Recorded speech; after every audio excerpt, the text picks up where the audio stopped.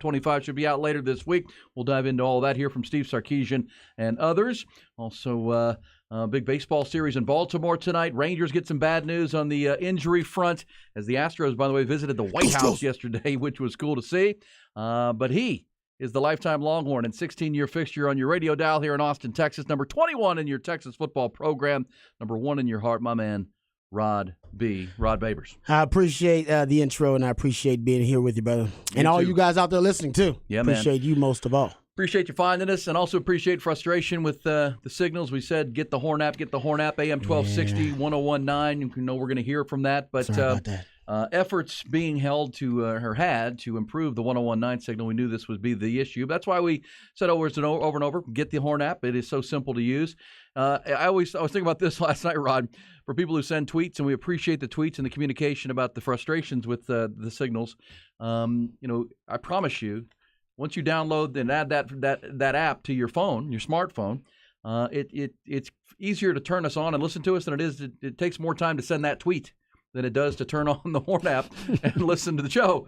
So the time it took you to write out that tweet, and we appreciate it, you could have been listening to the program. So dial it up, fire it up, and it's going to be the only morning sports conversation you're going to find in Austin, Texas, and throughout the great state. We appreciate you being there. Ty Henderson is here as well. He'll be pushing the dials and coordinating this operation this morning. Ty, how you doing? Doing all right. Day 2. Rangers win yesterday. Rangers night. win. Yeah, Rangers so win. But some bad good. news for your all-star third baseman, which we'll get details on. Rod, you mentioned you told us yesterday revealed 4-mile jog before the show. This morning you said no jogging. No job. Just some Herschel Walker push-ups. Just got to do some push-ups, some abs. You know what I mean? You got to take it easy on. You got to upper body, lower body.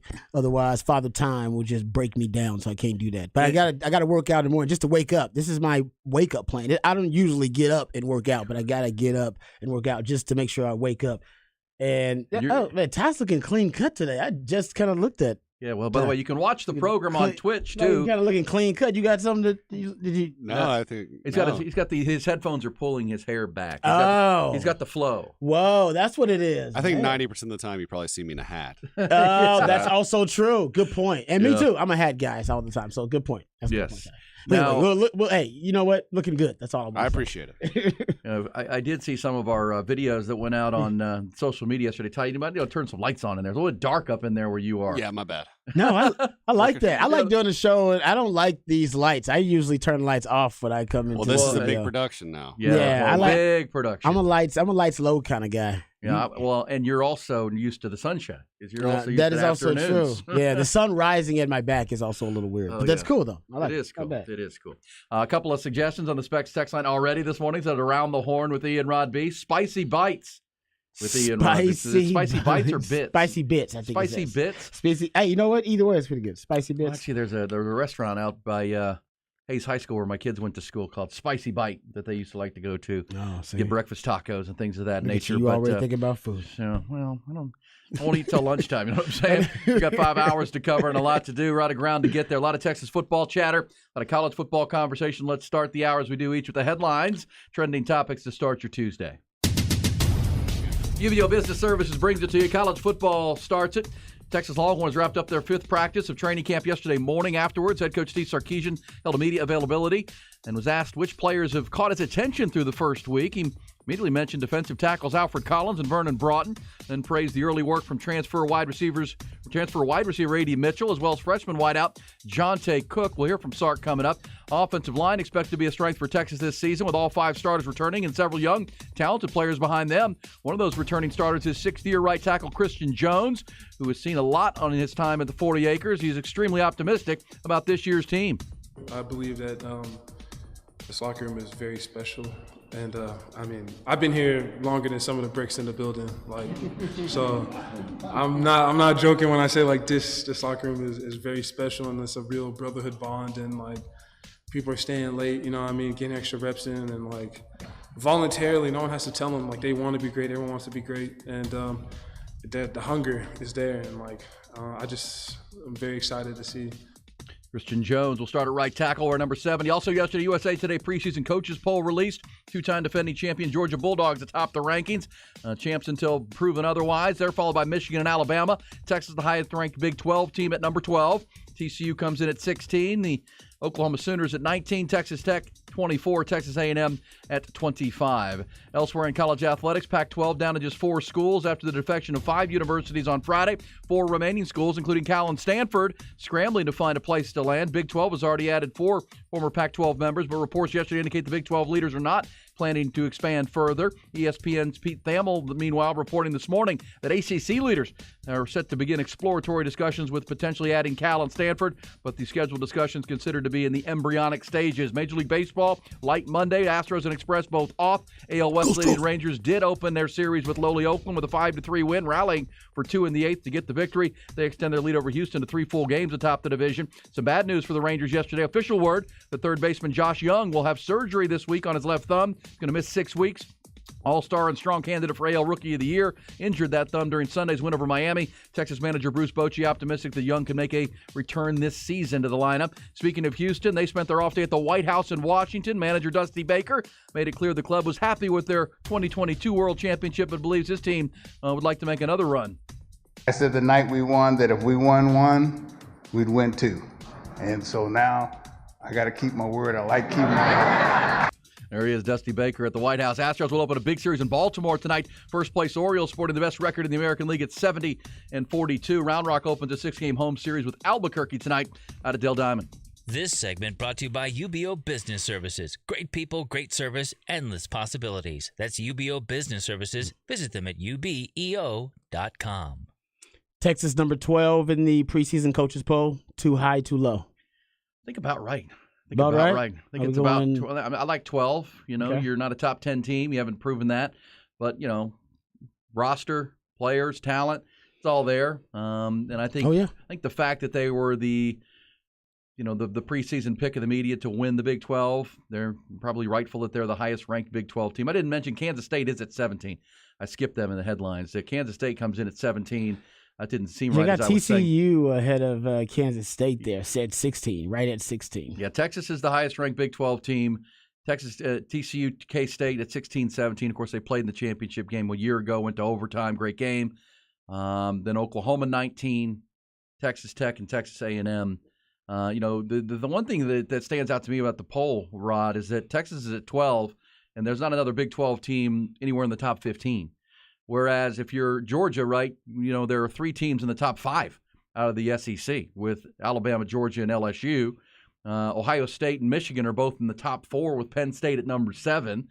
USC is sitting there at number 6. But there's Washington at number 11, of course, beat Texas in the Alamo Bowl last year.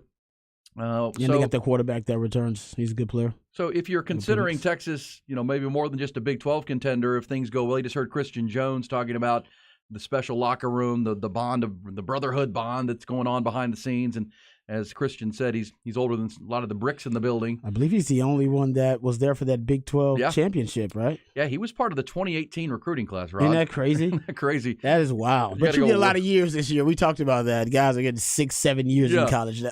Yeah, he was 2018. He came in as a defensive tackle out of Cyprus. And now here he is as a 6th-year offensive tackle. But, man, he made some big strides last year under the coaching of Kyle Flood on the offensive line. Feels like his body, really growing into himself, learning the position. He can improve his draft stock this year. But, you were part of that, Rod, when the brotherhood bond began to come together at Texas. And it's a pretty powerful thing when it does. It matters. You have to, care for the guy next to you. You want to play for the guy next to you, the man to your left, the man to your right. It is part of the chemistry and the culture that Sark is building. So I do think this is a close team. That's just part of it, though. We were a close team. We won 11 games 2 years in a row, but we still underachieved. That's how high the standard is. Like, we won 11 games and didn't beat Oklahoma, didn't win a Big 12 title. In my opinion, considering the talent level that we had, we underachieved. It was a distance. So that's I don't know. So the expectation level and the standard, I always talk about that. They're 2 different things. The standard is really high at Texas. What's the expectation level this year? It's one of the first years where the expectation level is as high as the standard at Texas. So that's something that hasn't really been the case here in a long time. And Texas hasn't really met that standard in a long time. 2018 is probably obviously the last time that happened where they at least played for a Big 12 title, and then went on to beat Georgia in the Sugar Bowl. Yeah, I didn't even mention Tennessee at number 10. So there are 4 SEC teams in the top, top 8 or no, top 10. 3 in the top 5, 4 in the top 10.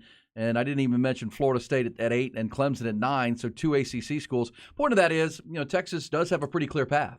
If they can get on a roll, find that mojo, correct the mistakes of the fourth quarter that they were making last year and getting outscored in those fourth quarters and not finishing football games, if they can, with Steve Sarkisian, as you said, giving them a tactical advantage in the end of games, there's not another, at least on paper, at least in the preseason, the speculation, the talking season, there isn't another, real heavyweight team that's in their way that that they shouldn't be favored when they play, right? And that's even if you were to lose the Alabama game week 2 at Tuscaloosa, there's but look, I think the Big 12 consistently by the coaches and the media gets underranked in the preseason. And TCU was playing in the national championship game last year, the number 16. K-State's going to be a damn good team. But at the same time, we saw K-State play Alabama last year in the Sugar Bowl and got their doors blown off by Bryce Young and company.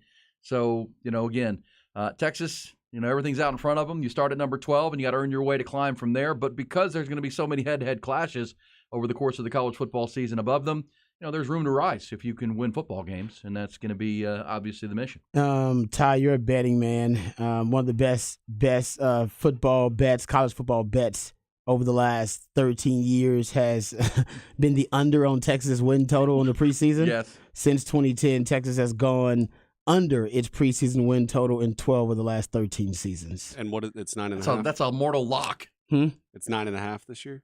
Yeah, I believe it is, yes. For most of the places. So that's a fair total. I'm just throwing it out. I'm a trend guy, and that's a hell of a 12 trend. of 13 years, if you took the under, you'd be a winner. You'd be a winner. That is all you're looking for is winners in the gambling game. But, yeah, I mean, if they go under 9.5, I think most Longhorn fans would see that as, if it's 9 wins or below. If it's not double-digit wins, Longhorn fans will be disappointed. Yeah, it's an underachieving year for the Longhorns with this schedule. And they return a lot, right? They're one of the 28 teams in college football that return quarterback, head coach, OC, and DC. Hell, and you throw in the special teams coordinator too, who's damn good.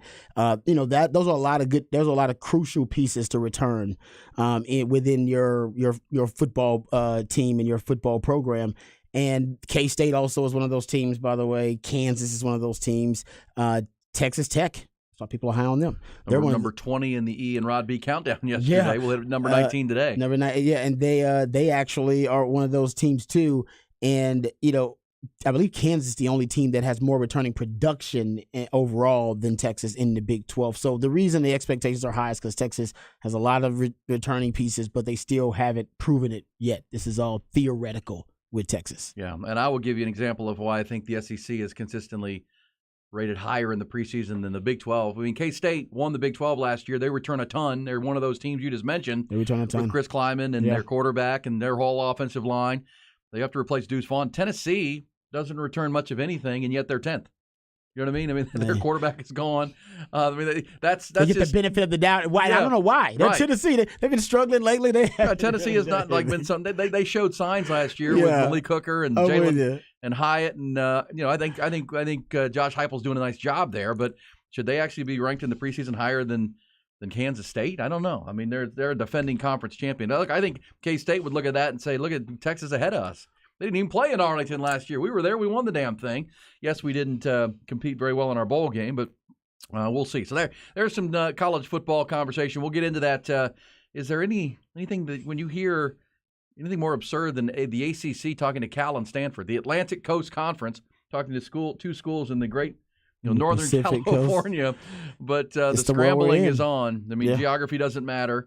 It seems natural that the Big 12 would be interested in talking, but it doesn't, at least to Cal and Stanford, because they've already added, the 4 other, 4 corner schools. But at the same time, the word yesterday is that the school presidents in the Big 12 are happy to stay at 16. They're happy with where they are, their geography. They don't need to go further. And you can understand Cal and Stanford panicked at this point. Like, we need a seat at the table here.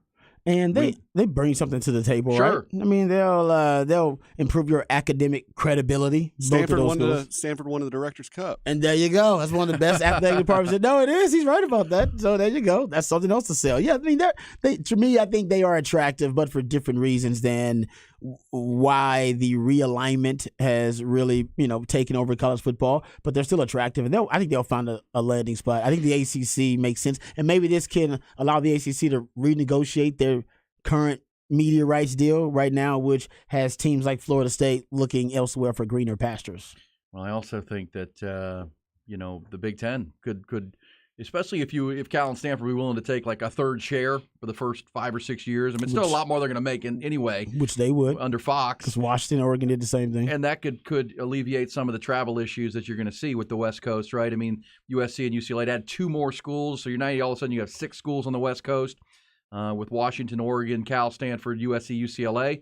Well, that makes the scheduling a little more friendly for the non-rev sports, right? Football is the revenue driver, but for travel, for all the other sports, gosh, for the school that won the Directors Cup, you wouldn't have to go east. But obviously, Stanford would like to stay kind of a West Coast-centric team because that is one of the things not talked about enough is the players and the student athletes and their families who went to Stanford or went to Cal because they're going to get to see their youngsters play up and down the California, the West Coast, and now they're certainly with Washington and USC and UCLA and Oregon going east to play all the time. That's going to be a challenge, but at the same time, we know this is about big business. We know it's about the dollars, and but we'll see. We'll see where this falls. Cal and Stanford. On the phones trying to work a deal.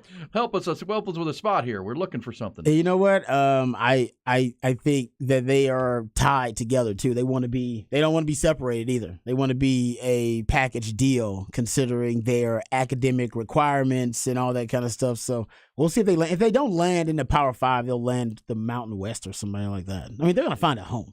Cal and Stanford are too attractive. I could see them both going independent. Stanford definitely could. Stanford could. And Stanford definitely could. Cal's had talks about, getting rid of their football. Dropping sport. Yeah, dropping some sports. Altogether. You're right. Yeah. That's been a Berkeley conversation, no question. I like how you phrase that. That's Berkeley. A Berkeley conversation. Yeah, well, I mean, it is. No, you're right. It's not an important. What are we doing in this professional college athletics thing that we're doing? No, we can't do that. All right, so we'll get college football coming up. Rod will take us behind the burnt orange curtain at the bottom of the hour. Steve Sarkisian talking about camp standout so far. Also weapons on the offense and more from Texas Camp 5 practices in behind the BOC. Also some being the Ian Rod B facts of the day before the end of the hour. Major League Baseball, how about see Dusty Baker, cool as he can be at the White House yesterday, yucking it up with Joe Biden and company. Good. I like it. Astros were there. They're going to be in Baltimore tonight. Big series with the Orioles. And Orioles had the best record in baseball in the American League right now. Best record there, 70-42.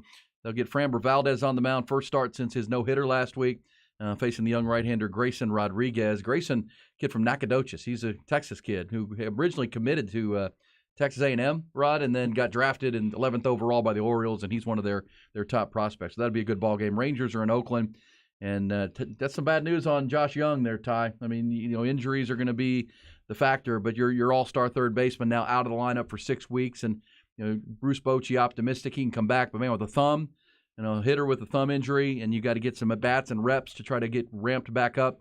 If it's 6 weeks from now, Rod, that's late September. You're right into the playoff time with your all-star. You're just hoping, that you get him back and you can kind of hold up in that division until then. And right now it's kind of a 2-horse race in that division. The Angels have fallen off. And mightily. Yeah. I think it's going to come down to the wire, though. I mean, this is as good as it's been between the Rangers and the Astros. Well, Astros fans would tell you they got to kick it in gear right now because this Orioles series is the real deal. Mm-hmm. And Rangers are playing lowly Oakland, who, as we told you, 32-81. You got to win those games, even if you have to rally for 2 in the 8th like they did last night to win the game. He's got to win that ball game. And the Astros are playing the best team in the American League. Rangers playing the worst team. There could be some real separation here, and that could give them a cushion that even with the Josh Young injury, Rangers have won their last 7 ball games, and that they've done that without Nathan Eovaldi in their rotation, their best pitcher right now. So this is a big week right here with the Astros playing the best team in the AL, the Rangers playing the lowest bet team in the AL with this opportunity. But Josh Young, that's an injury to keep an eye on. The AL's pretty I mean, it's going to be up for grabs. Like 4 different teams that you could pick to win the AL. Yeah, I mean, right? in the National League, it's all Braves, right? I mean, the Braves are the team to beat. But Astros and the Rangers, Orioles, as you mentioned. Dodgers are coming. Mookie Betts hit a big grand slam last night against the Padres. Dodgers are doing their deal. They're pulling away a little bit in the West. Milwaukee's a good team in the NL, but Atlanta's the best team with their 30 over 500. Oh man, 10 games clear of Philadelphia. But yes, in the American League, and this is why I think Dusty Baker was optimistic yesterday at the White House. He's got Justin Verlander back. He's got Framber Valdez locked in, so atop the rotation. And Houston doesn't have to win the division; they just got to get in. Because once they get in, then you got to deal with that experience and all those runs that they've made, and that top of that pitching rotation that is unequaled. And that's why I think this is a fun series in Baltimore, Rod, because Baltimore's not been here before. And Dusty said that yesterday. And do we have that whole cut? Listen to Dusty Baker yesterday, because obviously in Washington, D.C., the fans there are either Oriole fans, which is right down the road, or they're Washington National fans. Yeah. And here's Dusty Baker talking. He wasn't meaning to make a joke, but he made a joke that people thought were funny. I said the night we won that if we won one, we'd win 2. And so now I got to keep my word. I like keeping my word. And we're in the middle of making it happen right now. Coming off a great series in New York, heading into a big series in Baltimore, probably the biggest series that Baltimore has had in a while. But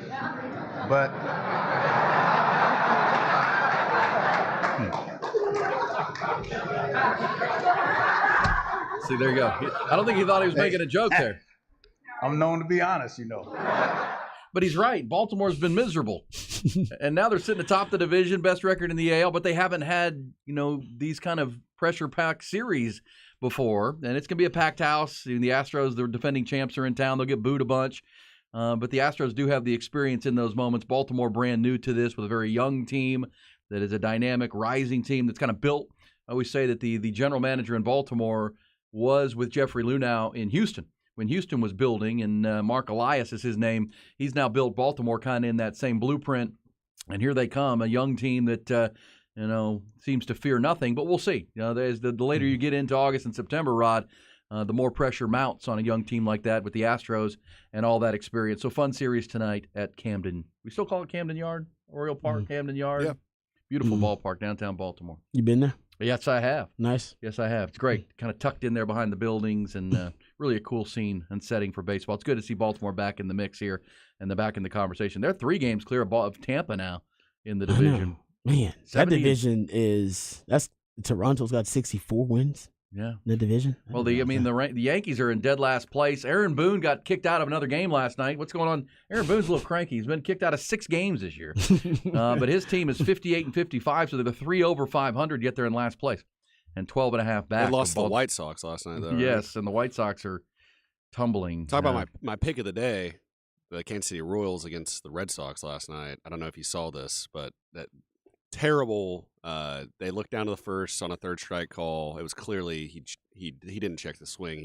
He struck out, and then the next batter, bases loaded, walk-off home run. So, you're gambling. So I'm sorry if anyone took that out there. Yeah, it wasn't my fault. Hey, blame them. You're looking for TY's Gambler's Pick of the Night and Pick of the Week. We usually do that at the very last segment of the show, right before 11 o'clock in our What's Poppin' segment. Also, you usually put it out on your social media. How do you follow you? Texas Guy Ty on Twitter? There you go. At Texas Guy Ty is how you find him right there. And hit us up. We were looking for names for the new program. We appreciate your help there. Coming back, going behind the burnt orange curtain. Ian Rod B. Facts of the day before the top of the hour, including, how about did you see the TV ratings for that Monday, the Thursday night Hall of Fame game? That was pretty wild. Man, the NFL is still king, if there was any doubt. Yeah. And there's a debut of a big show tonight that will get a lot of NFL eyeballs, I have to think. We'll get that coming back. But coming back, it's Behind the Burnt Orange Curtain on a Tuesday on 101.9 AM 1260. The Horn app and hornfm.com. It's E and Rod B. The Horn. Aaron Hogan and Rod Papers, mornings 6 to 11. With all the news, stats, and fun you need to start your day. The Jim Rome Show, 11 to 2. Interviews, your calls, and emails. And Jim Rome, the man with a take that doesn't suck. 2 to 5. The Horn welcomes The Rich Eisen Show. Sports, laughs, pop culture, and all-star guests. Then 5 to 7, our very own Patrick Davis takes over with the Sports Complex, sports analysis, special guests, and more. 101.9 FM, 1260 AM, and worldwide on the Horn app. Austin's sports leader, The Horn. Not in bad shape around town as crews wrap up the overnight construction up along I-35 and other locations, but we're not seeing any huge backups just yet. Some buildups here or there and a few little hot spots, but overall, we're off to a very, very good start for this Tuesday morning. I'm Don Miller. That's your traffic. What's wrong with Rick? He's kind of spacey today. That's Rick's identical twin, Scott. He's not used to answering to Rick. What's going on? Rick asked me to keep it secret, but he asked his twin to cover his shift so he could go to Diamonds Direct to shop. But this is a jewelry store. Yeah, I know, but the prices and selection are so much better at Diamonds Direct. Rick doesn't want the boss to get suspicious, so Scott's here in case the boss sees Rick at Diamonds Direct. But that would mean that the boss is at Diamonds Direct too? Yeah, we have a lot of secrets. You never know who you'll run into at Diamonds Direct. With unbeatable direct importer prices, the highest quality diamonds, the most sought-after designer rings, the best customer service, the strongest guarantees in the industry. It's just a no-brainer. You think if Scott had a mustache, would he look like me? No. Go where everyone else goes. Diamonds Direct. Your love, our passion. Well, what if I shaved? Still no. For store hours, directions, and more, go to diamondsdirect.com. Hi, I'm Jenny Covert, and the Coverts offer you more than the competition, like 6 GM service locations throughout the Austin area. And to save you time and money, we offer free pickup and delivery for all your service needs. We prove it every day that no one, and I mean no one, gives you the level of service the Coverts do. That's backed by 114 years and 6 generations serving Central Texas. Give Rox or Chance a call and let us prove it. Covert Chevrolet, Highway 71 in Bastrop and Highway 79 in Hutto. Find new roads. We're going abroad for the first time in years. To Spain. So we started using Babbel. And started learning Spanish fast. With Babbel, you can start having conversations in another language in just 3 weeks. ¿Cómo te llamas? ¿Cómo te llamas? When you learn a language, you want to actually use it. Babbel is designed with that goal in mind. In just 3 weeks, we're starting to have conversations in Spanish. Gracias, Babbel. Babbel, language for life. Now try Babbel for free at Babbel.com. That's BABBEL.com. Have you ever noticed that when the afternoon light hits your floors, you can see everything, including dust? So much dust. And that floor dust gets kicked up into the air, compromising the quality of air you and your family breathe. Eesh. Swiffer Heavy Duty Sweeper is the fast and easy way to clean your floors with ultra-thick pads that trap and lock dust before it gets in the air. Just a couple minutes a day. And dust is gone. Swiffer Heavy Duty Sweeper. Proud partner of the American Lung Association. Folks, imagine selling your home and getting paid twice. I know what you're saying, E, that sounds good, but how's that even possible? To sell your home and get paid 2 times? You can do it with Orchard. It's simple. Orchard makes you a solid cash offer on your home. If you agree, boom, here's your cash for your next home. Orchard handles everything from there, including paint, repair. They'll list and show your home. And if you're home, then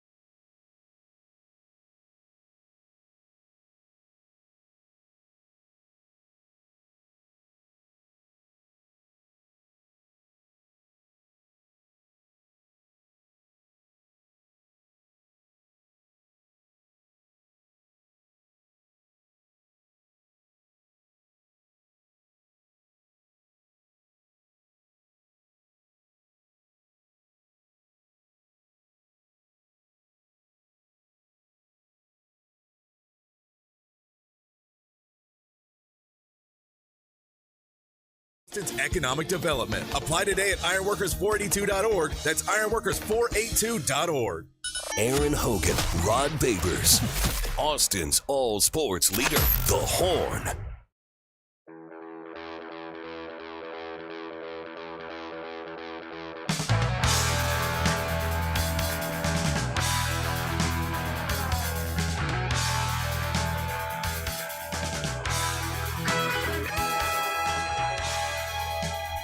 Welcome back to another edition of E and Rod B in the morning.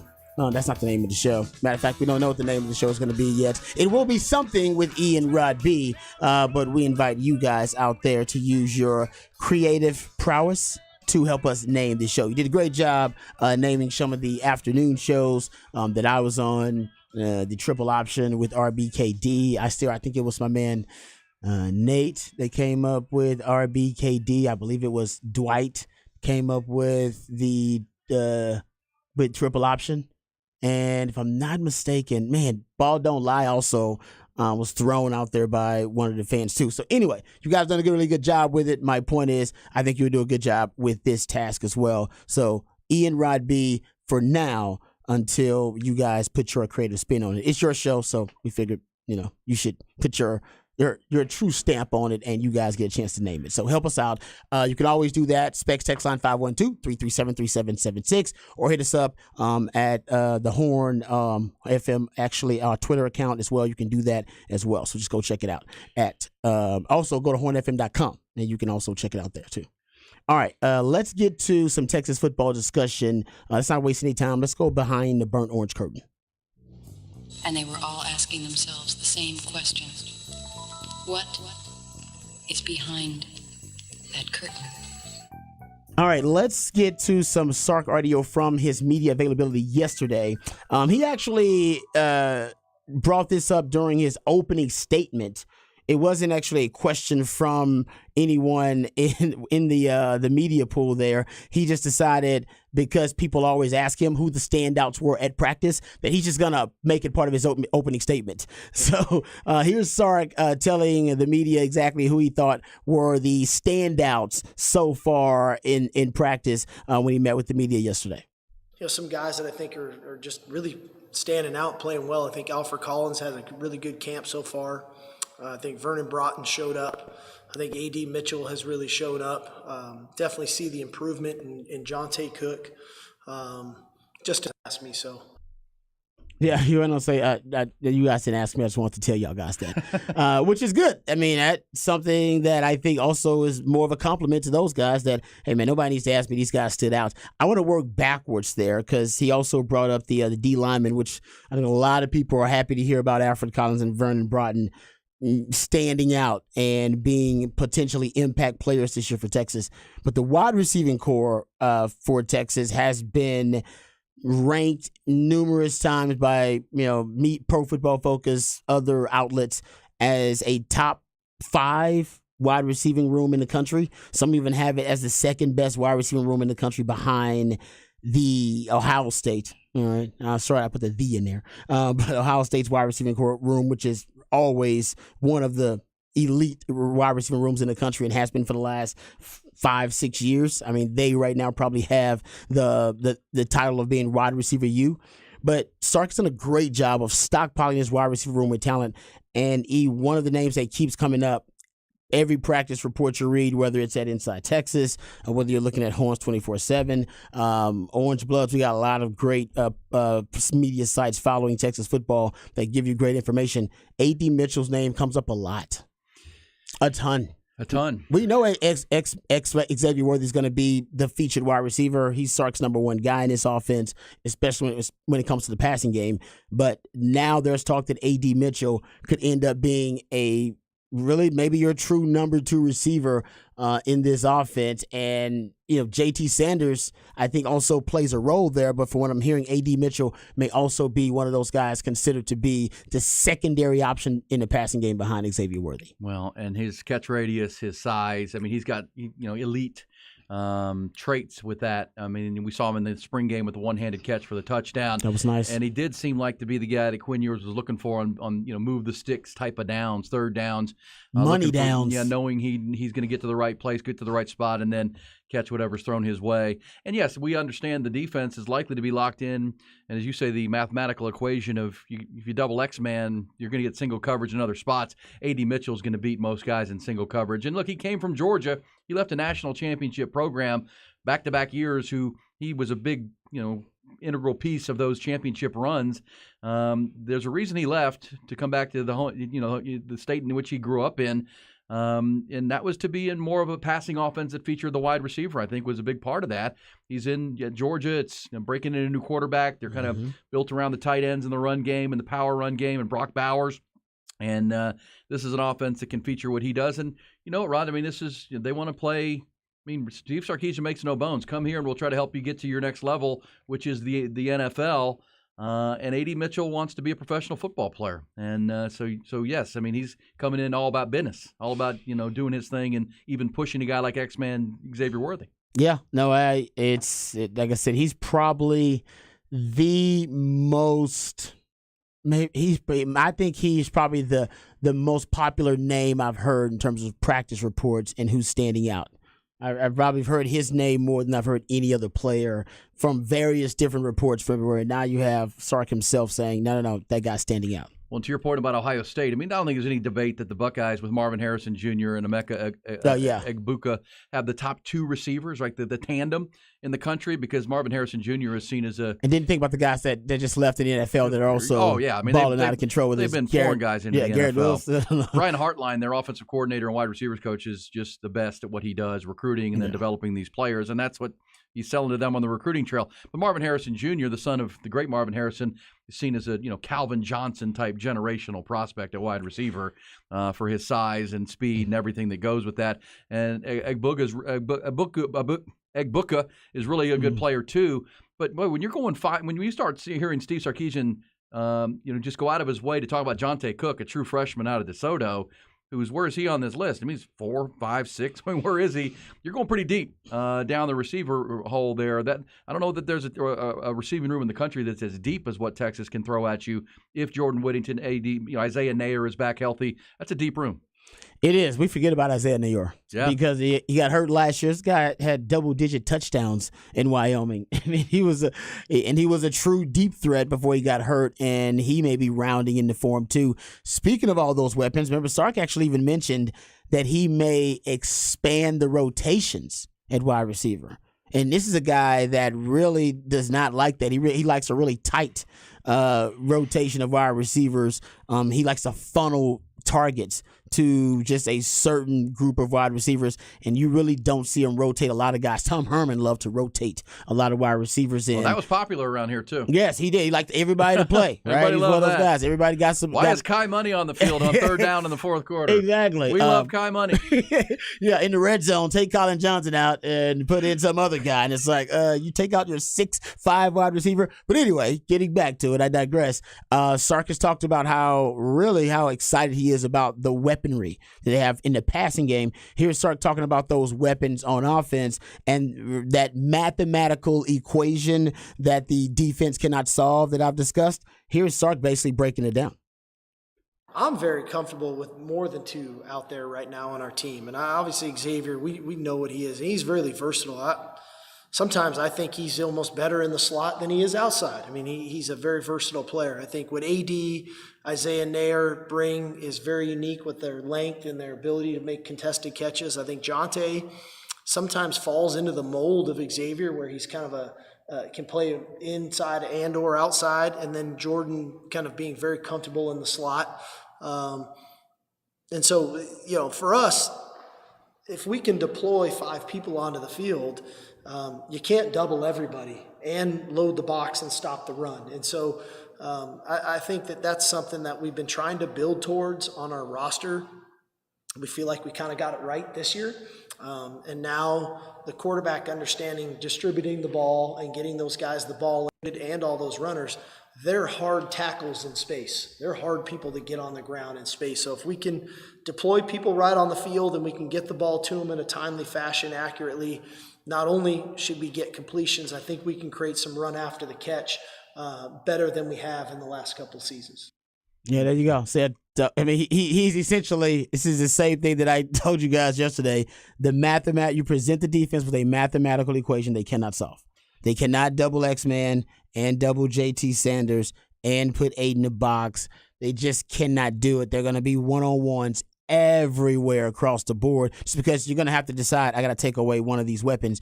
And then that means a Jay Witt and A.D. Mitchell, Isaiah Neyor, a Jonte Cook, all these other wide receivers, they're going to end up in one-on-ones, guaranteed one-on-ones. Your quarterback knows pre-snap, there's no way they're going to double Jay Witt. Why would you double Jay Witt over doubling X-Man? Why would you double A.D. Mitchell, an unknown, unproven commodity, over doubling X-Man or doubling JT Sanders? So now that you know you're going to get those one-on-ones, it seems like it's going to be too easy for those guys to, like you said, to and win. Look, I mean, again, I hate to go back to when Sark Unless was you got really good DBs across the Alabama can do it. Alabama can do it. Alabama can do couple it. teams on your schedule. K-State's got some really good young DBs, and they had them last year. So you're a couple of teams that can match up, but for the most part, you should present a mathematical equation that they just cannot solve. Well, and again, to go back when Sark was calling plays at Alabama, he had that. Same thing. And at times they made it look easy, Ron. At times you would think, man, they're already back in the end zone. Good gosh, they just go up and down the field.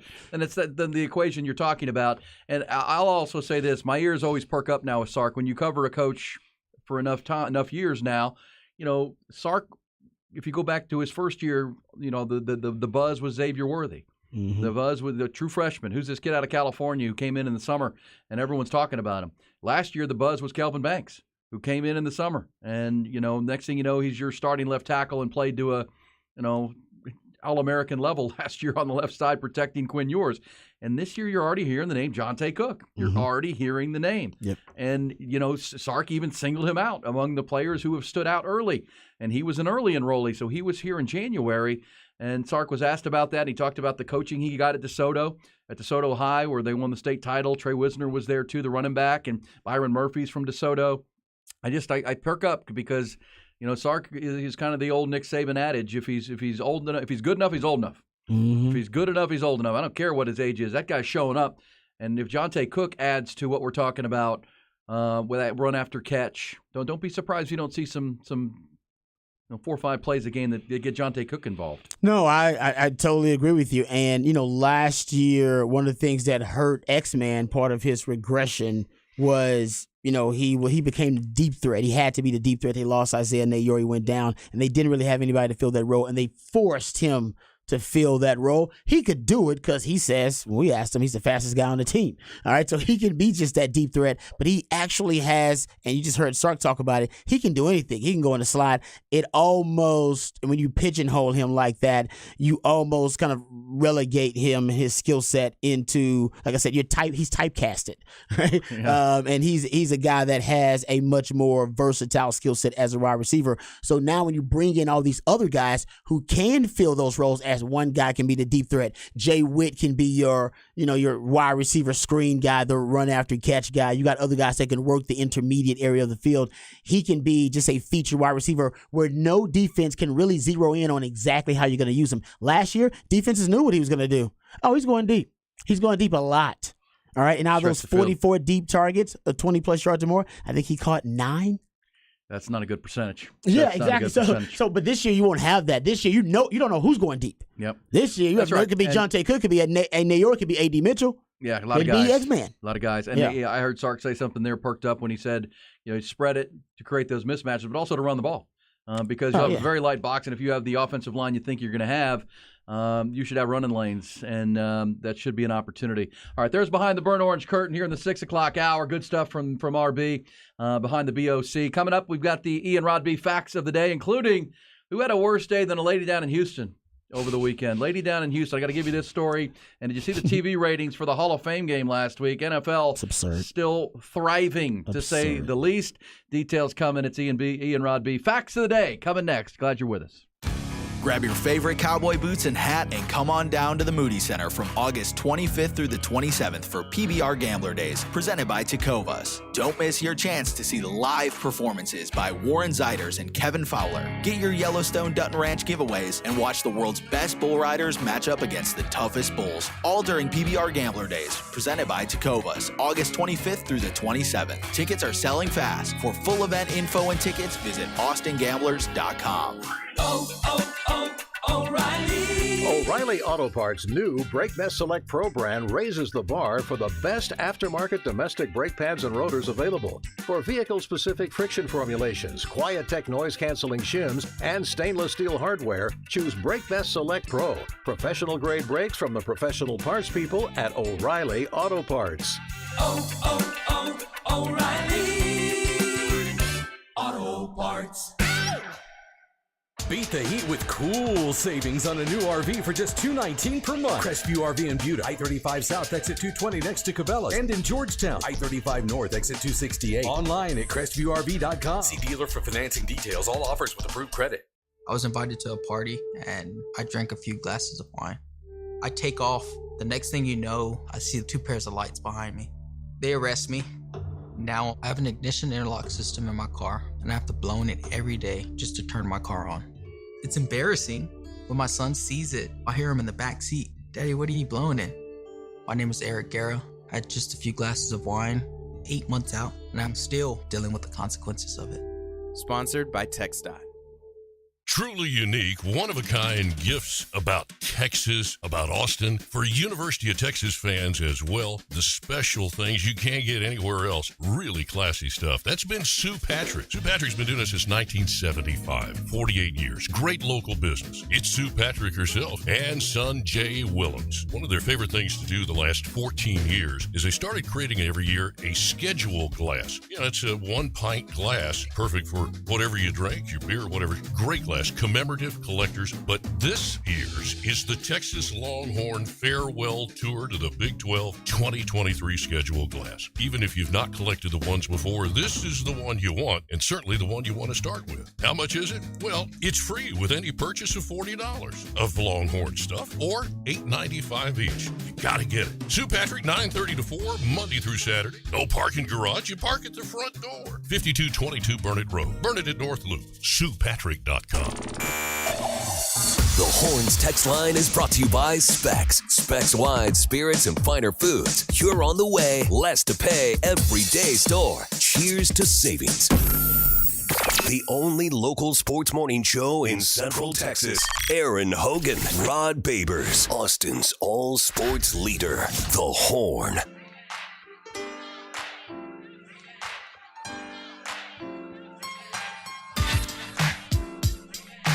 Tuesday, Ian Rod B.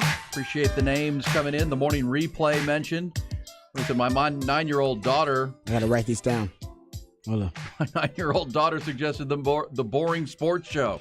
The boring sports show. That's actually not bad. I did not support that. I love y'all, but she's 9 years old. What's true? You know what? I can get that. That's not bad because it can be ironic. It's not boring. It's not boring, but to a 9-year-old, it's very boring. I remember being bored when my dad would put on 610 in H-Town. That's all we listened to all the time. And I was like, man, this is terrible. I love that. Pops put on something different. And now every time I go to a town, I look for the sports radio station because Isn't that great? I'm becoming my dad. We all do. But surely. We all do. It's that. What's that? What commercial is that? What insurance commercial? Is it Progressive? Which one? State Farm. Are we trying to teach them how to not become your parents? That is, those are the best. They're hilarious. Yeah, but I understand. They're so true. Come on, can we put on some Taylor Swift, Dad? We're listening to this boring sports show for. But I love that story because as someone who grew up as a weird kid loving sports radio, I love that your pops loves the sports radio. Oh, God, cool. All the time, man. If he wasn't listening to James Brown, it was sports radio. You just go back and forth. And honestly, I prefer James Brown. Oh, yeah, still going strong. Hey, some B&E facts of the day here, or Ian and Rod B facts today. I'll get this right. National Pickleball Day, Rod. You a pickleball player? Man, this pickleball is blowing up. Now I think like Kevin Durant owns like part of a pickleball team. Like a lot of celebrities now own parts of pickleball. Well, you know what they're doing now with pickleball? They're taking over. I don't get it. Because I know it became out at Onion Creek where I live, there's been a big controversy because they've kind of turned the tennis courts into pickleball courts too, and there's lines all over the place, and all the tennis players are mad. From what I heard, basically it's just slow tennis. It's lazy tennis. I've taken a hard stance against pickleball. Because you guys are fighting against the wave here. You're fighting against the current. Because I think this court down here? Yeah. Isn't it a pickleball? At our office. Oh, right down there. Well, because it's we're on Westlake, so. Well, but guess what? They're starting to take over like old Best Buys that are shutting down, those box stores that can't. They're putting in pickleball courts indoors with air conditioning. Yeah, exactly. Because it's lazy tennis. It's just people go to bars and play. Yeah, they do. I don't want to work out while I'm drinking beer. Well, what's the one right there? Bolden Acres, right there on South Lamar. Popular. Because you can play it. It's not tennis. You don't have to have all the gear. You got to have these little paddles and ball. So it's kind of like playing ping pong, but you stand on top of the table that's a little bit bigger. Hey, so you're playing ping pong. Lazy tennis, man. Lazy tennis is right. Hey, you know what? I'm for it. I'm not against it. Oh, good for you. I don't want to give you this because we used to listen to your dad listened to 610 down in Houston. Oh, man. I got to give you this lady, KPRC TV Channel 2 down in Houston. Oh, yeah. Did you ever watch that, Rod? Oh, yeah, no doubt. How about this lady? Peggy Jones. Lives in Southeast Texas. She was over the weekend riding her lawnmower, taking care of her lawn, doing her thing. How about this day she had? This is a fact. This is the worst day that I've seen in a while. A snake fell out of the sky, she said, kind of come out of a tree, I guess, landed on her arm, quickly began to wrap around and attack her. A snake just attacked her? Moments later, while she's on her riding lawnmower with a snake wrapped around her arm that had fallen out of a tree, a hawk swooped down and started attacking the snake. Managed to scratch her pretty badly in the process. I mean, hey, nature, baby. When animals attack, you remember that show? Yeah. When animals attack, man, I love that show. Show's awesome. Can you imagine just being out there on that deal and then now you got a hawk on you fighting a snake on your arm? No, that would never happen to me. No, I just can't. And this woman was in H-Town, in Houston, down in the city area. Where does she live? She's out in the suburb, in the country area, in the boondocks. There. Yeah, see, stuff like that. Yeah, News 2 Houston has the story. Now, there's no video of this because she didn't have time to get out the phone. She's got a snake on her arm with a hawk attacking the snake. Hey, the hawk tried to help her out. Don't be mad at the hawk. I know. The hawk is your friend. Yeah. Might have saved her life, but she got like that damn snake. Come on, you know what I mean? He's trying to take it out. And get some food, get some dinner while he's at it. Somebody said that hawk probably dropped the snake and wanted that damn thing back. That's probably true. It's a good point there, Texter. That is a great point. That's exactly what happened. That was his meal. That's why he dropped. The snake was fighting. You're right. That's exactly the way it went down. So what happened to the snake? Now I need to know the conclusion of the story. Okay. Do we know what happened to the snake? Go ahead and give me, because I'm reading through this. Go ahead and give me the fact of the day you have. All right, I'll give you a fact of the day. Give it to me. Because it's preseason football starting this week and nobody really cares. I guess it already technically started with the Hall of Fame game. I'm sure everybody is aware that the Ravens, and if you're not aware, you need to be aware, they're the only thing that really matters in NFL preseason because most teams are not going to play their starters anymore. They currently have a 23-game preseason win streak, which is an NFL record. Hey, ties are better, so you bettors out there, this is good for you to know. The Ravens are going to host the Eagles on Saturday in their first preseason game, yes. And everybody's paying attention to their 23-game preseason win streak, which is, yes, an NFL record. Their preseason schedule this year, Eagles at Commanders at the Bucks. There you go, Ty. So, yeah, easy winners. John Harbaugh takes the preseason serious. He does. I've been on that trend for a few years now. Have you been? Yeah, because moneymaker. I don't know why he takes it so seriously, but he does, and they keep winning. There you go. It's easy money. Hey, this says, all right, so the lady was rushed to the hospital by her husband. Turns out that she had some scratches and she was bleeding. Her glasses, because she was wearing the proper eyewear when you're mowing the lawn. Oh yeah, I got good some for of her, those, and that saved any eye injury. And fortunately, Peggy came away from the unbelievable hawk and snake encounter with no infection or serious injuries besides the scratches on her arms. Worst part because of the lack of sleep since the incident. Yeah, would you sleep again? No, because if that happened to me, I'd probably wouldn't go outside again. I'd probably be one of them people that I was like, I'm just staying inside because I got bad luck. That's terrible luck. But then, like I said, the hawk tried to help her out. So did the hawk get the snake? I'm trying to help her. And did we find out if the hawk got the snake? Yeah, hawk got the snake. There you go. Hawk got the snake. Nature. And of course, the snake knows it's about to get eaten.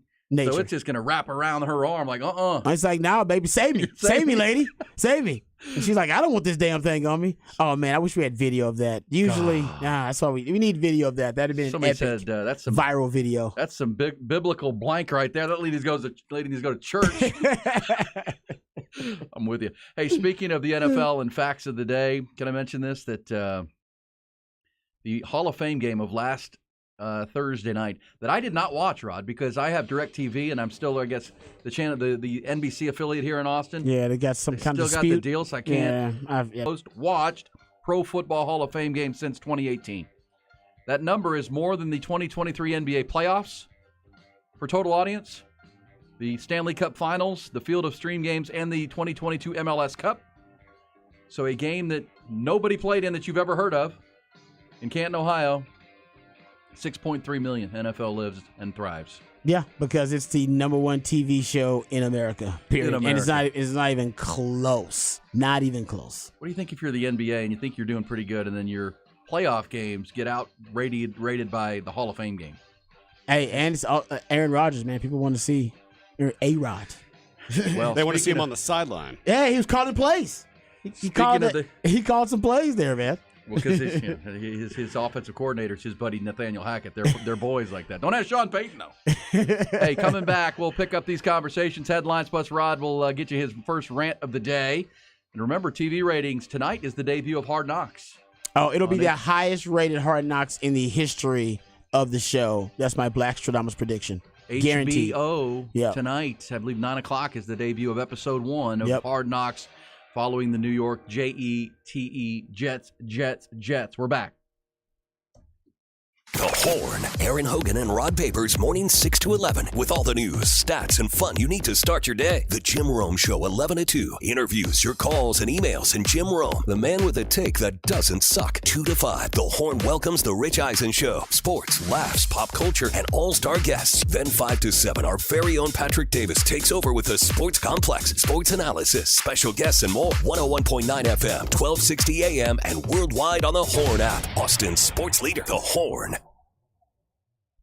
Hey, what's up, folks? Lifetime Longhorn Rod Babers here. Let's talk about our beautiful city. And you know, we all love it. And thanks in no small part to the skilled craftsmanship of Ironworkers Local 482. Now, this distinguished group has been helping shape Greater Austin since 1935. And you see the labors of their love all over the city in iconic landmarks that you may be driving by right now and not even know it, like DKR Stadium and the Pennybacker Bridge. And as the city continues to grow and thrive, so do our good friends at Ironworkers Local Union 482. They don't go to the office, they build it. So if you're looking for a career change and maybe you're a little frustrated with your work choices and maybe you want a new career path, maybe you want to feel valued at your job, you can become a valued member of Ironworkers Local 482, and you can take pride in the type of teamwork and craftsmanship that helps shape the future of this great city. Right now, they're hiring over 3,000 people for a huge project right here in Central Texas, and you can accept the challenge of becoming the best version of yourself while helping shape Austin's economic development.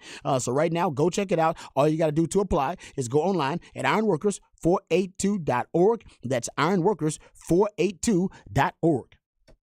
Not in bad shape around town as crews wrap up the overnight construction up along I-35 and other locations, but we're not seeing any huge backups just yet. Some buildups here or there and a few little hot spots, but overall, we're off to a very, very good start for this Tuesday morning.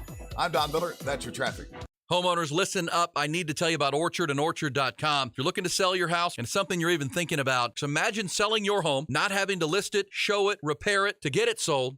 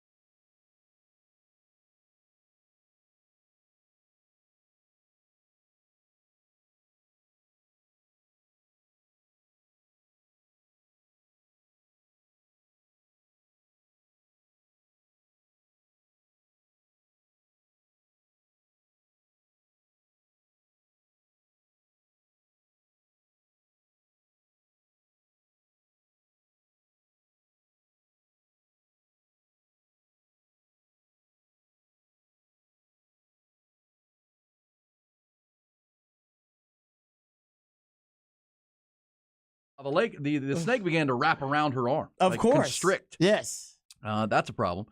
And then here comes the hawk, who apparently dropped the snake out of its mouth or out of its talons. Out of its talons, probably. And I want that snake back.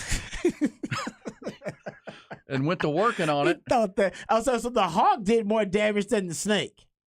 Trying to claw at her, trying to claw at her, trying to get the snake, remove it from being wrapped around her arm. So the hawk's talons probably did the damage, and her arm looks messed up.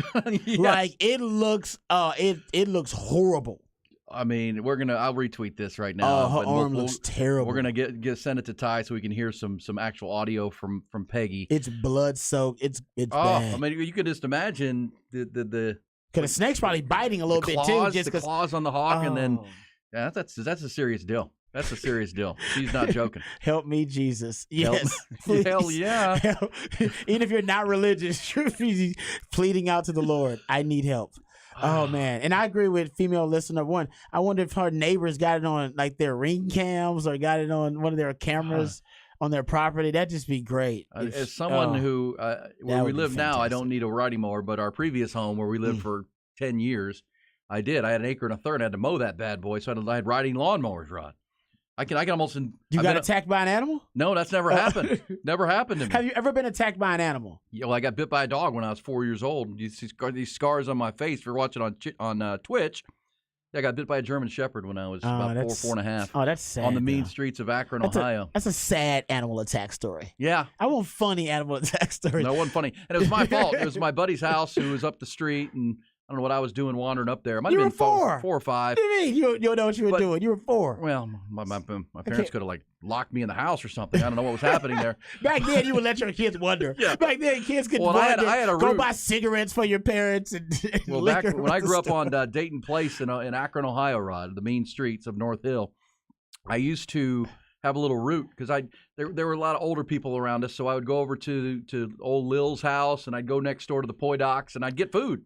Like they give me like candy and cookies and stuff. It's stuff you ain't supposed to be taking from adults as a kid. Oh man, they're all our neighbors. So I had my little route to get my little snack on, and there was a couple of houses up. I knew because they weren't home, and if they weren't home, I wasn't supposed to go there because they had a little fenced in area in their backyard where they kept the dog when they were home, but if they were away, they would leave the dog out so it could kind of wander around the backyard and whatnot. So I wandered into the backyard, and that did not go well. That did not go well. Didn't it? Fortunately, okay, but I did take, You're not scared of dogs now, are you? No. I wasn't. See, look at you, got back on the horse. But unfortunately, I remember that dog had to be put down. And wow, it was a whole ordeal. Yeah, that's a sad animal attack story. It wasn't good. That was not good at all. That was not good. I was almost attacked by a deer at one point. I think it was a mother deer trying to protect her young ones. And I was in Idaho, of course. And I was just where kind of. Your wife is from. Yes, we were there visiting, and they told me just, you can go, wander the property. They had, it was like a 10-acre property, like it's huge. So I was kind of wandering the property, hanging out, and I took some of the dogs with me, and I had some kids with me too. And the dogs went chasing after into the woods, and I was like, oh man, where are the dogs going? So I was yelling and screaming, went after the dogs, and then this mom came at me, kind of confronted me, and I was like, this is weird. And I was like, you know what? I'm just going to back up.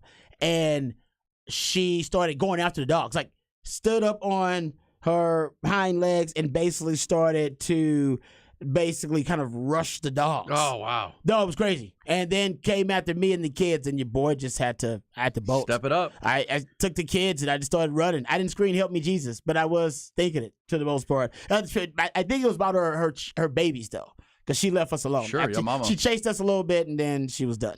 Yeah, fortunately. But that's it. That's my animal attack story. I try to stay out of those situations. I only go nipple deep in the ocean. Like Rod B will never end up in one of them situations. Like I don't go past the nipples. That's their house. I'm not going exactly. in. Like I want to be able to still run away if possible, if I could do it, and fight something on my feet. There you go.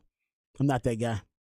Not that guy. But she wasn't either. No. She was out mowing her damn yard. And fortunately, in the years I had to ride, there was once I got one of those zero-turn mowers, Rod, it was really kind of pleasurable to mow the lawn. I'd be out there zipping around, got my music in, and but you'd have to mow under the trees and stuff. And I always used to fear, what's above me. I just tried to. But could you imagine a snake falling on your arm now that the hawk is attacking said snake? Scarred for life. And scarred for life. I sent this to Ty, so we'll see if we can hear from her, and I'll retweet this right now at our Twitter account at Aaron Hogan, ERINHOGAN, and then we'll retweet that. Is she married? Does she have a husband? Yeah, her husband too rushed out and then rushed her to the hospital.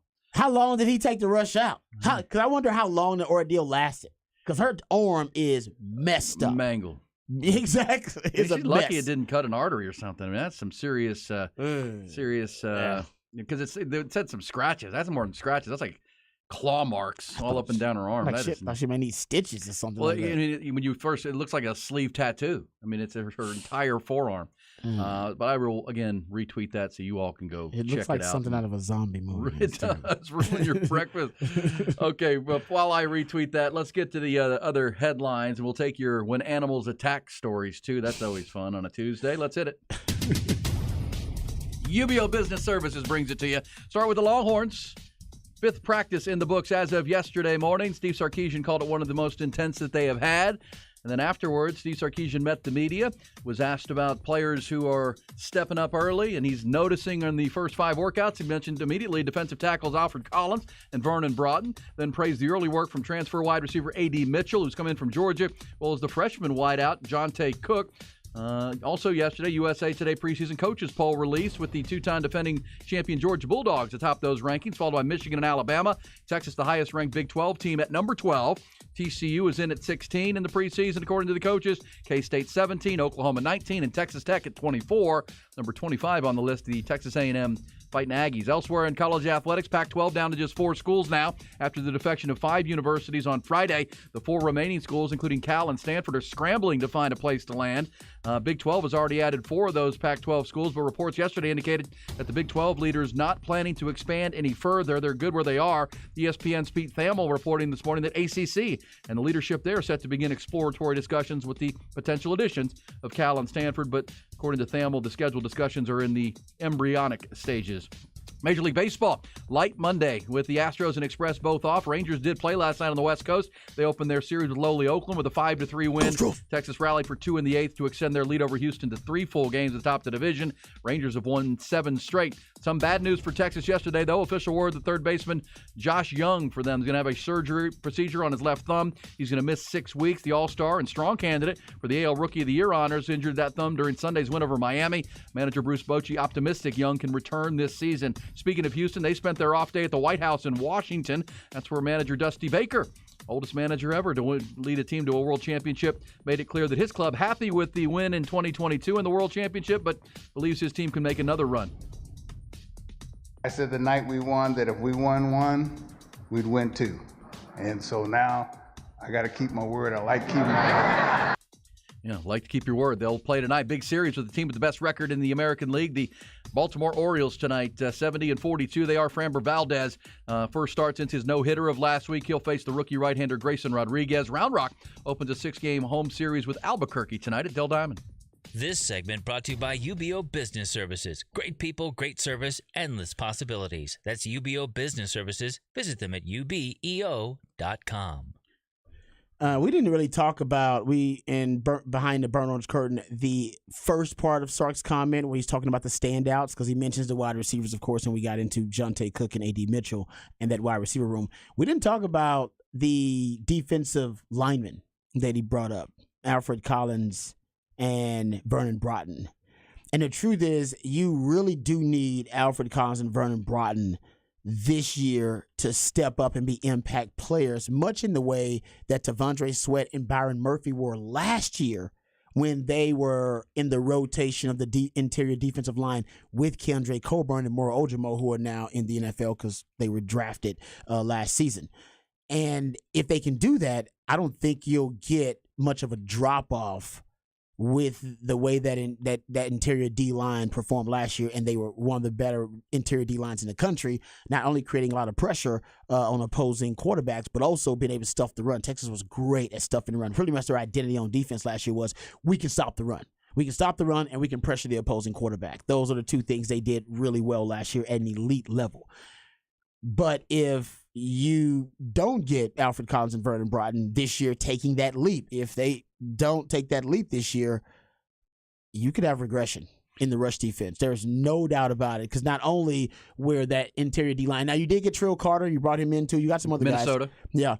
Yeah. But Transfer. You won't have the depth to be able to be able to overwhelm the opposing offensive line, especially in the fourth quarter, which we're talking a lot about these days, right? The fourth quarter in Texas last year, their interior D-line, they were so deep. They went essentially 5-6 deep last year, and they kept those guys fresh. You won't have that ability, so those guys will wear down. Rush defense, I think, could potentially show some leaks and become a problem, and they also will, the offensive line, be able to get to the second level, because those interior defense line won't be fresh enough to keep them off of Jalen Ford, off of whoever is that other linebacker. And then you see this negative domino effect for the defense, all because that interior D-line not as deep as it was last season. So it is big. It's big. Very big. Yeah. Well, and because I think you feel good about Byron Murphy and Tavondre Sweat. Oh, NFL guys, both of them. Yeah. And, the NFL knows about Alfred Collins. I mean, they know who he is. They'd like to see him bring it every play. They know that the traits are there. And Vernon Broughton was a 4.5, high 4-star player. And so you're right. And with Trill Carter coming in from Minnesota, where he was an honorable mention, all Big Ten performer, played, almost 400 snaps last year at Minnesota. Mm-hmm. That's a good 5-person rotation. There's also the freshman that's come in, Sadir Mitchell, from New Jersey, Bergen Catholic. So huge, too. Big, 340. So, again, I think Bo Davis's plan would be, and you're right, I mean, if there's a significant drop-off when you leave the first two and Alfred Collins and Vernon Broughton don't step it up, you could see a regression there. But if those guys bring it, now you got five guys that you can rotate through there. You can replicate exactly what you did last season. And I'll get the numbers as we get closer to the season, because I'm doing some of my deep dives. But they pretty much had they platooned those guys. They moneyballed that deal, because they had and it was like I said, it was because of first world problem. They had so many interior D linemen that deserved to play last season.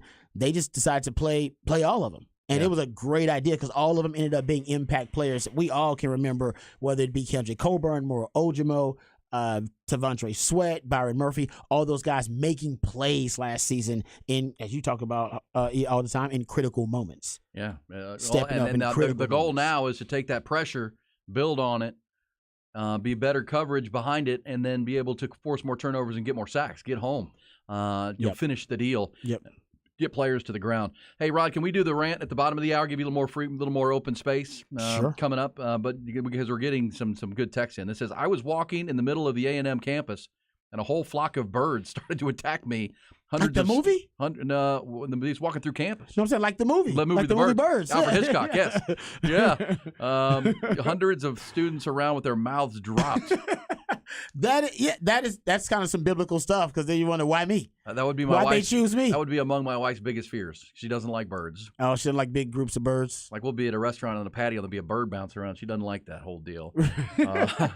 Birds give her anxiety. Several people said I got attacked like hell by a jellyfish. Oh, see, how far were you in the ocean? Remember, I got rules on this. If you're deep out there, it's their home. So you're in their territory. I only go nipple deep into the ocean. I respect it too much. They're nipple deep too. This says nipple deep. I promise you that. Nipple deep in any ocean is actually too deep, Rod B.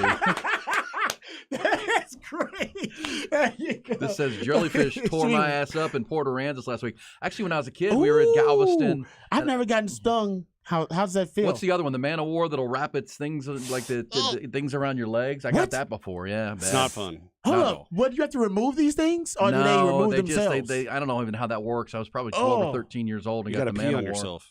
Yeah, that's what I was told. I was at my buddy's house who had a lake house, and the dad was telling me, no, you got to pee on yourself. I'm like, what? Hold up. You got to pee on yourself? Yeah. Is that a pain reliever? Unless you have someone willing to pee on you. Well, okay. Well, only Well, no. Breakfast time. So, yes. I was gonna say, I was like, no, you can't. No, you should do it all yourself. You should. Yes, this is true. All right, find a way. But hold up, is this a pain thing? Is this for pain? It stings. It So stings. the and it leaves the these urine, like welts. The urine would be for the pain. Yeah, dull the pain, I guess. I mean, pee on yourself, Ty. That's some. That's the only way to do it? Is there any other chemical reaction I can use from kitchen, kitchen ingredients? That's the only way I've ever done it. Hold on, what is it in the urine that does it so I can find that in a kitchen and do it I don't know. It's the same thing with athletes' feet, right? Whoa, hold up. You're supposed to pee on athletes' feet? Hold up. What's happening in that Westlake locker room, man? I don't know, man.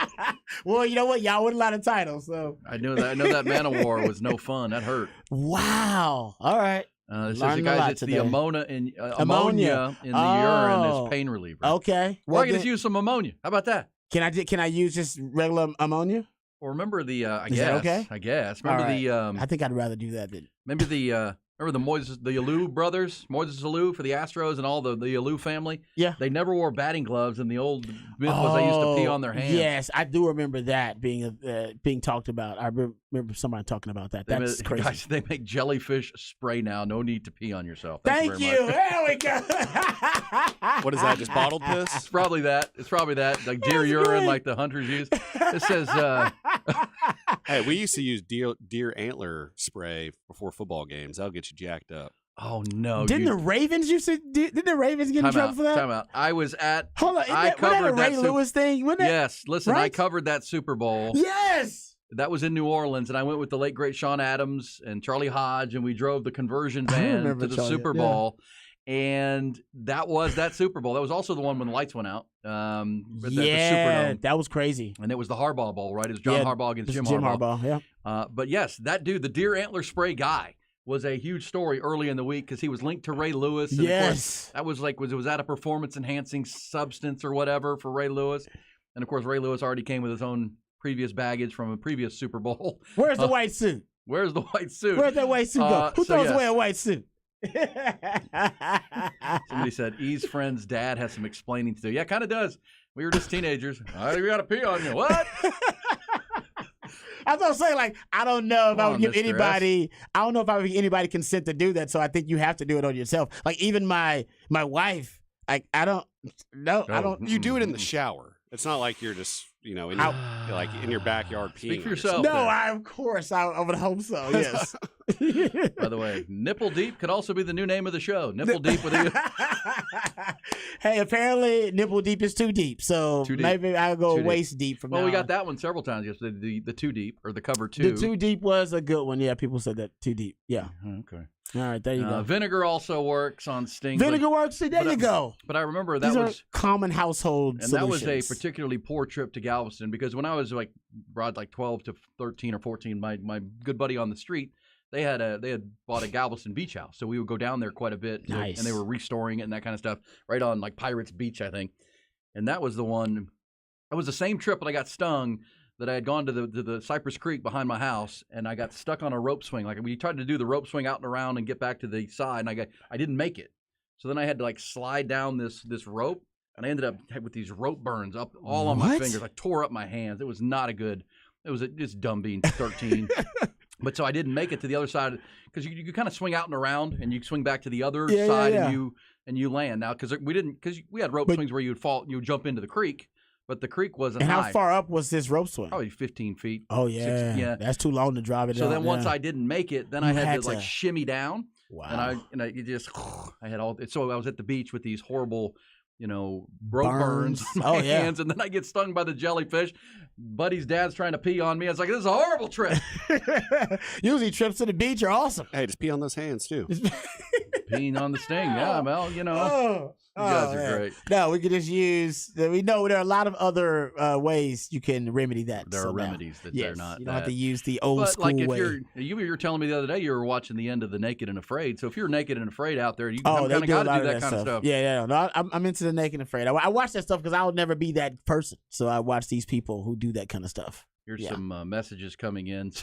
I sent the story out of the lady getting the snake dropped on her, and then the hawk that dropped it attacking her, trying to get the snake back.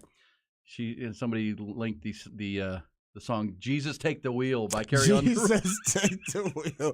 Sir, I mean, at that point, you gotta be, your husband taking way too damn long. So that's when you gotta cry out to the Lord. Cry to the Lord. I wonder man. how long the husband took. That's the thing too, because she's gonna remember that. She's like, "What were you doing in there? Like, what was he doing? What was I doing? Because Why am I out here mowing the lawn while you're in there?" There you go. That my wife gets me in trouble with that too, because she loves to do yard work, and I think my neighbors judge me because I'm not doing it. Wifey's out there doing it. It's not good. It's Pregnant? bad.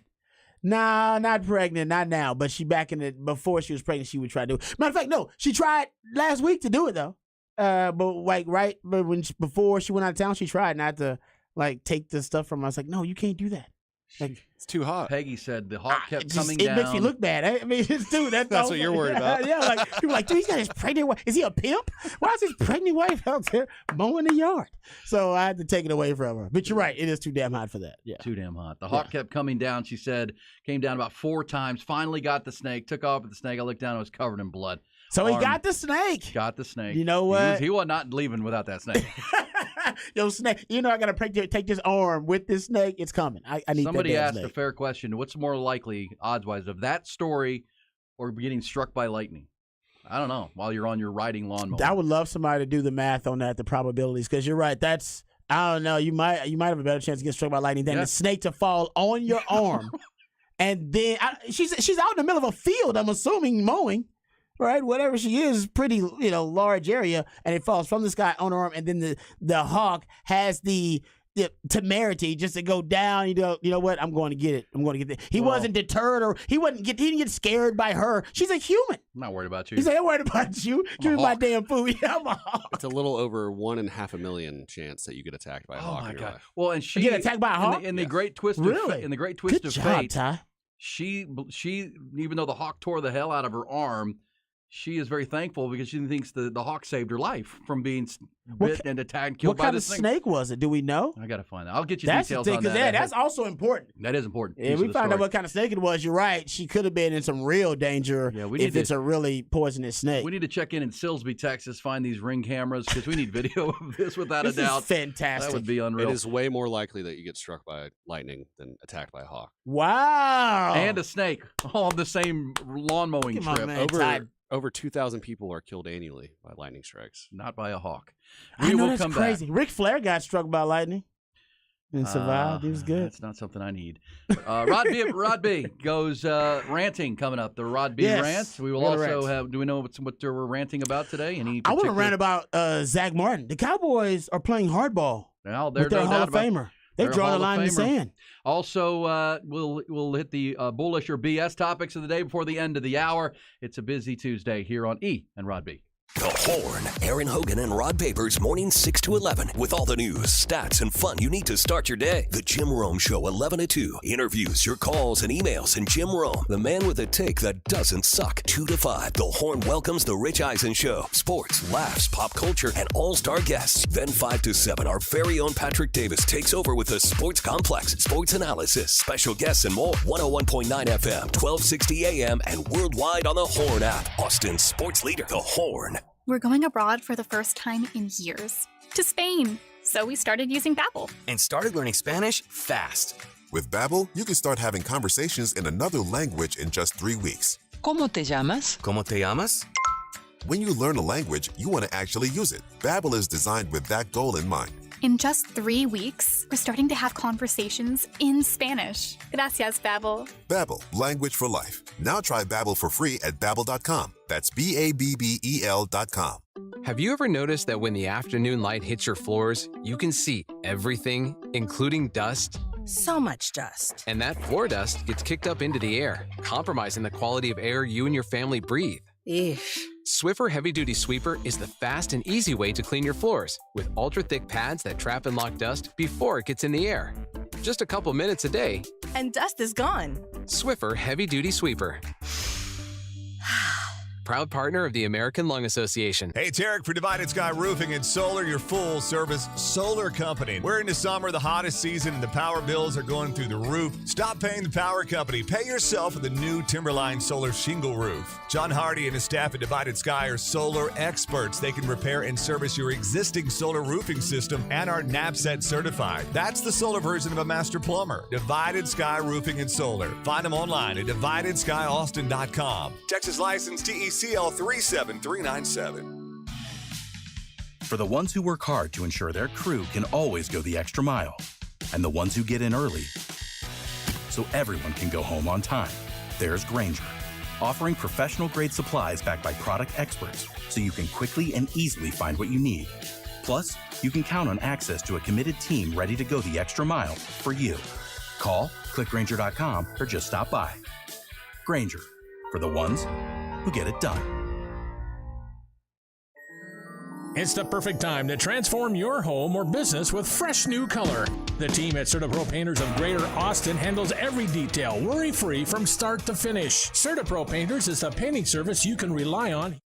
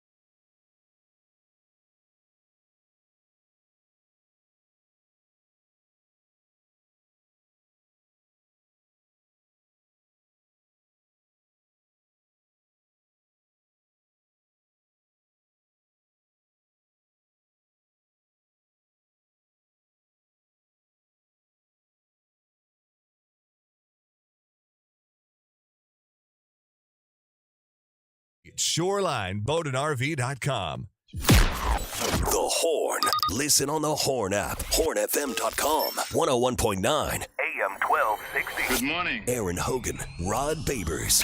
Mornings. Austin, Texas Sports. The Horn.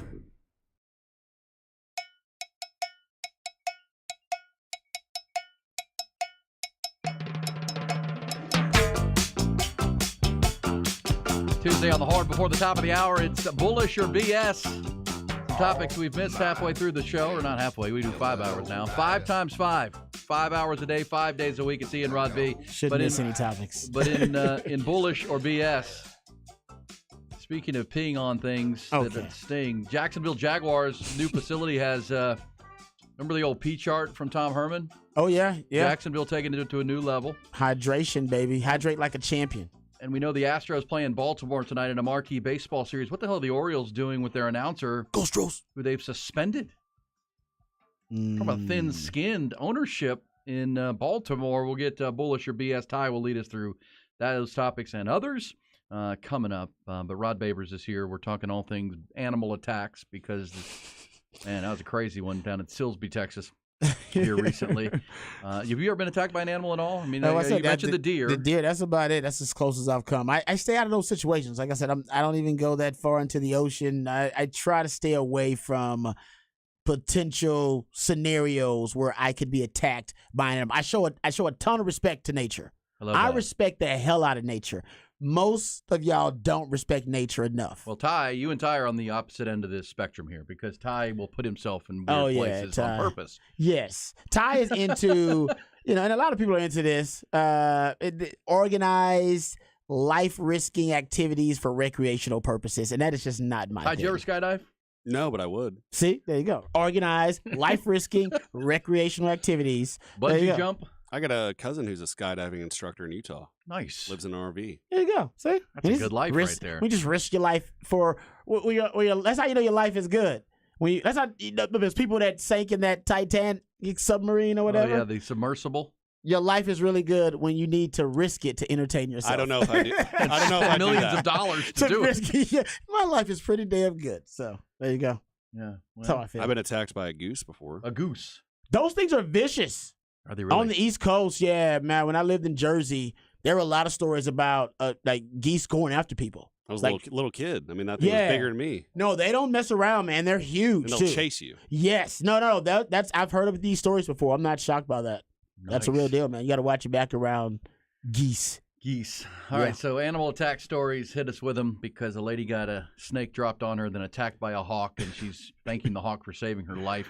That story is available on Twitter. At Aaron Hogan also will retweet it at the Horns Twitter account. But it is time, as we do twice each morning over our 5 hours each day, for Rod to deliver the rant.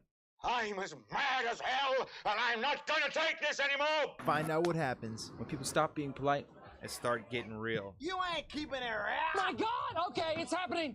Everybody stay calm. Oh, you've done it now. It's time for Rod's Rant of the Day. Hold on to your butts. All right. last time we kind of checked in on the Zach Martin holdout saga for the Cowboys.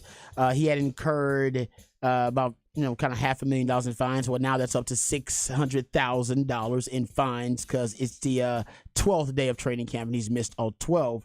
Well, the Cowboys' Jerry Jones keeps making controversial statements about this holdout. Remember last week, the statement was he was asked about, I'm paraphrasing, he was asked about Zach Martin's holdout, and essentially he mentioned he's got to pay other guys, and then mentioned one of the guys. He mentioned Micah Parsons. Said, listen, I got to pay Micah Parsons. And basically that Micah's got your money, so I can't pay you now. Here is the latest. This comes from Calvin Watkins of the Dallas Morning News. The latest in that Zach Martin holdout saga is Jerry Jones was asked about it. He said surprise is really not the word for his reaction to the holdout. He said it's very costly, and so that's where we are. Huge, significant ramifications happening here by anybody's measurement financially. And he basically went on to say that they're drawing a line in the sand. The Cowboys, he believes they're at a stalemate now. Zach Martin has 2 years left on his deal. It was a 6-year deal initially. He wants more than the $13.5 million that he is due right now. He is right now the 8th highest paid guard in the NFL, and his yearly average is around $14 million. And he is, the best guard in the NFL by a lot of people's estimations. Even I think Madden gave him a 99 overall rating. And Clarence Hill of the Fort Worth Star-Telegram had this when he quoted Jerry Jones about the holdout from Zach Martin. He said, you realize that not having him here, it could happen on the next play and you're not happy. So you've got to put that one on and say, we'll just move on here without him. But you say, boy, that sounds concerning. No, I'm just trying to give you how you really have to look at it. So they're preparing, you listen to this statement, to move on without him if this becomes a long-term holdout. So this could end up, and I think the easiest way this Zach Martin thing gets, remedied and they figure it out and he gets paid is they start to realize basically how much risk they're putting their quarterback in. Wow. Without Zach Martin there, who is a Hall of Fame guard, because the guys they have to fill that void, I think, are Matt Fortiak and Josh Ball right now, and neither one of those guys is dependable, I should say. Yeah, we're proven. Certainly not to the Hall of Fame level of Zach Martin. No, this is interesting, and we've talked about it, Rod. You played in the National Football League. You understand, because people will immediately text us and say, well, Jerry's a billionaire, pay him his money. Look, the players all make money from the same pool of money, right? I mean, the agreed upon 48.5% of total league revenue is what creates the salary cap. So if Zach Martin wants to get some more money right now, it's going to come from another player. Or a future another player, because that's just how the pool of money works. Jerry Jones can't go into his own pocket and pay Zach Martin. It's got to be within the parameters of the salary cap and the payroll structure. And here's the argument against what Zach Martin is doing. Zach Martin did sign that 6-year contract, $84 million. He got $20 million in a bonus and $40 million guaranteed. And then, so he agreed to the long-term salary, which he wanted. He wanted that long-term security. If Zach Martin wanted to be the highest paid guard all along, he would sign a series of 2-year contracts and then redo them consistently and put himself there. He took the 6-year deal when he was, 26 years old. And, of course, this is what Jerry Jones is saying. Look, we paid him handsomely as a first-round draft pick when he came into the league. We re-upped him as soon as we could and gave him the 6-year, $84 million deal with $40 guaranteed and $20 up front. And so, yeah, his average year-by-year salary is going to be lesser than because he got all his money up front. So now when he's making $14 million versus the $20 million guard down the street at the other team, that's out of whack. But that guard down the street didn't get $84 million up front and $40 million guaranteed. So that's his argument. And Jerry Jones is saying, we need to do this. Zach, we re-upped you after your rookie deal and gave you huge money, and it was a lot guaranteed. We got to do the same thing with Micah Parsons and CeeDee Lamb in the coming offseason, and we've paid you. And yes, you're a Hall of Famer, but we need you here for what you agreed to, and that's your contract. Yeah, no, I agree, but contracts I know. are renegotiated all the time. I know. And if you're Zach Martin, and right now you're at your peak right now, they say you're the best guard in the league. You know, I do wonder why Jerry Jones can't just give him, I don't know, a short-term kind of payoff and restructure things for him to give him a short-term payoff just for this season, and then we can reassess in the offseason what you want to do with Zach Martin. Don't act like Jerry ain't done this. This is why this is interesting. All the points you made are valid. This is why it's really interesting, because Jerry's playing hardball and drawing a line in the sand with Zach Martin as Hall of Fame guard. He didn't. DeMarcus Lawrence did this a couple of years ago, and he gave DeMarcus Lawrence some money. He did. Zeke skipped the damn line. He let Zeke get paid before his quarterback got paid. He let Zeke skip the line. He gave Jalen Smith a new deal when nobody, not even Jalen Smith wanted a new deal. He was like, damn, you giving me money? Thank you, I appreciate it. He has done this time and time again. All right, Jerry Jones, the St. Jude of the NFL, who loves the troubled yet talented player, he has always given money out to guys that he likes. And I know, I'm not saying it was good business, but this is a change, all right, in the pattern for Jerry Jones. And it may just be him changing his ways at, how old is he? 80 years old or whatever he is. Old, yep. But I think Zach Martin's like, why are you changing your ways with me? I'm a Hall of Fame guard. I gave you all your money's worth. And I protect your most important asset, which is your quarterback. There are certain things in life you shouldn't skimp on. You know, you can try to save money on some things, but certain things in life you just need to pay full price and pay good money for. Condoms, surgery, all right? Don't get the 2-for-1 laser eye surgery. That's stupid, all right? Toilet paper, even during a crisis when everybody goes to buy the toilet paper from H-E-B, they leave that cheap toilet paper up there. Even people who are broke and on food stamps, they buy name brand toilet paper, okay? Because nobody wants the cheap toilet paper. Lawyer, all right? Don't skimp on a lawyer. Don't mess around with that. A cheap lawyer, he's cheap for a reason, or she is cheap for a reason, all right? The top dollar ones are the best ones. And O-line. Don't skimp on it. Especially Hall of Fame O-line. Hall of Fame O-line. Don't skimp on the O-line, dude. It protects your quarterback, which is also something nobody skimps on. Yeah, we overpay that position. So my point for Jerry is, why Zach Martin? You've made exceptions for a lot of guys. Why are you drawing the line in the sand with this guy? And by the way, the salary cap, come on, guys. We know what the salary cap is. The salary cap can be maneuvered. You can't manipulate it, but like taxes, you can avoid them. You just can't evade them. So there are ways around the salary cap. We all know this. Go look at that deal. Remember the Jalen Hurts deal Jalen Hurts signed? Anybody remember that deal? I do. Anybody remember the way Howie Roseman structured that deal? Anybody remember the cap hits for Jalen Hurts? Let's go look at them. The cap hits for Jalen Hurts on his new deal, 5 years, $255 million. Here are the cap hits. $6 million this year, $13 million in 2024, $21 million in 2025, $31 million in 26, $45 in 27, $54 million in 2028. You want to go see Dak Prescott's cap hits? Do you want me to give them to you? Dak Prescott's cap hit 17. It was in 20. This is after his new deal was signed. 17 in 2021, 19 in 2022, 26 in 23, but 59 in 24. Some teams are just better at maneuvering the cap. And the Cowboys, they could find that money. That money is out there. Oh, sure it is. You restructure, no, all I was you saying is reallocate, you pull it out of his own backload, pocket. you front load. There are tons of ways to do it. Jerry is telling Zach Martin, I don't want to find your money. I could go find that money. That money is in some contract somewhere down the line. You can go find that money. I don't want to find you that money. He's making a statement.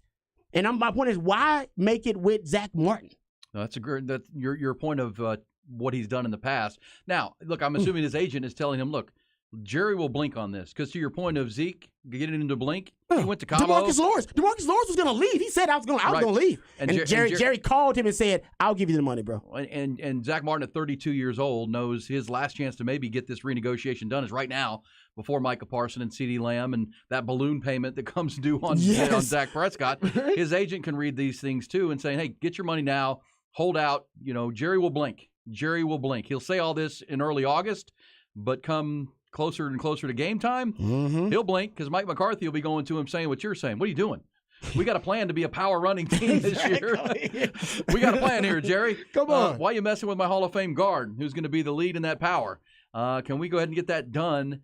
And I think your point is right on that precedent would tell you that Jerry will blink before the season starts. Well, they're also looking at a contract extension for Dak Prescott, which could definitely free up a lot of money if you restructure that. Well, maybe that's the point too. They're trying to get that done to avoid that balloon payment you just talked about to Dak, to give that to Zach Martin and get this thing done and still reserve the funds that you want for Micah Parsons and CeeDee Lamb. But as a Cowboys fan, I don't know how I feel about extending Dak for 3 or 4 more years is what it's looking like right now. Well, you're hitched to him, man. Yeah, he's your guy. The next right guy now. out in Dallas will be Mike McCarthy. But you know what? That's why the Cowboys are changing course. They believe there are 2 ways to win a Super Bowl: elite quarterback play or elite defense / pass rush. And the Cowboys are closer to the latter than they are to the former. And they realize that now. They're like, damn, Dak's not going to be elite. It's not. We can build around as much as we want, but he needs a ton of weapons around him, and that offense needs to be the Texas Coast offense and Dak friendly as possible. Defense, we may have a Hall of Fame defensive player who could change the game the way it's played with Micah Parsons, and we got a Dan Quinn. I think that's why they're going that direction now. Right, agreed. And the Dak deal would be to free up some money to give to Zach. And somebody said, what are Zach demands? He just wants to be among the highest paid guards in the league right now, commensurate to his talent level. But the contract he signed 6 years ago, that's the deal he's living on right now. No, he signed a long-term deal. You can't have both. You can't be. Look at Patrick Mahomes. What is he right now? He need a 7th, 8th. Yeah, exactly. 9th highest paid quarterback. Why? Because his deal was a 10-year deal. You can't have security of the 10-year deal and also want to be the highest paid player year by year. You can't do it. You got to choose. Hey, I'm going to short-term deal to get it. The players also have to include that money they got up front that they're not accounting for 5 years later. Well, you got $40 million in your pocket on day one. That's pretty good. But I get the point from the players' side. I get Jerry's, and I think he'll blink before they need to because they're not going into the season without Zach Martin playing right guard for them. That'd be a huge mistake. It would be a huge mistake. Because you got big games early on. Yeah, you do. You got tough games. We'll come back. When we do, it'll be bullish or BS. Ty will lead us through some of those topics coming up. What is our thought on that Baltimore Orioles controversy with their broadcaster?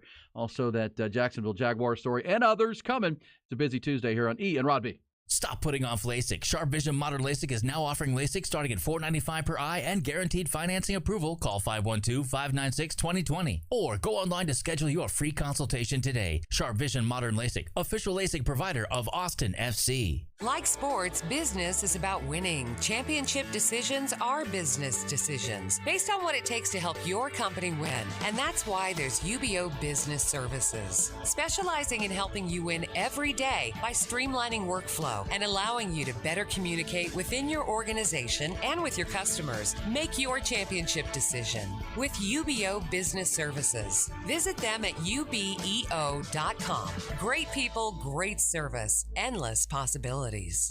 Get a great deal on select Kubota equipment, the #1 rated tractor brand for durability and owner experience in the U.S. The versatile lineup features performance-matched attachments to help you make the most of your land. Right now at participating dealers, get a Kubota compact tractor for 0 down, 0% APR for 84 months. Now through June 30th. See us or go to KubotaUSA.com/offers for full disclaimer. From the Gulf of Mexico to the hill country of Texas, for 75 years, Ewald Kubota is your Kubota dealer. Okay, I'm ready to record my jewelry store's new radio spot. We got a great script that really goes after Diamonds Direct and how they're nothing special and how we can match their price. Great stuff. Great. And we have this new technology that bleeps out any false claims, so it saves us time with editing. So you can start anytime. Okay, here it goes.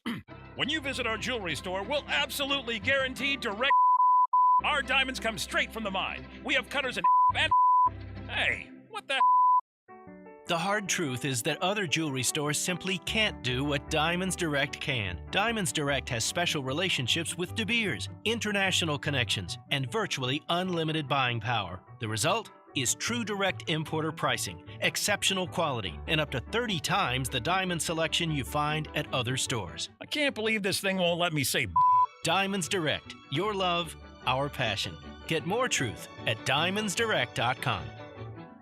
Beat the heat with cool savings on a new RV for just $219 per month. Crestview RV in Butte, I-35 South, exit 220 next to Cabela's. And in Georgetown, I-35 North, exit 268. Online at CrestviewRV.com. See dealer for financing details. All offers with approved credit. It's time to warm up that scoreboard and get ready to bring home the win with Specs.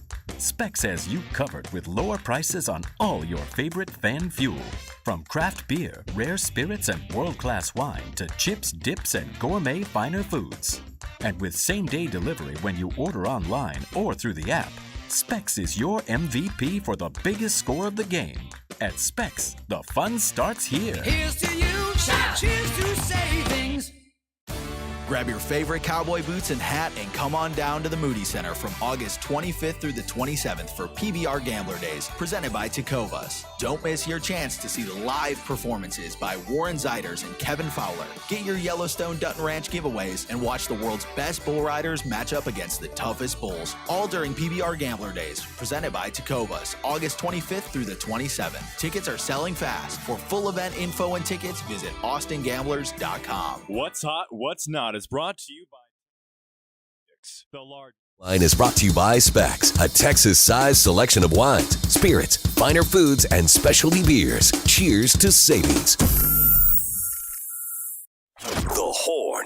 Listen on the Horn app. HornFM.com. 101.9. AM 1260. Good morning. Aaron Hogan, Rod Babers. Mornings. Austin, Texas sports. The Horn. Good stuff in Rod's rant. A lot of people saying, no, why doesn't Dak just take some of that money and give it to Zach Martin? Tom Brady used to take less all the time. That is true. Tom Brady did. Dak makes a lot of money in endorsements as well, though. I mean, that's what Tom Brady made a lot of money in endorsements. Had the TB12 clinic and everything. And he was married to a supermodel that was also worth like $1 billion. I just saw Tom Brady. Somebody sent us a picture of Tom Brady in Africa. He's dating another supermodel. Yeah. I forgot her name. Irina Shayk or something. Shayk, yeah. Shayk. Yeah. I mean, somebody's also taking your animal attack stories based on the lady in Silsby. This says bitten on the nipple by a pony as a child. Bit on. But yeah, the more you think about it, horses will snap painful. at you. Oh. It says on the nipple. I mean, they have really, really strong. Oh, they do too. I know it. Big old teeth too. It says, guys, I'm deathly afraid of snakes. And one time I ran over a rattlesnake, pulled over, decided I was going to get over my fear. Plan was to take a picture holding up the dead snake. Walked up to it, got to about 2 feet away. It woke up and chased me about a half mile down the road. See, there's a reason. There's a healthy amount of fear. You have fear for a reason, all right? Use it. Yeah, it's like one of those horror movies. Don't get out of the car. Don't do it. Don't get out of the car. Just leave it where it is. Leave it where it is. Yeah, there Come you go. on, man. All right, a new segment we have here on B&E up until the Austin Gamblers are off to an undefeated start to their PBR season. We're going to talk to J.J. Gotch for a minute coming up in our next hour. But it is bullish or BS because the Austin Gamblers are bullish on their 2023 season. But it could be bullish. Are we bullish on something or is it BS? And I'll start with you, Ty. I have a question for you in bullish or BS, and you've got a couple for us. I want Rod's thoughts. The coaches poll is out, Rod and Ty. Yep. Top 4 teams are Georgia. The Georgia Bulldogs are number 1, followed by Michigan, Alabama, and Ohio State. Is there one of those 4 teams you are most bullish on? Because only 4 teams make the playoffs. These are your preseason top 4. Obviously, that can change quite a bit. But which of those 4? Because I'm reading this story from CBS Sports. Barrett Saleh says he thinks Alabama is overrated. Yeah, they got a new. They don't even know who their quarterback's going to be. Got a new OC, new DC. Oh no! And a new offensive system completely, right? Yeah, that's a lot. That's a lot, and new quarterbacks. I don't know. Georgia's breaking in a new quarterback to replace Stetson Bennett. Yeah. Ohio State is too. All three of those 4 teams. Well, and that's why it might be Michigan that you're bullish on because not only they have J.J. McCarthy back. Yeah, that's a good point. They also have Their lines of scrimmage are. Jim Harbaugh says they're going to have 20 guys drafted. Yeah, and a lot of those guys are going to be lines of scrimmage on both sides of the ball. I don't know if they'll have 20, but they're going to have a lot. And Georgia will be trying to get 3 in a row. What's the last time a team won 3 national titles in college football in a row? You got to go back to like the 40s or something like that, probably. It hadn't happened in a long time. I got to go with Michigan or Georgia. Michigan or Georgia, the standard, and Georgia's the standard right now. They just now. recruited like crazy.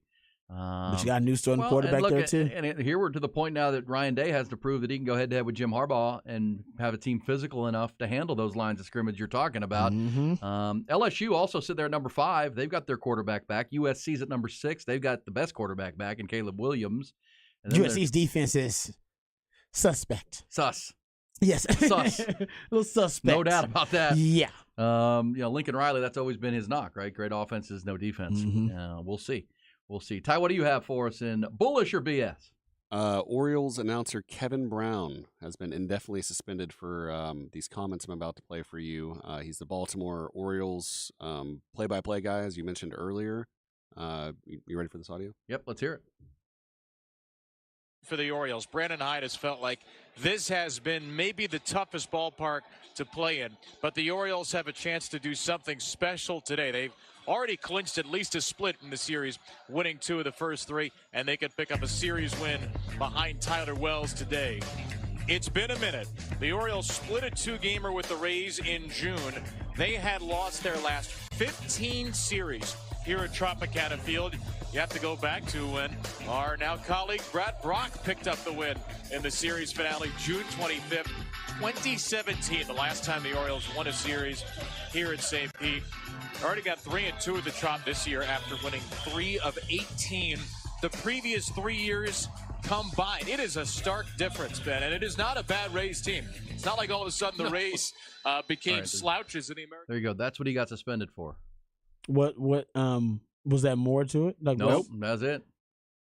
So bullish how or BS, long was he that's all suspended? BS. I don't think it's been announced how long he's been suspended. Crazy. Indefinitely. That's embarrassing. So, well, that's why the report out of because Peter Angelos is the owner of the Orioles. They're finally back being good again. They're a 70-win team already, but apparently he was upset because it made them sound cheap that they were so bad against the Rays for so long. Oh, this is the ultimate thin-skinned ownership move because he's been suspended by the team. That's unbelievable. I can't believe that. I wonder if he could. Now you don't want to sue. I guess he still has a job, but still, if he ends up being fired, I guess or something. But and I read some stuff out of Baltimore that even though those were all factual things that he threw out there, all the facts, those weren't in the game notes. The team prepared game notes. Oh, so his game notes are pre-approved.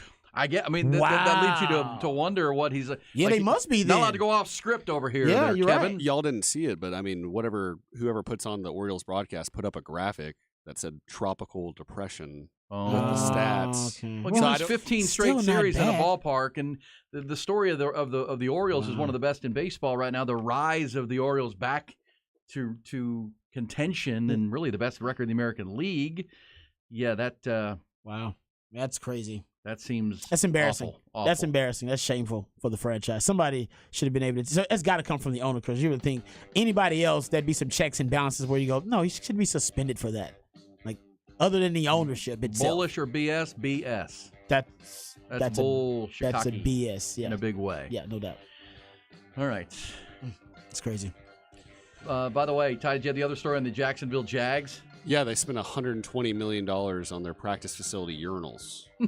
Urinals.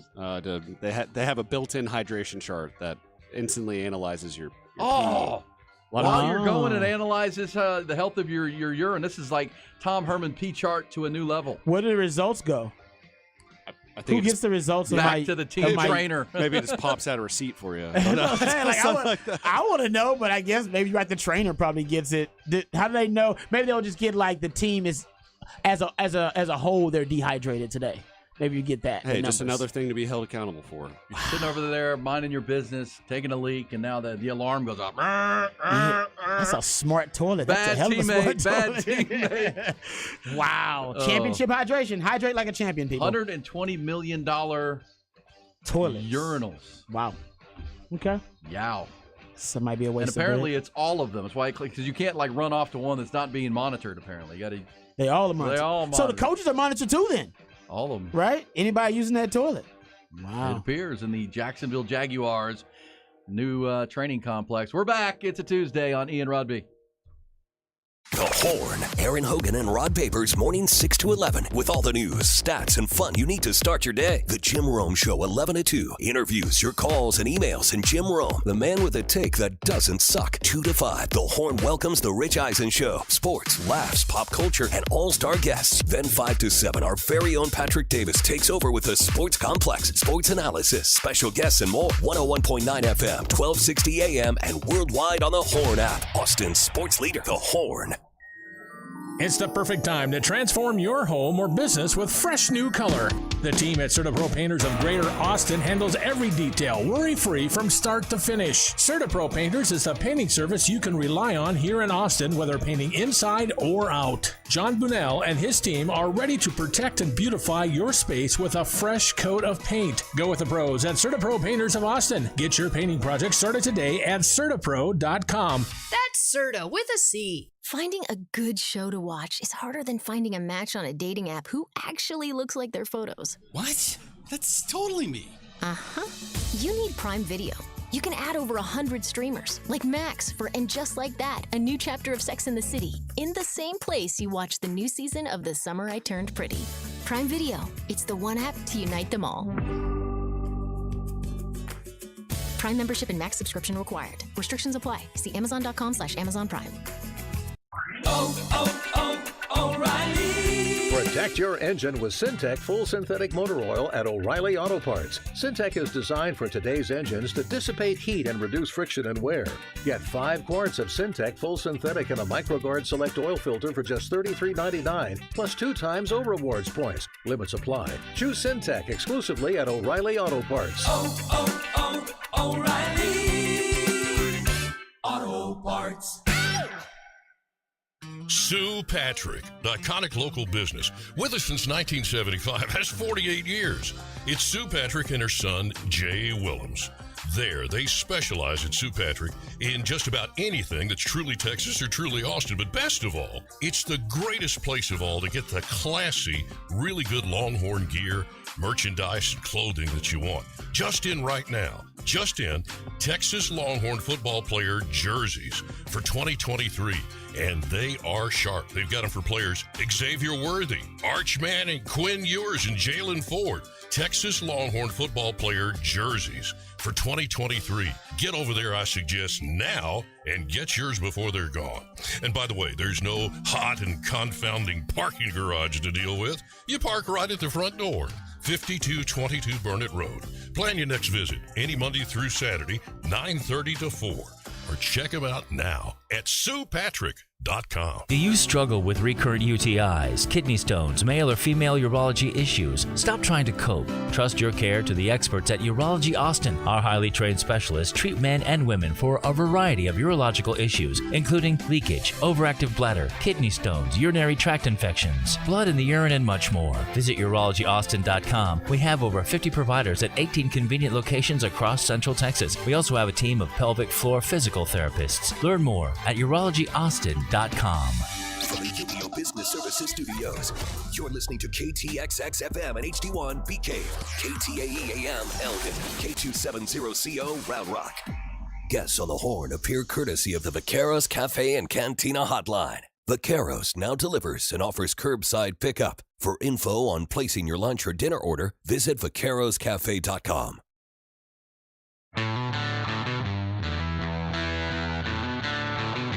And now sports. Aaron Hogan, Rod Babers, the only local sports morning show in Central Texas. Austin's all sports leader, The Horn.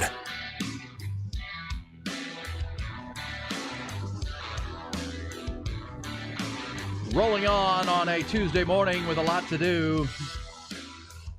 Coming up bottom of the hour, we go behind the burnt orange curtain, talking Texas football. 5 practices in to their training camp. Steve Sarkisian said yesterday was the most intense yet. Some early standouts as well. Also, for the end of the hour, we'll go off the record. In our next hour, we got to hit number 19 in our Ian Rod B countdown to number 1, the Horn Top 20 poll. And yesterday we hit Texas Tech, the Red Raiders. Checked in with Chris Level out there in Lubbock. The optimism is high. I thought Chris Level made a good point yesterday, Rod, saying that they check all the boxes. They don't really have a huge hole on the team, but the question is, do they have enough star power? Do they have enough like high-end players to carry you through some of those tougher games in the Big 12 Conference? And but Texas Tech really solid. Our number 19 team today that we will feature may feature one of the 5 or 6 best players in all of college football. Drake May. Drake May at quarterback. Yeah, North Carolina will be our 19th ranked team in the countdown. Your guy, Mac Brown. Mac Brown. I mean, and I'll tell you this. Usually when Mac has a good quarterback, we know that here, even at Texas, he's got a good quarterback. Mac has his best years. Usually his blueprint is really aligned with his quarterback peaking in their development. And right now, Drake May is supposed to be, second best quarterback in college football right now behind Caleb Williams. Yeah, drawing comparisons to Justin Herbert, that kind of player. Maybe not as tall as Justin, but coming out of Oregon. So we'll talk North Carolina football. Also in that our conversation that hour will be with Pete Futak of collegefootballnews.com. His thoughts on Tech and North Carolina in our countdown. Also, what is the ACC's next move? Are they going to go after Cal Berkeley and maybe Stanford in this crazy world of why not? Hey, realignment? you know what? It's good that now somebody in this realignment saga is being coveted for their academic prowess. Don't let them lie to you. Well, I know it's but that's one of the things only things that Cal brings to the table. Stanford actually brings a lot to the table. Cal doesn't bring much, but they're a tandem. They've already said no, we are a package deal. Yeah. So they want to go together wherever they go. You know what's interesting about number 19 today is North Carolina. I've been told by conference executives and media folks that if North Carolina were to want to move, the SEC, their first choice would be to add North Carolina, just because of the market. The market. Charlotte is a growing and thriving market. Yeah. And, the basketball is great, obviously, at North Carolina. You get the Jordan brand in it, too, so you get a sugar daddy. It's nice. I've heard from folks that they would rather have North Carolina into the SEC than even Clemson, just because of the market size and the TV eyeballs. Well, and you got South Carolina. Yeah, and you've already got South Carolina. You got that market. The rivalry, SEC, yeah. And you got that. You're right, and you create that North-South Carolina rivalry. No, it's a good point. Yeah, but that would be seen as a big one for sure. Do you think they'd rather have Miami or Florida State? Oh, that is good. I think Florida State. If you had to choose one, I'd probably choose Florida State, but that's good though. That's a good question. That's a good because Miami is I choose Florida State, but I'm a little biased because hell, I wanted to go to Florida State when I was coming out of college. I wanted to be a Seminole at one point, so it's a little biased. But I'll take Florida State. That's a good question, though, Ty. Well, that's a good conversation. There's so much info floating around out there that what is going to happen next, and we'll get that coming up with Pete Thamel. But also the idea that we know that Florida State, Clemson, and others in the ACC aren't happy, and they're openly voicing that. To a point where there are schools talking to, because if you have to play this massive buyout, or you have to come up to some kind of agreement to get out of your granting of rights, Rod. Mm-hmm. Would it still be worth it long term to be in the SEC and collect that huge paycheck that's going to come? And to the point where there's discussions, would ESPN even be open to the SEC adding 2 more, like a Clemson and a Florida State, to make it an 18-team league? Yep. And then the SEC's argument, okay, then we'll go to a 9-game schedule, which for ESPN that's a huge amount of money to have a 9th SEC game for all of those schools, right? I mean, that becomes a huge revenue driver that could pay the difference and add more revenue, which this is what it's all about. But obviously, if you're the ACC and you're wanting ESPN to do you a favor, well, they already own your rights in the ACC. Exactly. You're negotiating against yourself. Well, and we just talked about this with Zach Martin. You don't get to sign long-term deals and get that stability of the long-term deal, and also say I want to get top money. Yeah. All right. At each year, I want to be paid top money each year. Through 2036. The SEC is going to get to renew before they do, I believe. Yeah. That's crazy. Look, it's part of the problem with the Pac-12 because the Pac-12 signed that $3 billion deal 12 years ago. Deal. And they're still on that deal, which came in 2011. It's a good point. And Florida State's going to leave at one point. This is what the Florida State board chairman said. He said about breaking the grant of rights. He said, we have gotten a lot of counsel on that document, and that will not be a document that keeps us from taking action. He said, I'll leave it at that. And when another member, Drew Weatherford, he is a trustee for Florida State. He says, it's not a matter of if we leave, in my opinion. It's a matter of who and when we leave. Not everyone may agree with that, but I feel strongly about it. Wow. So they're saying the quiet part out loud. They want out. It is interesting, without a doubt. And one other note on that, the urinals at the Jacksonville Jaguars new facility, Ty, the entire facility was $120 million. So Okay. the whole thing, not the Woo. urinals, but the urinals. Thank goodness. This came That's from insane. Scott Hansen of NFL Network. He says, you're about to see the most advanced urinals in all of pro sports. Jacksonville headquarters, the sensor will measure your hydration level as you relieve yourself. If the light turns green when you go, you're good. If it's yellow, you need to hydrate. See more. If it goes red, you're probably going to get a note from the athletic trainers to maybe have an IV. And these are only the urinals or the toilets also smart in this way? I don't Because I just go to the toilet. That's right. I don't y'all my business. I went to a restaurant the other day that had one of those nice Japanese toilets. I don't know what that What is. does a Japanese toilet do? What makes it so unique? It opens automatically, has a bidet, and Ooh. a seat warmer. I will you can have a fan. confirm. I will confirm that I have never used a bidet. I haven't either, but I do wonder why we don't, as Americans, use more bidets. I do wonder why it's not a thing. I will buy good toilet paper, and I I love have. it. I'm I love a good fan of the toilet handy paper. wipe. You know what I'm saying? I love the good toilet paper too. But why not both? Both is fine. I'm with trying me. to be double dip. as sanitary as possible. Why not both? Why can't we have both? I'm fine with both. Why we got to be one or the other? Why This we is just a no judgment why zone. toilet paper or a bidet? I want both. Well, once you have the bidet, I deserve both. My bottom deserves both. it's hard to go back. Once you've Oh, I can the imagine. luxury. Oh yeah. Uh-huh. You can Oh, sit in yeah. there all day. Can I control the water Sit in there temperature? all day. No, I can get warm. and the toilet seat's situated to where your legs. It's like impossible for your legs to fall asleep. By the So- way, somebody Interesting. texted us Okay. that said Joey McGuire. Maybe I need to pursue this. Joey McGuire, number Mhm. 20 in our Ian Rod B countdown. Joe McGuire tweeted that Texas Tech has those urinals too. Hydration runs through Lubbock. Wow. Hey, I'll tell you. Hey, Tech fans right now, man, they're feeling themselves. They feel good about their coach, Joe Me the Money. Joe Me the Money. Joey Yeah. McGuire. Hey, let's get to headlines and then continue these conversations. We're going behind the burnt orange curtain at the bottom of the hour. Let's hit it. Top Gun Equipment Rentals bring you the news. Yeah, we'll talk plenty of Texas football at the bottom of the hour. Longhorns wrapped up their fifth spring training camp practice yesterday. Steve Sarkisian then met the media, talked about standout players early. So far, he immediately mentioned Alfred Collins and Vernon Broughton, a couple of defensive tackles. Then praised the early work from transfer wide receiver A.D. Mitchell, as well as freshman wideout Jonte Cook. We'll hear from Sark coming up. Offensive line is expected to be a strength for Texas this season. We know that. All 5 returning starters. Several young, talented players pushing them from behind. One of those returning starters is 6-year right tackle Christian Jones, who has seen a lot in his time on the 40 acres. In his 6 years, we mentioned, extremely optimistic about what he's seeing from this year's team. I believe that this locker room is very special. And I've been here longer than some of the bricks in the building. So I'm not joking when I say this locker room is very special, and it's a real brotherhood bond, and people are staying late, getting extra reps in, and voluntarily, no one has to tell them they want to be great. Everyone wants to be great, and the hunger is there, and I'm very excited to see. USA Today preseason coaches poll released yesterday with Georgia atop it, Michigan number 2, Bama 3. Texas comes in at number 12. They are the highest ranked Big 12 team in the preseason. TCU 16, K-State 17, OU at 19, Texas Tech 24, and A&M 25 in the first coaches poll.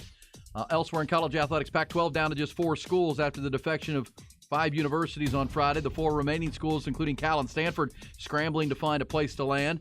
Big 12 has already added 4 of those former Pac-12 schools, but reports yesterday indicated that the Big 12 and their leadership not planning to expand any further. Happy where they are. ESPN's Pete Thamel did report this morning that ACC leaders are set to begin exploratory discussions on the potential addition of Cal and Stanford, but those scheduled discussions are considered to be in the embryonic stages. Major League Baseball, light night last night. Astros and Express both off. Rangers did go to Oakland and beat the A's 5-3.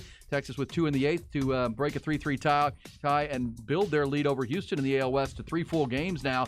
Some bad news for the Rangers yesterday. The official word that third baseman Josh Young is going to have surgery on his left thumb this week. He'll miss 6 weeks. Hoping to have him back for the playoffs if they can get there.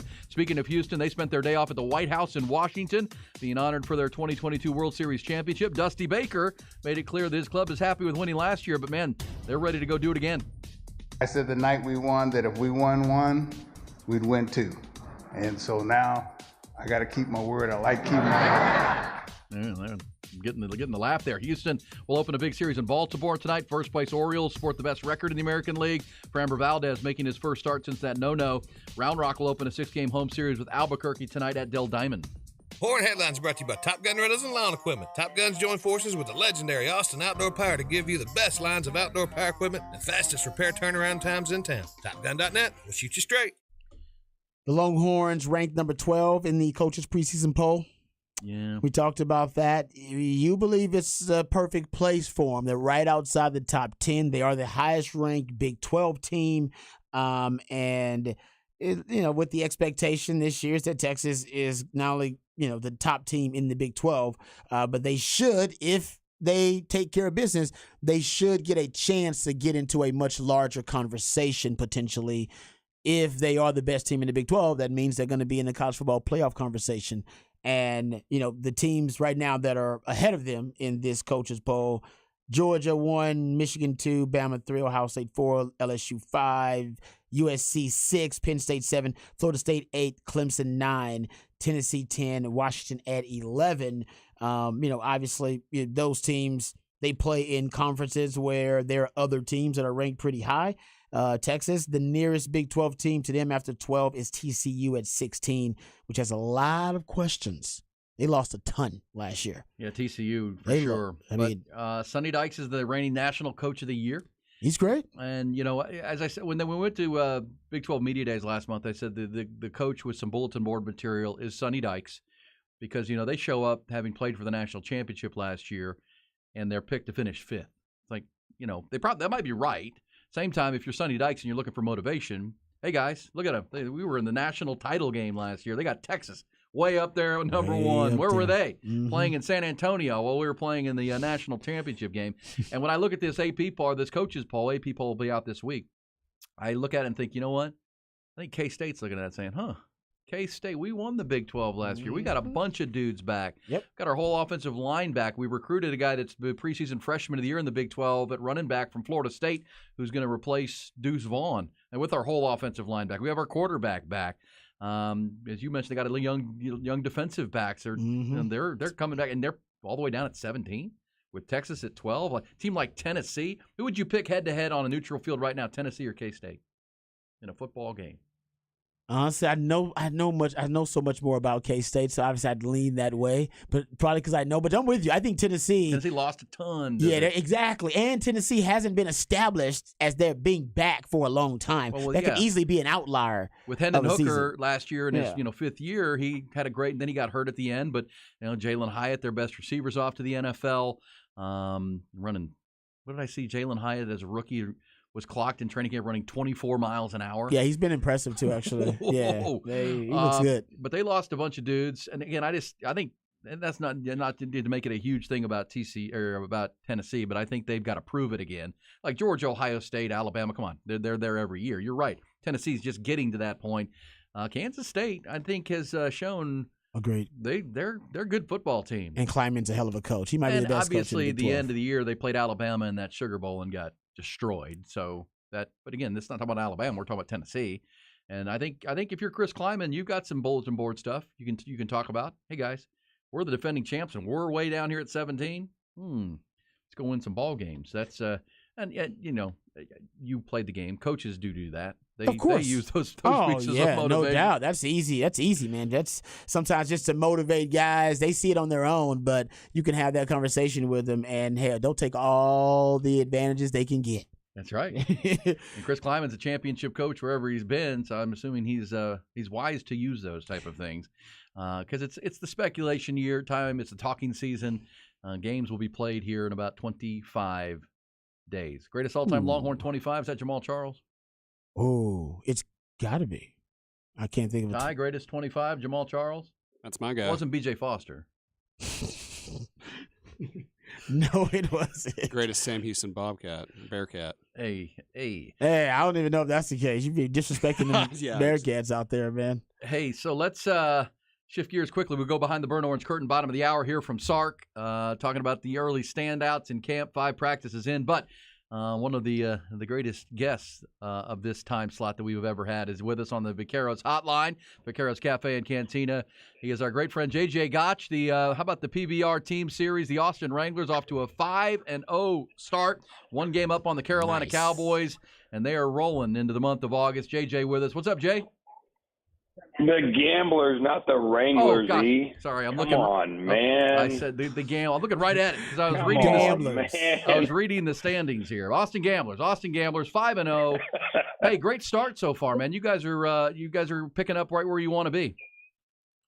No, it's been a fun start so far. You guys have been around in sports, so we've made the right plays at the right time. We definitely haven't had really any dominating wins. But the right guys have stepped up at the right times. Jose Vitor Leme, Dalton Castle, they're number 1 and number 3 in the MVP standings right now.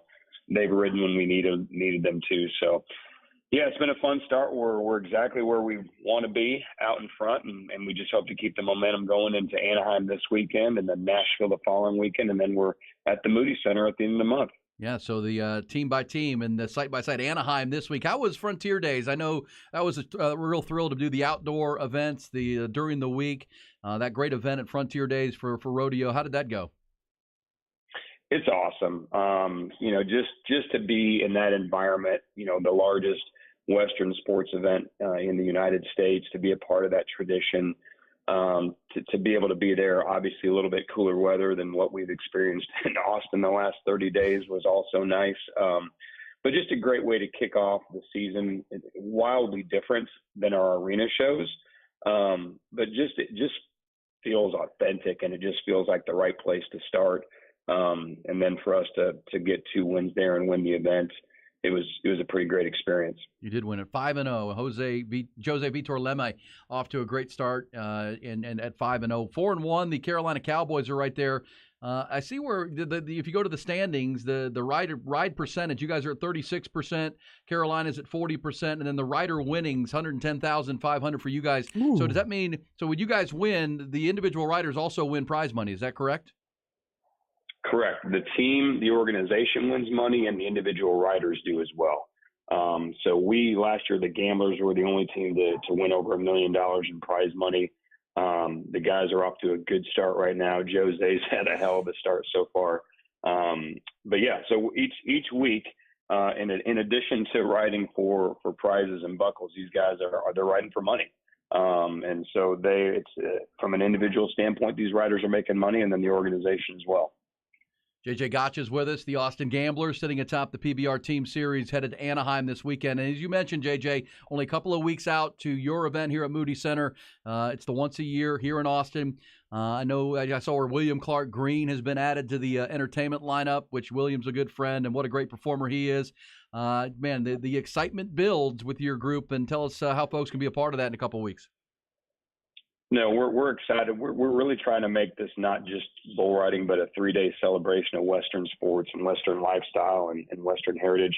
As you mentioned, we're going to have entertainment before each day. We've got Warren Zeters, we've got William Clark Green, we've got Kevin Fowler. We're going to have a Yellowstone presence each day. We're doing giveaways of caps and T-shirts to the first 1,000 people on Friday and Saturday. Yellowstone Dutton Ranch hat, Yellowstone Dutton Ranch T-shirt, and then on Sunday, Championship Sunday on the 27th, it's our Kids Day, free kids tickets with the purchase of an adult ticket. And the first 500 kids, we're going to give Austin Gamblers belt buckles to. So again, it's just going to be a fun 3-day celebration there. We're bringing in the best bull riders and the best bull athletes in the world, and just excited to host it at a great location like the Moody Center. No question. I had conversation with somebody yesterday who's got their tickets. They've watched the ride on Prime Video. They're all in, and they said, "Well, how does it work? Do I have to go each night?" And I tried to explain. Well, Friday night the Wranglers or the Gamblers will face one team, and then Saturday different team. It is something you go to all three if you want to, but if you just could catch one, that's still going to be plenty of entertainment for you. No, exactly.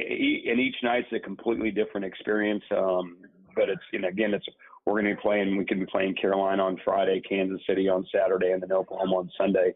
And then the fun part about Sunday is it being Championship Sunday is that if there are two teams that are tied for the event weekend lead, say 2 teams are 3-0, or there's 4 teams that are 2-1. Those teams, they'll basically be a write-off right afterwards, sudden death, and whoever stays on for 8 seconds and gets the highest score, that team wins the weekend, which we were fortunate to do in Cheyenne, and then we fell a little bit short in Kansas City. But yeah, all 3 days are great, and I think you can come to all 3. You can go to just one. Yeah, all 3 are just one. That Carolina, I know, having watched the Prime Video series, I mean, you guys in Carolina are kind of the Yankees and the Red Sox, right? You guys have the deepest pockets and the biggest brands. Because the Carolina team, if you're a NASCAR fan, they're owned by Richard Childress Racing and run that way. I mean, you guys have really good ownership, and that's the Friday night. It's safe to say you two are the heavyweights of the PBR right now. No, for sure. I think that's the best way to describe it, is that, and they're stacked. They've got 4 different world champions on their roster. They went out and spent a bunch of money in the off season. We had a huge game with them on Saturday night in Kansas, or on Friday night in Kansas City. We were able to win by just 2 points. So it kind of set the tone. We've got 4 games with them this year. We actually face them on the first night this weekend in Anaheim on Saturday night. And then on Sunday, we play Kansas City, who just won their home event. So it's going to be another tough weekend for us. So the schedule makers, while they gave us a couple easy non-conference games early, we're rolling out Georgia, Alabama, and Tennessee right now. I love it. JJ Gotch, it's good to hear you, my friend. And Anaheim this weekend, get your tickets for the event, the 25th through the 27th. It's Gambler Days out at Moody Center with the live music and the celebration of Western culture. And JJ, remind our audience how people can listen or see the event this weekend out in Anaheim. So this weekend in Anaheim on Saturday, it's going to be on Pluto TV, which you can stream for free. There's a PBR Ride Pass app. And then on Sunday, we're going to be on CBS Sports Network. So you can see the Gamblers live on CBS Sportsnet. CBS Sportsnet. JJ, thanks, buddy. Good to hear you. Thanks for joining us here this morning. And best of luck. Look forward to a couple of weeks from now. Well, appreciate you guys and excited for the future for you guys. I just love to continue to be able to hear you guys on the radio and keep talking about sports in Austin. Thank you, bud. Thanks, JJ. Thanks, JJ. JJ Gotch, Austin Gamblers. I just flashed back because I used to be the play-by-play on the Austin Wranglers, the Arena Football League team. You were telling me that the other day. Austin you were talking Wranglers, about that. Playing in that same, that was in the old Irwin Center. Mm-hmm. Did you ever think about playing in the Arena League, Rod? Oh, no, I played for the Wranglers for a little while. You did? Like, I didn't play, but I practiced with the Wranglers for a little while. I never played, though. I decided to hang it up after that. What was that like to go from a full lifetime career in big field football, trying to play in the arena game? Totally different animal. Yeah, that's why I knew it was the end. It was time. It was time to hang it up. I was out there with the Austin Wranglers. They were practicing at the at the complex, the Palace on Palmer. Yes, at the time, I believe that's where they were practicing. And I believe at that moment I saw myself in the mirror going out one day for practice for the Wranglers, and I decided it might be time, Rod B. To go, Rod B. It might be time. I'm surprised they weren't practicing at Zilker Park or something like that. Yeah, at the time they were still kind of trying to spend some money. I used to go to those games. Those games are fun. Yeah. No, it's a fun Buck sport and I to play. had a great time calling those games. Yeah, it's a fun sport, but it was brutal. Oh, it was high paced. Yeah. You know what? I would say the Austin Gamblers and the PBR, having been there last year at Moody Center, is kind of the same. It's high octane. Yeah. It's adrenaline. You were talking earlier, Rod, about animal attacks and doing dangerous things. That's as dangerous as it gets, riding those bulls. Yeah, I don't know if honestly you can make the argument that might be one of the most dangerous sports, if not the most dangerous sport on the planet. It's up there. Before it rolls in and you get out to Gambler Days, make sure you watch that series on Amazon. Oh man, Prime Video. It's traumatic just watching them and going through like all the injuries and stuff, and they broken bones, and they play injured just like every other sport. So they're playing with broken stuff and bruised stuff. It's crazy what they go through. AustinGamblers.com to get those tickets. As you mentioned, it's a couple of weeks out, 25th, 6th, and 7th. They'll be in Anaheim this weekend. We're coming back, going behind the burnt orange curtain. We also go off the record before the end of the hour on a busy Tuesday here on Ian Rod B. The Horn, Aaron Hogan and Rod Papers, mornings 6 to 11.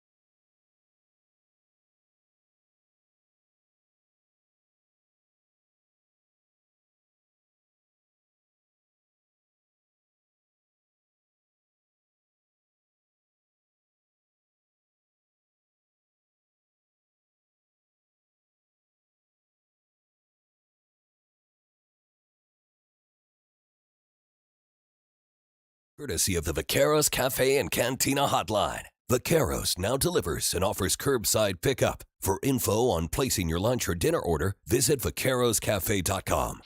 Aaron Hogan, Rod Babers, Austin's all sports leader, the Horn.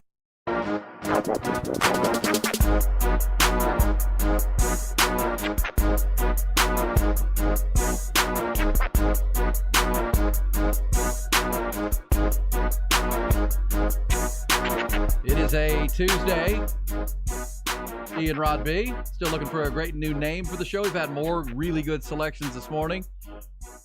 The end of the show yesterday, somebody mentioned 5 and 5 because we go 5 hours a day every day of the week, so 5 days a week. 5 and 5 not strong. This says sports talk with a dash of salt and pepper. Yeah, all right. With a dash of salt and pepper. Hey now.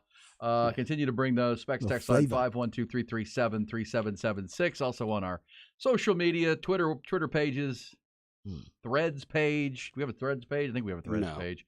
We don't. By the way, nobody uses their Threads though. Everybody just signed up to get their name on it. We're not doing Threads. And I haven't used it since I signed up for it. I still use X. I haven't looked at it. X marked. By the way, we'll get an X. update coming up and off the record, but it appears that the much anticipated Elon Musk, Mark Zuckerberg battle, the fight, may not happen. It may not happen. I thought happen. I thought it was happening. I thought it was going to happen. On Twitter, live on Twitter. I got deals. I got news. Oh, I've got news. Come on. I got news. We just want to see some billionaires, beat each other up. That'd be nice. Also, we deserve that. We'll have other off-the-record conversations. We've been talking about a lady in Silsbee, Texas, down near Houston. Somebody reminded us that Silsbee is the home of one Mark Henry. WWE legend. Mark Henry. Hall of Famer. Lady mowing her lawn, just out on a riding lawnmower, and a snake was dropped onto her arm from above. Who didn't know where it came from, started wrapping around her arm. When a hawk, who apparently had dropped said snake, attacked the snake to get it back off of her arm. And we have tweeted that out. So we've been talking about animal attacks and just how... ripped her arm to shreds trying to get that damn snake. Ripped it. And we still don't know what kind of snake it was. Because the hawk could have done her a favor if the snake was... she knew at this point because the snake's now gone. Because Was she bitten by the snake? Or No, just clawed no. by the talons of the hawk? Clawed by the talons of the hawk. Okay. She had no poison, Wow. no venom, and she credits the hawk for saving her life, but at the same time, she didn't know what kind of snake it was. I know, it could have just been a exactly, harmless snake. And then the hawk just... and somebody just been mangled wrapping your around her damn arm to like, hey, save me, lady. It could have been just a grass snake or something. I don't know. Anyway, it must have been pretty large, though. Yeah. It had to be pretty large to wrap around her arm. So That's a story, man. That is a story. But And I Ty told retweeted us that she actually had the odds of that happening are so remote that you actually have a higher chance of getting struck by lightning than have a snake much higher. fall from the sky, wrap around your arm. No, and it's a hawk. Well, the snake wasn't factored into the equation. Oh, here. It was just just a a hawk hawk attack. attack. Just a hawk. Okay, just a hawk attack. I'm sorry, just a hawk attack. So we'd probably have to say the hawk attack's 1.5 billion. So probably, You get both of those things all at one One in a time on billion. one trip around the. And as someone used to do the riding lawnmower thing, that's always a fear of some type of something just animal attack. Just coming after you. Well, our house in Buda used to back up to a green belt, and there was no fence, so I'd be mowing along the line there, not the line, but the tree line. I always worry about something popping out of there. I'm more worried about Bobcat spiders. or something. I know snakes. Spiders, Scorpions. spiders freak me out a little You bit. can pick up 90% of snakes aren't venomous. You can just pick them up, throw them away. Nope. I was attacked not doing that. Don't take Ty's advice, people. Don't just pick them up and throw them away. Unless you hear that rattle, then to stay away. Yeah. There you go. Good Guys, one. I was attacked by 2 boxers while riding my bike when I was a kid. Boxers. Yeah, those are big. Yeah, I remember being chased by dogs as a kid. It's always that's terrible. How about this? Just this last in June, my 21-year-old daughter, was bit by a dog in our neighborhood. She was walking back. She had gone up to Onion Creek to work out at the club there at the gym, and was walking back, and a dog got loose out of a backyard on her walk, and it was like a Australian cattle dog. And apparently, according to the owners, the dog never gets out, and it snipped right on the back of her heel, like right on her What? Achilles. Yeah, bit her. I had to run her to the emergency clinic, and got blood and everything. no stitches, Bro, but okay. it bled pretty good. That's crazy. See, that's why I tell my wife walks around the neighborhood, and I have a stick that I walk with sometimes. Yeah. Because I had a dog that was attacked, like a pit bull attacked one of my chocolate labs when I was out walking, and ever since then, I actually walk with basically a weapon. It's not a weapon, but it's a stick that I could use as a weapon. You gotta have something. If a dog comes out, and I tell her all the time, I say, you need to walk with this woman because if you get attacked by a dog, what are you gonna do? Yeah. What you gonna do against a pit bull or something coming to attack you? Nothing you can do. You can't run. You ain't fast enough. And she was just Especially not- walking, and there was construction going on one side of the street, like the workers, and it just increased a safe neighborhood, but Yeah. it just was Amen. happenstance. And it's a cattle dog, and apparently that's what the cattles do. When they're rounding up the cattle, they nip at their Nip at 'em heels to get them going. and it got her pretty good. So it treated her like one of the cats. Yeah. That's of all the places to be bit, that's actually one of the places. Well, it turned out to be not good because we were leaving that next day for her 21st birthday trip Oh, to Nashville, no. and she had gotten these new cowboy boots she was on to wear. Oh, that's why your women want to wear the shoes, and she probably couldn't wear the shoes she wanted to could. wear. It was just swollen. It got her good. Hey, so we'll take those. This is When maybe the animals worst attack. one. This fits y'all's theme today of animals and urinating. I was playing football in the yard as a kid in the 80s and was stung by a single fire ant just inside my pee hole. Oh, how? Jesus. How? Worst Thanksgiving ever. Burned for 3 days. Oh, you probably like fell down like into a pile or something like that. Got up. It happens when you're a kid. I'd rather be attacked by a hawk and a snake than that happen. Oh, To be honest. yeah. I agree with you. I don't think Hawk I would. and a snake than a fire ant in the pee hole. Yes. 100%. I'm with you. I'm not. Yeah, signing me up. I'm Yeah. bullish. I'm bullish on that. How are you going to take care of your jellyfish stings? Oh, Oh my goodness. Okay, Wow. let's. that was traumatic, let's, man. Let's take a sharp turn into the Please. and get ourselves behind the BOC. And they were all asking themselves the same question. What is behind that curtain? All right, Sark met with the media yesterday right after practice, and he had a lot of different things to say. One of the things he spoke about were the standouts that he's noticed so far in the early practices, and some of the standouts that he mentioned, a couple of positions here, but some of the standouts he mentioned actually led us to a conversation we got into earlier. Here's Sark yesterday meeting with the Texas media. We got some pretty good weapons. You know, I'm trying to build a roster that is complete, and I think that we now have a really good, receiving core to go along with JT and his first 2 years look like. I always remember, for whatever reason, everyone kept asking me about him his freshman year, like he was some sort of disappointment or something because he wasn't starting and catching a bunch of balls. And I kept saying he's developing at the position. And then so last year he goes out and catches 55 balls. But we kind of feel like there's so much more room for growth for him. Like he can still go to another level. He's such a dynamic playmaker. He's got great hands. And the biggest thing to me is he is so smart. JT Sanders is probably one of the offensive side of the ball for us. He's got an extremely high football IQ. We ask a lot of him. He understands what we're trying to do when we call specific plays, and then he runs his routes accordingly. So I think it does lend itself to where there could be some more opportunities for him down the field because of his understanding of coverages to go along with his physical ability to go do those types of things. I said it earlier this year, but if JT Sanders doesn't leave Texas as the most statistically prolific tight end in Texas football history, I do believe and that would be disappointing. And something must have gone wrong somewhere because he's so close in a lot of these categories. The Texas record for most touchdown catches in a single season for a tight end is 8. Hell, he had 5 last year, so he can definitely get close to that. You go look at David Thomas owns the record for most catches for a tight end in a single season. In a career. Most career catches is 98. But JT broke the season. Season. Yes, I'm talking about career. My bad. Yes, I was talking about career. Career is 98. He's already got 54. So, he could easily end up with another season like that. He'll get that record as well. Most receiving yards in a single season is 637 by William Harris. JT had 613 last season, so he's really close there as well.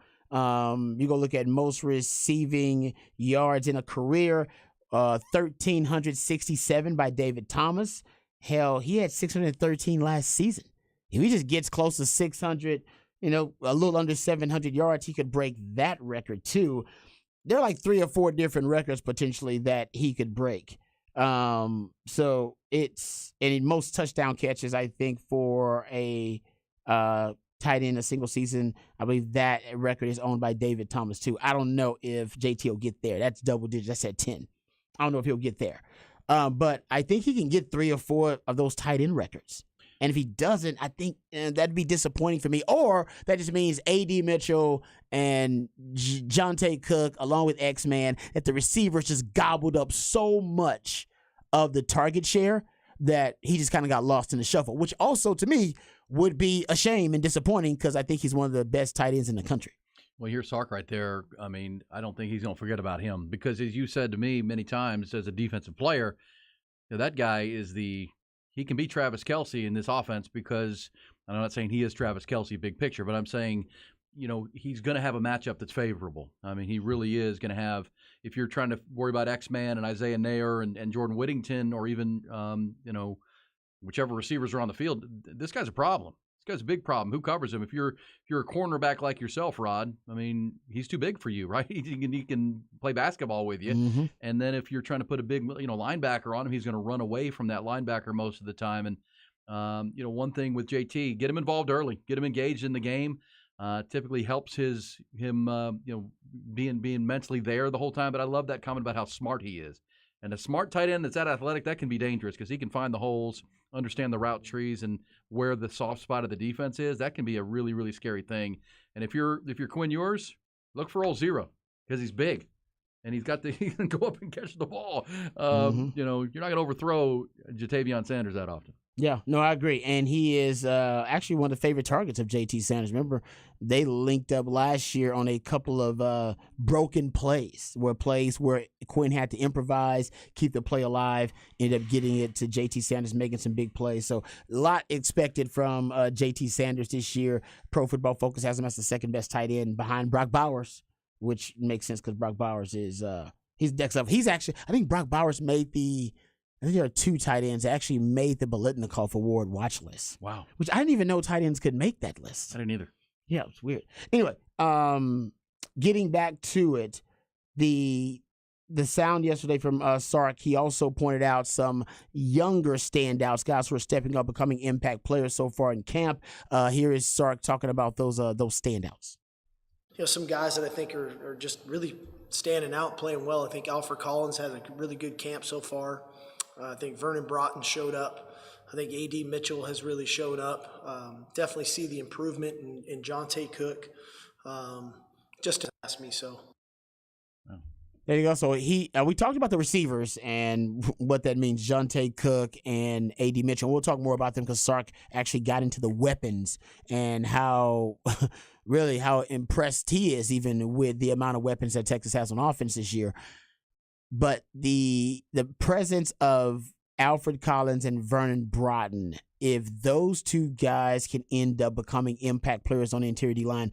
Last year, it's crazy to say it, behind Georgia, Texas might have had the deepest interior D-line in the country last year.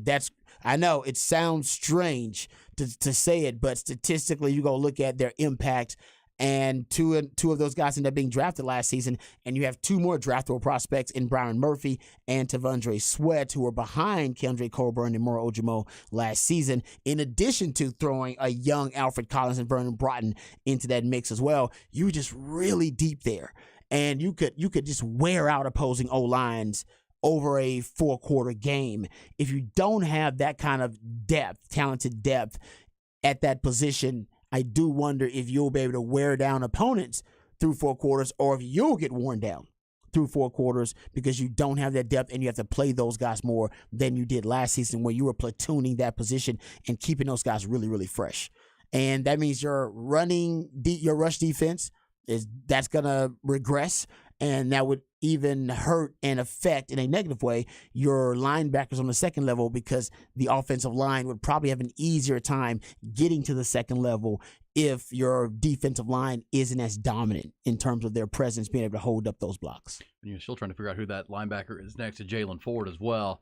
But yes, the fact that those were the first two guys he mentioned, as we mentioned earlier, he said that unsolicited. That was the start of his press conference. He said, some guys that have stood out, because I know you'll ask me, Alfred Collins and Vernon Broughton. And remember, Alfred was a 5-star player who really grew up a basketball player, and he's trying to learn to have the tenacity on a play-by-play basis that it takes. I mean, you have to be a dog. You got to bring it. And I think here's the thing that we've heard about, from the evaluators on Alfred Collins. If he had Byron Murphy's motor, he'd be a top 10 pick in the NFL draft. If he had that guy's motor and that guy's intensity that Byron Murphy brings to the table every day, Alfred Collins would be one of these first-round draft pick guys with his size and his length and his arms. And, I mean, you'd immediately start thinking of, elite player. But it's got to be all the time with Alfred Collins. He's got all the traits. He's got all the traits. And Vernon Broughton, great big lower body, big strong guy who was a 4 or 5-star player coming out. If they live up to it, though, Rod, the other side is if they don't. But if they are, where Sark is saying he's a guy, those are guys that are showing up early, they have again a chance to have one of the deepest rotations on the defensive line in the country. Yes, they do. No doubt. All right, there you go. There's the behind the burnt orange curtain. We'll also get into Sark talking about Jonte Cook and the weapons on this team, which is it's something, all the receivers on top of J.T. Sanders can be very, very scary and make life easy on a guy like Quinn Ewers. Also coming back off the record. We'll go off the record with some. Did you see that Steph Curry jumped on stage last night? With who? Well, you'll hear it coming up. Steph Curry jumped on stage, and it's not hip hop either. Not hip hop. Country? No, it's not country. Pop. No, I don't even know what you would phrase it or how would you position this music. Okay. But we'll let you hear it coming up. We'll get into the off the record topics coming on E and Rod B on a Tuesday morning. Sounds like another satisfied Quick Roofing customer. Mark Baker did a totally professional job from inspection to a completed roof replacement, was always available to answer questions and patient with providing details. He was attentive to my needs on product selection and the timing for installation schedules, and he followed up both during and after the work. Quick Roofing is highly recommended. Quick Roofing believes if you can't take care of the customer, then you're not going to have a business. Quick Roofing has been around for 38 years. Schedule your free inspection at quickroofing.com. It's the perfect time to transform your home or business with fresh new color. The team at CertaPro Painters of Greater Austin handles every detail worry-free from start to finish. CertaPro Painters is a painting service you can rely on here in Austin, whether painting inside or out. John Bunnell and his team are ready to protect and beautify your space with a fresh coat of paint. Go with the pros at CertaPro Painters of Austin. Get your painting project started today at CertaPro.com. That's Certa with a C. Take me out. Margarita Salsa Fest is happening Saturday, August 19th at Buda Amphitheater featuring Pat Green. You don't want to miss this great day with live music from Mickey and the Motorcars, Rio Triviano, Rochelle and the Sidewinders, and Texas music legend Pat Green. And it isn't called Margarita Salsa Fest for nothing. Lots of margaritas and salsa on hand. So mark your calendars for Margarita Salsa Fest Saturday, August 19th at Buda Amphitheater in downtown Buda. Woo! Tickets and info at visitbuda.com. If you're shopping for a new Chevrolet car or truck and you think you found a good price, call Covert Chevrolet. We'll show you what a good price really is. Hi, I'm Jenny Covert. When you buy that new car or truck, we'll even deliver it right to your door for free. We also offer you 6 GM service locations with free pickup and delivery. We prove it every day that no one gives you the level of service the Coverts give you. That's backed by 114 years and 6 generations serving Central Texas. Covert Chevrolet, Highway 71 in Bastrop and Highway 79 in Hutto. Find new roads. Grab your favorite cowboy boots and hat and come on down to the Moody Center from August 25th through the 27th for PBR Gambler Days, presented by Tecovas. Don't miss your chance to see live performances by Warren Ziders and Kevin Fowler. Get your Yellowstone Dutton Ranch giveaways and watch the world's best bull riders match up against the toughest bulls. PBR Gambler Days, presented by Tecovas, August 25th through the 27th. For full event info and tickets, visit austingamblers.com. Have you been diagnosed with prostate cancer? The Austin Center for Radiation Oncology is now offering SBRT, radiation therapy that can be accomplished in as little as 5 treatments for patients who meet certain criteria. SBRT safely delivers radiation precisely to the the cancer with very little exposure to surrounding tissue. At the Austin Center for Radiation Oncology, Central Texans don't need to travel far for world-class cancer care. To learn more, visit our website at austinradiation.com and call us to schedule your consultation. The Horns text line is brought to you by Specs. Specs Wine, Spirits, and Finer Foods. You're on the way, less to pay, everyday store. Cheers to savings. Aaron Hogan, Rod Babers, Austin's all sports leader, The Horn.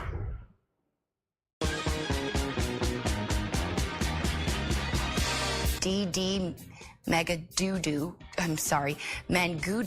Once it's turned on, the sign will spell out Deli Cat Essen. Well, I don't get a brain man comb. Well, congratulations. Continue good sex in the Big East. Thank you, Jimmy. And boom goes the dynamite. It's time for another edition of Off the Record. Do it live.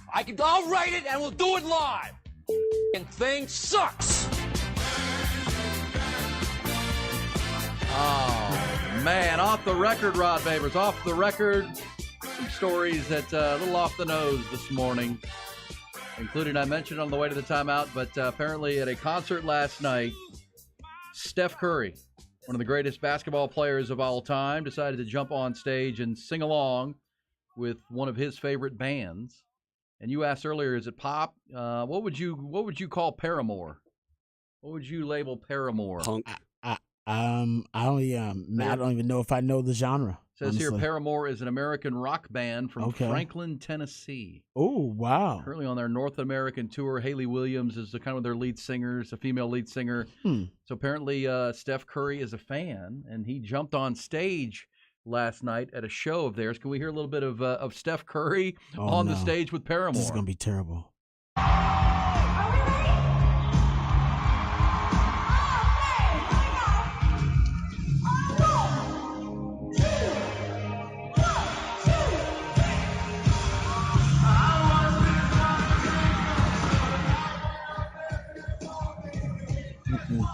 It's not good. A lot of mumbling. Not a mumbling, not good. That is a song called... Does he know the words to the song? Apparently not. That's a good song. You know the song? I'm a big Paramore It's called guy. It's called Misery Business. It's probably their There you biggest hit to this point. Okay. Paramore. I've been to Franklin, Tennessee. That's a cool town. Down south of I'm Nashville. unfamiliar Civil with War Paramore. city. Civil War town. Me too. Don't know a lot about Paramore, but Maybe we should. maybe we should. Apparently. That's the case. Ty's a big fan, and so is Steph Curry. I said I would consider them alt rock, Paramore out of Franklin, Tennessee. There's Steph Curry. Like yours truly, Rod, born in Akron, Ohio. Right, Steph Curry, born in Akron, Ohio. Oh, yes. Yeah, y'all got some. Steph, LeBron, I was gonna the say, Black yeah. Keys, and me. Hey, that's a nice little group, man. Was his dad playing for the Cavs or something? I believe so. Yeah, he was born at the same hospital I was born in Akron, Ohio. Greatness. Well, got to be born somewhere, I guess. Hey, Rod B, what do you have in Off the Record? People love Paramore. Look, you're getting some Paramore fans on the text line. Love Haley. It's this comes from NBC Chicago. Got it from NBC, but I also saw it at ABC News, so it's making the rounds. The Loch Ness Center in Scotland. Oh. Which obviously the Loch Ness Monster is what most people know Loch Ness for, but the Loch Ness Center in Scotland is calling for the budding monster hunters and volunteers to join what it dubs the largest search for the Loch Ness Monster since the 1970s. The visitor attraction said this week that the modern technology, such as drones and different thermal imaging of the lake, will search the waters in a way that has never been done before because of technological advances. The new surface waters search for the fabled Nessie, which is the nickname given to the Loch Ness Monster, planned for the weekend of August 26th and 27th, is billed as the largest of its kind since the Loch Ness Investigation Bureau studied the Loch Ness Monster, studied the loch for signs of the Loch Ness Monster in 1972. So there you go. You guys interested in searching for Nessie, the Loch Ness Monster? It's not there. You don't believe It's that like Bigfoot or something. You don't believe that there's a Loch Ness Monster out there? No, I don't believe there is. I think Really? you would know it by now. Okay. Nor do I believe that there is a Bigfoot. You do realize that they have not really been able to document all of the species on our planet. No, right? I do know that. Like they have, it's only like a really small percentage. Like 20%. Yeah, they haven't documented a lot of the species on the planet. You just are confidently going to say that there are no. I'm not buying especially I'm in the not ocean. buying the hype on Yeah, Bigfoot. the ocean The is water. like 70-80% of the ocean's unmapped and uncharted.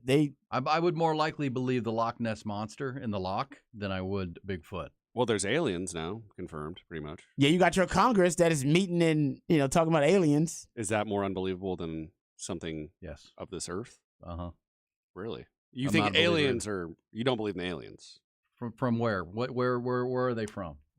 We don't know that, but somebody You know the does. time continuum to try to get from wherever you're talking about to here. I do believe there are aliens out there. The question is, Then they would crash into Albuquerque, New Mexico. Have the aliens started saying. to explore our world? The question is not there's something else out there. The universe is too vast. Are they visiting Earth is the question. That's really the question for me. Are they? I don't know if they're visiting Earth. That would be a different The discussion. guy that was like the director of. Yes, whatever, he claims that, all but confirmed. Yes, he says their bodies and all kind of stuff. That's maybe there are, maybe there aren't. That's what I think is the mystery. I'm on the no side of that. Well, yeah, you can argue that. That's no because within the next 5 years you'll be proved wrong. Guarantee it. Okay. Wow. Oh, Ty, calling his shots. Ty also doesn't believe in the moon landing. Thinks it was all on a set in Hollywood somewhere. Yeah, it was a great plot to bankrupt the Soviet Union. It worked perfectly. Exactly. I'll say this though about that. The theory is that if aliens are anything like us, and they're advanced enough to travel to different worlds through time and space, the theory is that that won't happen and they haven't done it is because if they're like us, they'll use that technology to destroy themselves before they use it to advance their civilization. Because we are now using our technology to destroy ourselves rather than advance our civilization. All right. Well, I'm on the no side. Ty's on the yes side. Rod is in the undecided. You have to decide tonight on Off the Record. Tonight will be the debut of Hard Knocks, the New York Jets Hard Knocks episode number 1. Jets. How about this? New York Jette Jets. How about this crew for Hard Knocks, 120-person crew working 45 straight days to capture 400-plus hours of footage for each 1-hour episode that we'll see on Hard Knocks. It's going to be quite in-depth with Robert Saleh, Aaron Rodgers, and the Jets. Also, tonight, Johnny Manziel's new documentary goes live on Netflix. Yeah, that's wild. Johnny Manziel. Interested there, Is this Rod a Babers? series, documentary series, or are we talking about just one episode? I think it'll be like an hour and a half. Okay. I might check it out. I got nothing against Johnny Manziel. I'll hate watch it. You'll Johnny hate Manziel's watch new it. documentary goes Nice. live today. The trailer looks awesome, according to this tweet I'm reading, and it's the Johnny Manziel, The Untold Story. Okay. What's untold about Johnny's story? What is untold? That's the question. I thought we knew the story already. It's a great story. We get to watch it tonight on Netflix. Well, hopefully the story's not over for Johnny. Johnny's got he's got another chapter he's got to write. Because he's still a great brand in college sports. I think we're waiting on the next chapter from Johnny. He tried to play in some of those pro leagues, those semi-pro leagues. Didn't work out for him. Says Maybe the XFL. Remember when Jerry Jones wanted to draft him? Is that part of the documentary tonight? And they had to talk him into Zach Martin? A guy he still doesn't want to pay the money to. There are over 700 acres of wild forest in America. Bigfoots are out there. That's what I'm saying. Like there's a lot that everybody has campers on their phone. undiscovered. Why does every picture of these alleged Bigfoot this grainy, shadowy thing? We all have phone cameras. Where does that grainy thing come from? It's hard to get reception out there in the wilderness, man. For a My phone's camera, not working. For a camera. Hey, we'll be back. We roll on Tuesday on E and Rod B. Ty as well with the conspiracy theories. The Horn, Aaron Hogan and Rod Babers, mornings 6 to 11, with all the news, stats, and fun you need to start your day. The Jim Rome Show, 11 to 2. Interviews, your calls, and emails, and Jim Rome, the man with a take that doesn't suck. 2 to 5, The Horn welcomes The Rich Eisen Show. Sports, laughs, pop culture, and all-star guests. Then 5 to 7, our very own Patrick Davis takes over with the Sports Complex, sports analysis, special guests, and more. 101.9 FM, 1260 AM, and worldwide on the Horn app. Austin's sports leader, The Horn. I'm getting vaccinated with Prevnar 20. So am I, because I'm at risk for pneumococcal pneumonia. If you're 19 or older with chronic conditions like asthma, diabetes, COPD, or heart disease, or are 65 or older, you are at increased risk for pneumococcal pneumonia. Ask your doctor or pharmacist about Prevnar 20, pneumococcal 20-valent conjugate vaccine. It can help protect you against pneumococcal pneumonia in just one dose. Even if you've already been vaccinated with other pneumonia vaccines, Prevnar 20 may help provide added protection. Prevnar 20 is approved for adults to help prevent infections from 20 strains of the bacteria that cause pneumococcal pneumonia. Continued approval may depend on a supportive study. Don't get Prevnar 20 if you've had a severe allergic reaction to the vaccine or its ingredients. Adults with weakened immune systems may have a lower response to the vaccine. Side effects include pain and swelling at the injection site, fatigue, headache, muscle, and joint pain. For full prescribing information, please call 1-855-213-2138 or visit Prevnar20.com. Seeking specialized patient-focused orthopedic care? Contact the experts at Texas Orthopedics. Our physicians offer comprehensive surgical and non-surgical orthopedic care for children and adults, spine care, sports medicine, trauma care, joint replacement, rheumatology, and more. Whether it's a mobility or movement issue or a traumatic injury, our goal is to get you back to good health and quality of life. Visit us at txortho.com to learn more and to schedule an appointment. Texas Orthopedics, the largest independent orthopedic practice in Central Texas. Let's listen in on a modern-day marriage proposal. The players lift their smartphones. The young man pledges his true love to the woman of his dreams. She accepts. They exchange kissing emojis. There are some hearts. Very nice. Well, look at this. He's putting his phone down. I don't believe it. He's got a box from Diamonds Direct. Well, now she puts her phone down. Oh, unbelievable. That, folks, shows how special a diamond from Diamonds Direct is. Two people have put their phones down. He slips the Diamonds Direct diamond on her finger. She kisses him. Human contact, ladies and gentlemen. Who knew a Diamonds Direct diamond was capable of revolutionizing the virtual universe? And look at this. Her phone is ringing and she's still looking at her Diamonds Direct diamond. Oh, what's next? Tweets from actual birds? Amazing things really do happen when you give her a diamond from Diamonds Direct. Come in today and see how we can help you download real emotion. Details, store hours, and more at diamondsdirect.com. Your love, our passion. Beat the heat with cool savings on a new RV for just $219 per month. Crestview RV in Butte, I-35 South, exit 220 next to Cabela's. And in Georgetown, I-35 North, exit 268. Online at crestviewrv.com. See dealer for financing details. All offers with approved credit. The biggest pro football contests in Vegas are back and bigger than ever with $14 million in guaranteed prizes only at Circus Sports. Enter in Nevada, play from anywhere. 2 ways to win and no rake. Play Circa Million, where you make 5 picks against the spread each week with 100% payback. Or join Circus Survivor, where you select one team each week straight up. Last the longest to win it all. $14 million in guaranteed prizes. Visit circusports.com for details. From the UBO Business Services Studios, you're listening to KTXX FM and HD1 BK, KTAE AM Elgin, K270CO Round Rock. Guests on the horn appear courtesy of the Vaqueros Cafe and Cantina Hotline. Vaqueros now delivers and offers curbside pickup. For info on placing your lunch or dinner order, visit vaqueroscafe.com.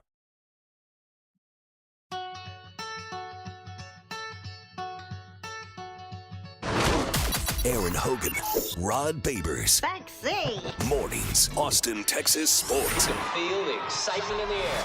The Horn.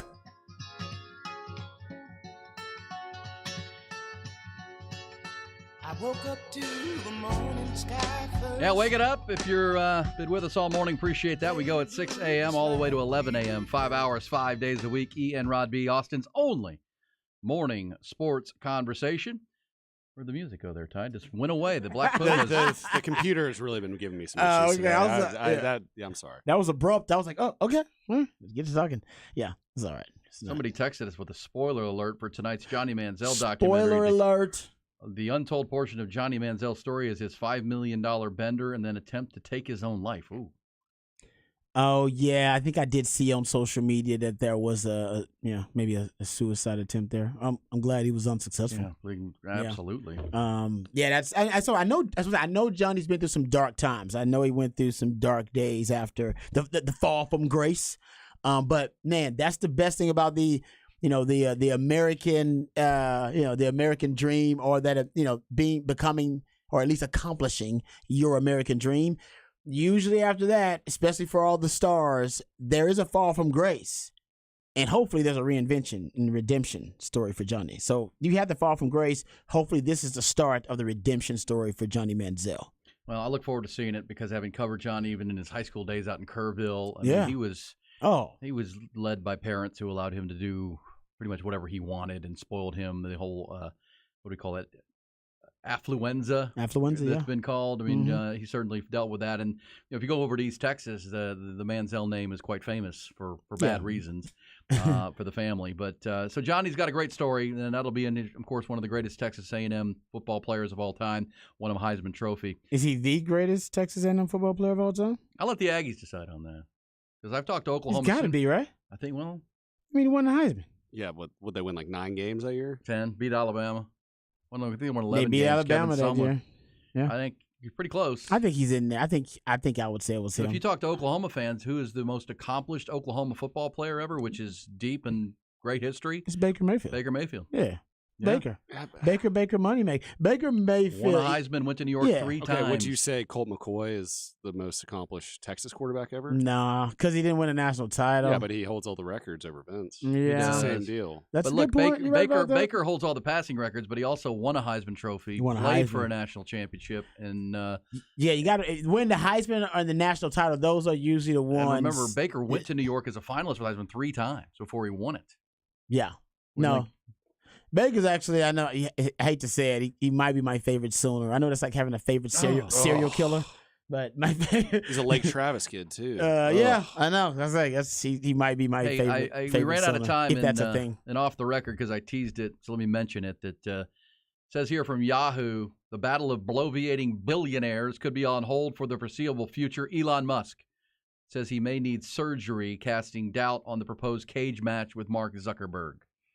What? Yeah, surgery. Surgery? On what do you need surgery his on? neck. Neck and upper back. So now, okay. When I would have whooped his ass, but I got to have surgery. Why is he now revealing this? He was talking trash. Probably got it trained months ago. And now all of a sudden, training so hard he broke something. Sounds like excuses. He's 52 Elon. years old. Come on, Elon. Sounds like excuses I'm 50, to me. so sometimes you go back in the gym and start trying to pound it out, and that doesn't Dude, work. Mark Zuckerberg's like tiny. And he's 40. And he's small. No, we're talking Elon. But he's jujitsu. No, but Elon's hurt, right? I know, but Zuckerberg is small. My point is, you should be able to beat him. Big weight. Yeah, you got a Big big weight advantage. No Weight question. advantage, reach advantage. Come on, man. Also, last thing. Don't be scared. From our off the record, over the top here. You see that Zoom. People like to work from home, but corporations are trying to bring people back into the office because they realize it's not working for them. Zoom. It's not working for the corporations. It's working just fine for the employees. Right. The corporation's like, we want you back in it. Why? Because they're paying a whole lot of rent for a big building and office space that nobody wants to be in anymore. Get back in there. I'm paying rent for this office And now the space. ultimate irony, Zoom. Zoom is wanting their employees to come back to work. The company Zoom, who does the Zoom meetings and Who the made it software, possible for us to work from home. Yeah. Ironically, the now they San want to come back to work. Jose-based company now wants all employees back in the office. Mm-hmm. Come on back, please. Nobody wants to go back to work these days. Nobody wants to go back to Not work. in the office. Most people I know that work from home really don't work at all.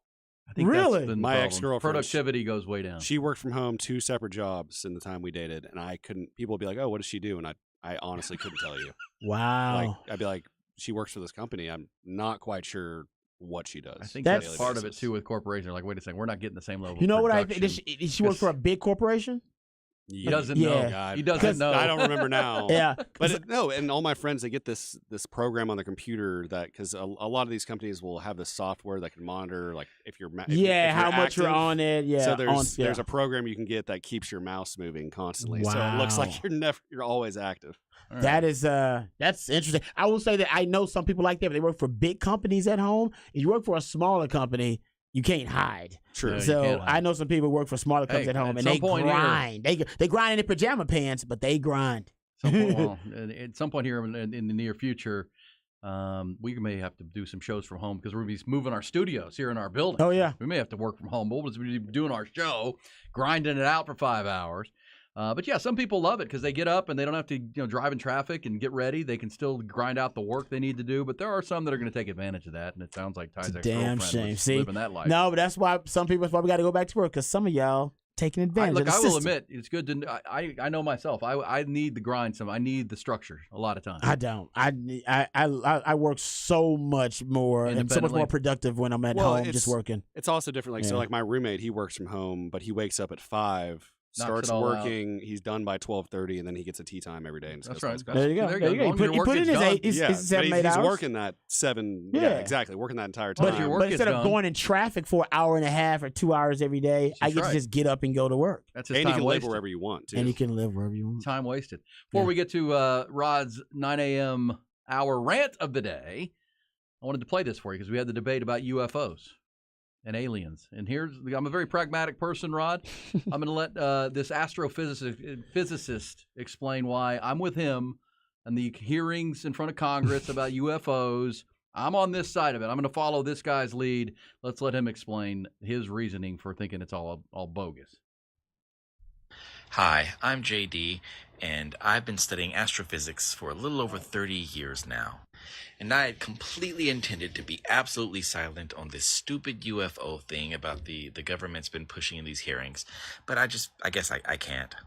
I'm going to save you reiterating the degrees I have in physics and astronomy and the papers I've read and the books I've read and all that stuff, and I'm going to go straight into it. First off, for those of you that understand that a light year is a distance, not a speed, a light year is about 5.8 trillion miles. And that is the distance that light travels in 1 year. To say this again, if you are traveling at the speed of light, it would take you 1 year to go 5.88 trillion miles. Keep that in mind. We're going to get back to that in a second. The nearest star system to us is called Alpha Centauri. Now, it's made up of a few different stars. But in Alpha Centauri, Proxima Centauri is the one that's actually closest to the sun.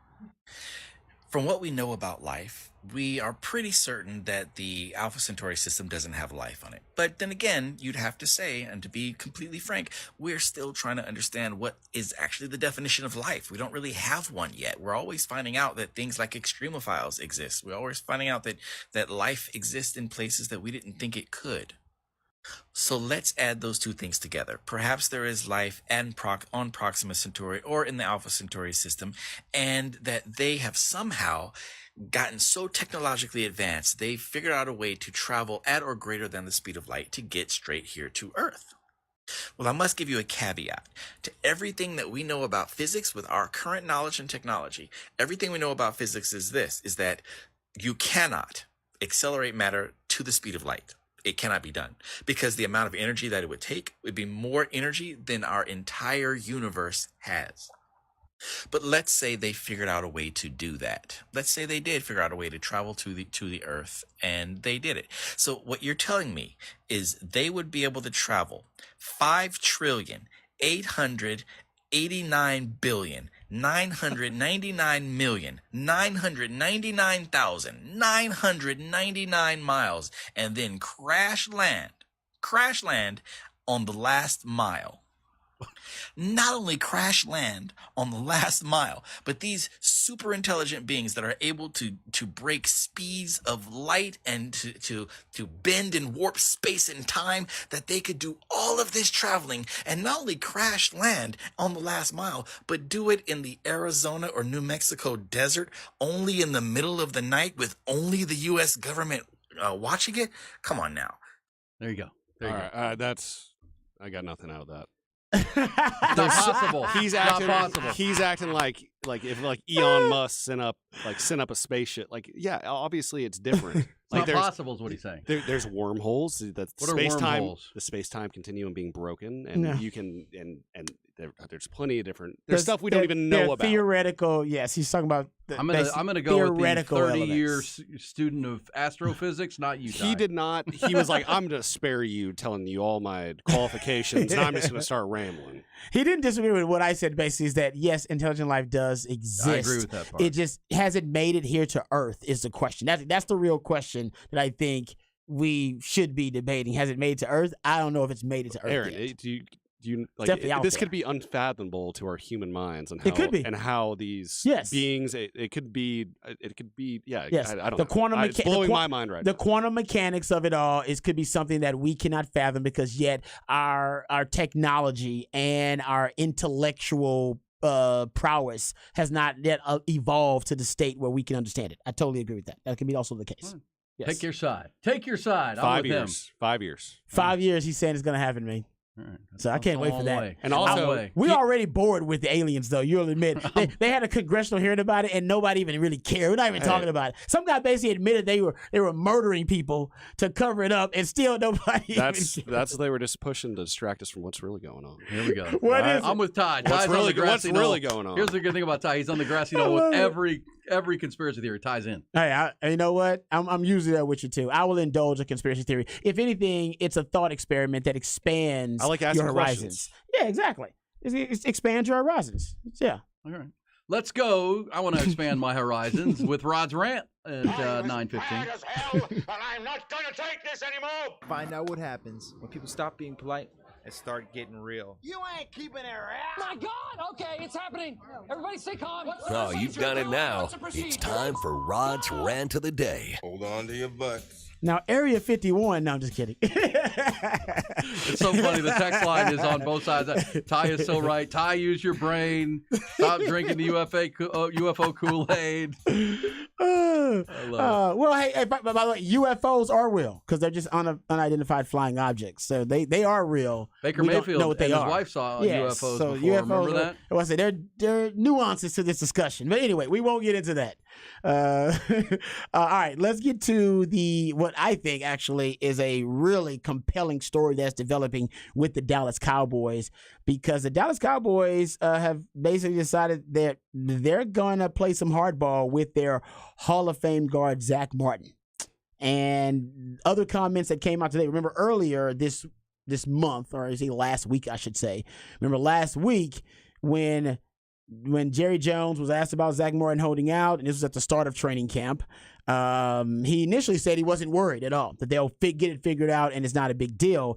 Then he changed his tune about 3-4 days later into training camp, and he said, we can't pay Zach, I'm paraphrasing, because we got to pay Micah, right? Basically, Micah's got Zach's money, and Zach signed the deal. Now, we're 12 practices in, $600,000 is the number of the number for fines for Zach Martin. So that's the amount of fines he's incurred so far. And now they're at a stalemate. This was Jerry Jones on Monday when asked about Zach Martin's holdout. This is via the Dallas Morning News. He said, surprise is really not the word there. It's very costly, and so that's where we are. Huge, significant ramifications happening here by anybody's measurement financially. When they were asked about, what the Cowboys going to do if it is a long-term holdout, because the Cowboys didn't anticipate we'd get to day 12. Jerry Jones said, quote, you realize that not having him here, it could happen on the next play and you're not happy. He said, so you've got to put that one and say, we'll just move on here without him. But you say, boy, that sounds concerning. No, I'm just trying to give you how you really have to look at it.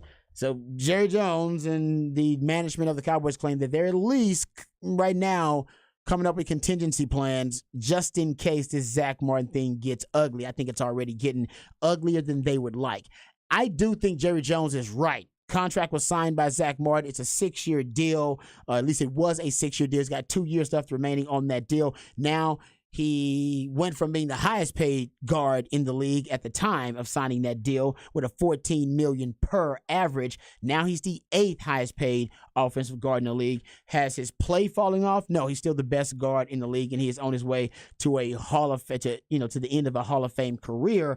But yeah, now with that long-term deal, he cannot compete with the other guards who have signed deals recently and have now passed him or surpassed him in the average annual salary. So he wants to be paid like the top guards in the league, and right now he's 8th on that list.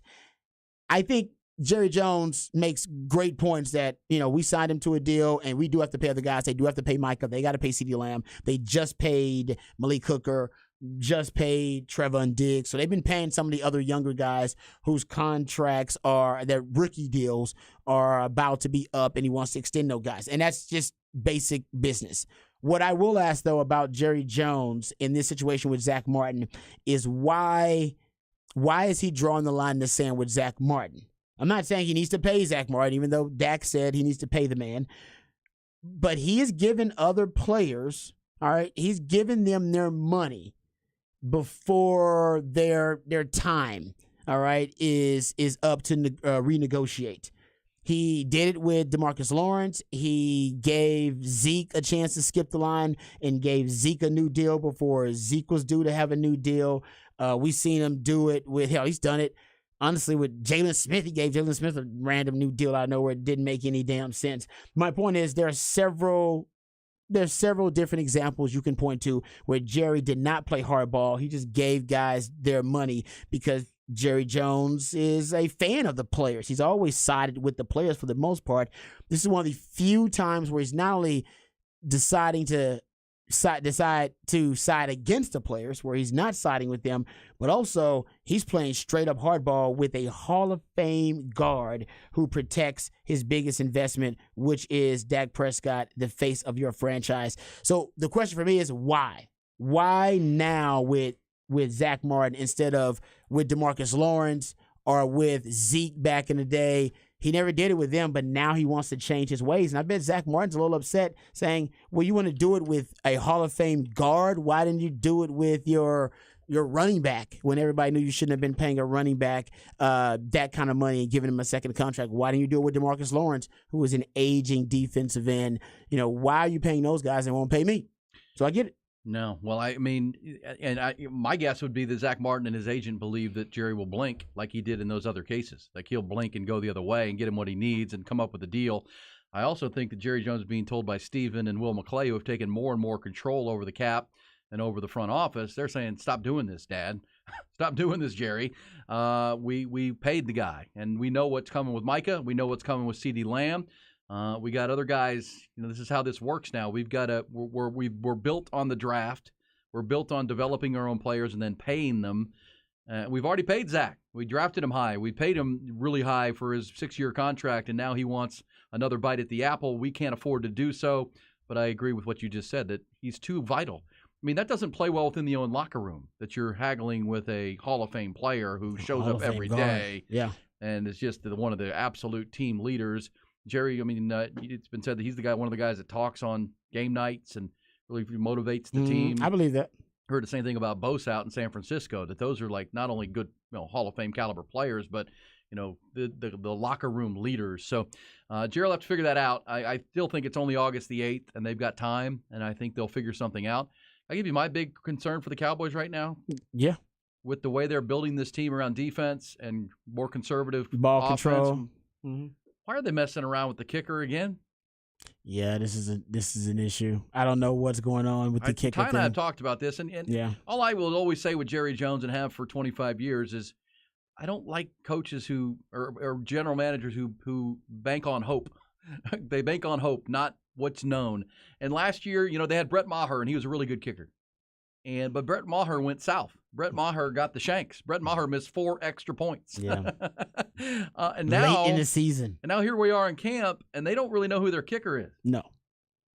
Brandon Aubrey is going to be the guy now. USFL kicker. They cut a kicker named Tristan Vizcaíno, who was supposed to be their guy, but he's had an awful camp. I don't know. I'm good. You're good with this? I mean, they won those games that Brett Maher missed those kicks last year, so. Wow. It's okay. Brett Maher got signed. If you're banking on your defense winning you games, ball control, fewer points, as he has said about Kellen Moore, then every point matters, Rod, and the margins are slim. Field goals, extra points. I just don't know. Do you have a better option? Is Cameron Dicker still out there? Well, did you do everything you could from the start of March to find the better option? Because if you knew you weren't bringing back Brett Maher and you were going to go a different direction, well, go get a really good veteran kicker. If this is the way you want to build your team. Trusting and hoping that Brandon Aubrey, who played soccer at Notre Dame before signing with he didn't even kick at Notre Dame, played soccer at Notre Dame, and then signed with the Birmingham, whatever they are, of the USFL and made 18 of 28 field goals for the Stallions. 18 of 28? Yeah, Oh, it's 18 not- of 22. I'm sorry. okay. 18 and 22. 22 of 24 on extra points. I agree with you. I don't know why the Cowboys have been so irresponsible about their approach to kicker and running back. I think they've been a little bit haphazard in their approach to both. Well, think about the running backs. And consider, like you said, that's their formula. Going to be running the ball control. Yeah. They're going to win with defense, and you rate slim margins. And two of the most pivotal components for that formula, your running game, your running backs, and your kicker, they're question marks. But I don't understand why you would allow that to happen. Well, I know. And that the Cowboys still have some cap space to get the Zach Martin thing done. People are saying, what's your solution, E? Well, look, they should have had a plan in March when league business began to solidify the kicker position. Mm-hmm. I understand that in August, kickers don't grow on trees. I get it. But you're hoping that this kid works out, and if he doesn't, you'll be adding another guy. And on the running back side, they're hoping Tony Pollard can withstand the wear and tear of a full season. Malik Davis is another young running back of theirs. Rico Dowdle. Was that Rico Dowdle? And then I see the story the other day that the Saints have brought in Kareem Hunt because they have the Alvin Kamara issue they're dealing with. And, Benjamin got hurt. I love the Cowboys to have gone and gotten Kareem Hunt for some insurance at running back. But of course, I like that guy. Okay. It says Dicker not available. He's in Chargers camp as the starter. That is true. So there might be some kickers get cut though once they because they had it. Get the Dustin rosters Hopkins was the starter in So I think LA. they might have to. Yeah, some teams they keep a couple on just to compete. Because he was the only reason Dicker was there last year because Hopkins got hurt. Yep.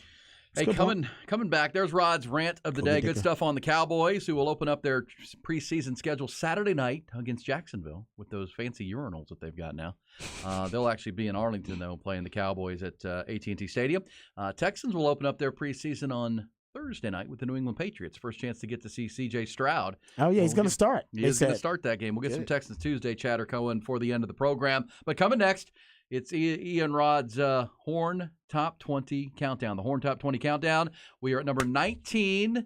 It is one of the best players in all of college football is their quarterback, but how good are they as a team? We'll hit the North Carolina Tar Heels coming next. The Horn. Aaron Hogan and Rod Papers, mornings 6 to 11, with all the news, stats, and fun you need to start your day. The Jim Rome Show, 11 to 2. Interviews, your calls, and emails. And Jim Rome, the man with a take that doesn't suck. 2 to 5. The Horn welcomes The Rich Eisen Show. Sports, laughs, pop culture, and all-star guests. Then 5 to 7, our very own Patrick Davis takes over with the Sports Complex, sports analysis, special guests, and more. 101.9 FM, 1260 AM, and worldwide on the Horn app. Austin's sports leader, The Horn. Quicker games, more action. Baseball looks different in 2023. So do the Texas Rangers. Summer is fun again in Arlington. Make your plans to catch a game or two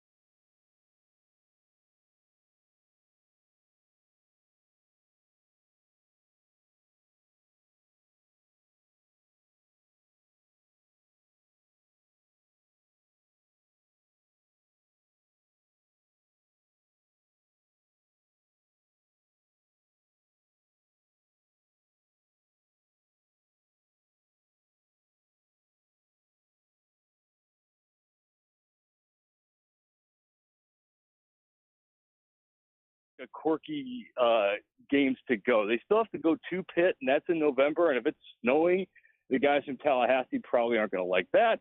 And then they still got to deal with the finishing kick game against Florida. So I like them. I kind of see them more 8-4-ish as opposed to being this 11-1 team that could be on the outside right in the mix of the college football playoff. No question. Pete Fiutak is with us. ACC, I don't say loaded, but they do have 2 top 10 teams in the preseason coaches poll with that Clemson team quarterbacked by a local product here from Austin, Cade Klubnik. There at Clemson, and then Florida State. Pittsburgh, always kind of a sleeper team for Pat Narduzzi. Not North Carolina. Can they find some defense to go with Drake May? Pete, real quick, I saw a tweet from your Twitter handle, which, by the way, is at Pete Fiutak, and that is spelled Fiutak, is where you'll find Pete. But you had a tweet about the ACC and not doing its job if they don't look into Stanford and Cal now that the Pac-12 has fallen apart completely. They're down to 4 teams, and what do you make of that? Can the ACC try to appease some of their membership and add some more revenue by going west? Is that something you think is actually feasible? It's possible, but they're going to have to do some hard work to get there. But that's kind of where things are going. I mean, look, in the read the room category, everyone's yelling at the Pac-12 for not being forward-thinking enough, and now they're done. And so the ACC, what they're doing is either they can get Stanford, Cal, Washington State, and Oregon State, and open up a western branch of the ACC, which is what the Big Ten's doing with its Pac-12 gets, which is the way you need to do things. You need to expand the footprint. You need to expand the markets. You need to get first of all, the base, the eyeballs, and the student bodies who can look nationally a little bit better. And this would accomplish all of that. And you kind of lost in all this are the academic side, which is what makes the college presidents happy. And so the Conference of Duke and Wake Forest and Virginia and Miami and all those great academic institutions. If you're adding Stanford, the number 1 ranked FBS school by U.S. News and World Report, and Cal, which I believe is 9th among all 133 FBS schools, all of a sudden you've got a pretty good thing there. And the Bay Area, which I know nobody there really cares about college athletics, but look at the Big Ten getting Rutgers. It's about markets. And you get a little bit something else with Washington State and Oregon State with 2 rabid fan bases who are going to be loving the fact that they're in something like this. So it would be a fantastic move if they could figure out how to pull this off. Does make a lot of sense. It's a long way with the Atlantic Coast Conference with 2 schools on the Pacific Coast, but that's college football these days, and college athletics and the academic things certainly line up. Hey, Pete, while we have you, you get your good thumbnail on the ACC. Yesterday we talked Texas Tech at number 20 at the back end of our top 20 countdown. Texas Tech Red Raiders with their quarterback back in the Big 12. What do you make of Get Your Guns Up? Are they a team to watch with Joey McGuire in year 2? Absolutely. That is a fun team. Everything is in place. I am a huge Tyler Shough fan. He's one of those guys who kind of, along with DJ Uiagalelei, if you're looking for who's this year's possible Joe Burrow, who's that guy who, has been kind of lurking, pretty good, but has all the tools where if it all comes together, the scouts are going to be like, wait a minute, there's a guy with everything a number 1 overall draft pick should have. Obviously, everyone's in love with Caleb Williams, and obviously everyone's in love with Drake May. But in terms of just the raw tools, Tyler Shough is it. And they've got that offense that can absolutely light things up. The problem, however, even before all the expansion kicks in, is look from top to the bottom of the Big 12. Where is your free space game? You don't have like a Stanford. You don't have a Northwestern. You don't have, West Virginia, if that's your maybe your worst team, who else? Kansas? Maybe Iowa State, who's a lot better, even without Hunter Dekkers. So Texas Tech is very, very good. So is everyone else. So, but that is one of those teams that absolutely, can come in the season and think that if you look at the history of Texas Tech, there's not a lot there in terms of ever winning anything. This might be the year where they can kind of break through. I'm not going to say they're going to be TCU, but they can certainly be right up there with Texas and maybe Oklahoma if they turn things around to be right in the mix for at least to get to the Big 12 championship. Hey, Pete, one of the programs that's gotten a lot of hype in the offseason, some good, some bad, Texas A&M Aggies. In our neck of the woods, people talk a lot about the Aggies these days, especially with the hiring of Bobby Petrino. What are your thoughts about how Petrino will affect that offense, and what are your thoughts about how the Aggies are going to finish in the SEC? And that's got to be everything. Look, it worked for a while. The controlled tempo, slow and go offense, In 2020, it should have gotten into the college football playoff. They probably deserved it more than Notre Dame did. But obviously, it's just stagnant because when it doesn't work, their problem was if the other side could get to about 20 points, they had a hard time keeping up the pace more often than not. And now, at least the offense is going to have a whole lot more, better paced offense, and they've got the guys. Now, all those great recruiting classes of recent vintage haven't come through yet, but they've got enough talent on the lines. They got enough talent everywhere else. But the key is going to be, and it was the question last year, and it's still there. Where are the proven skill players? Where are the deep guys, deep bench of guys who can really crank up that attack? And then the other problem, kind of like I just mentioned with the Big 12, where's your easy game? Where's your free space game in the SEC West this season? And because there isn't one. So look, it stinks to live in the SEC West because that's probably a 9 to 10-ish win team that's going to have to battle to get to 8 wins with this schedule they got. He is Pete Fiutak. We'd be remiss if we didn't ask about Texas. They're picked to win the Big 12 by the media. We were calling it the all-gas, no excuses year for Steve Sarkisian. Seems to have all the pieces, and Quinn Ewers has to play well at quarterback. What's your opinion of Texas?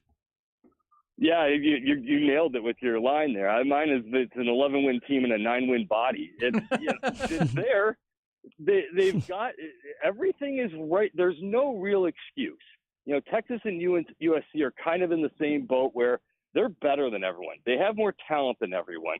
That's the team that should be 11-1 and playing in the conference championship with a shot to go to the college football playoff.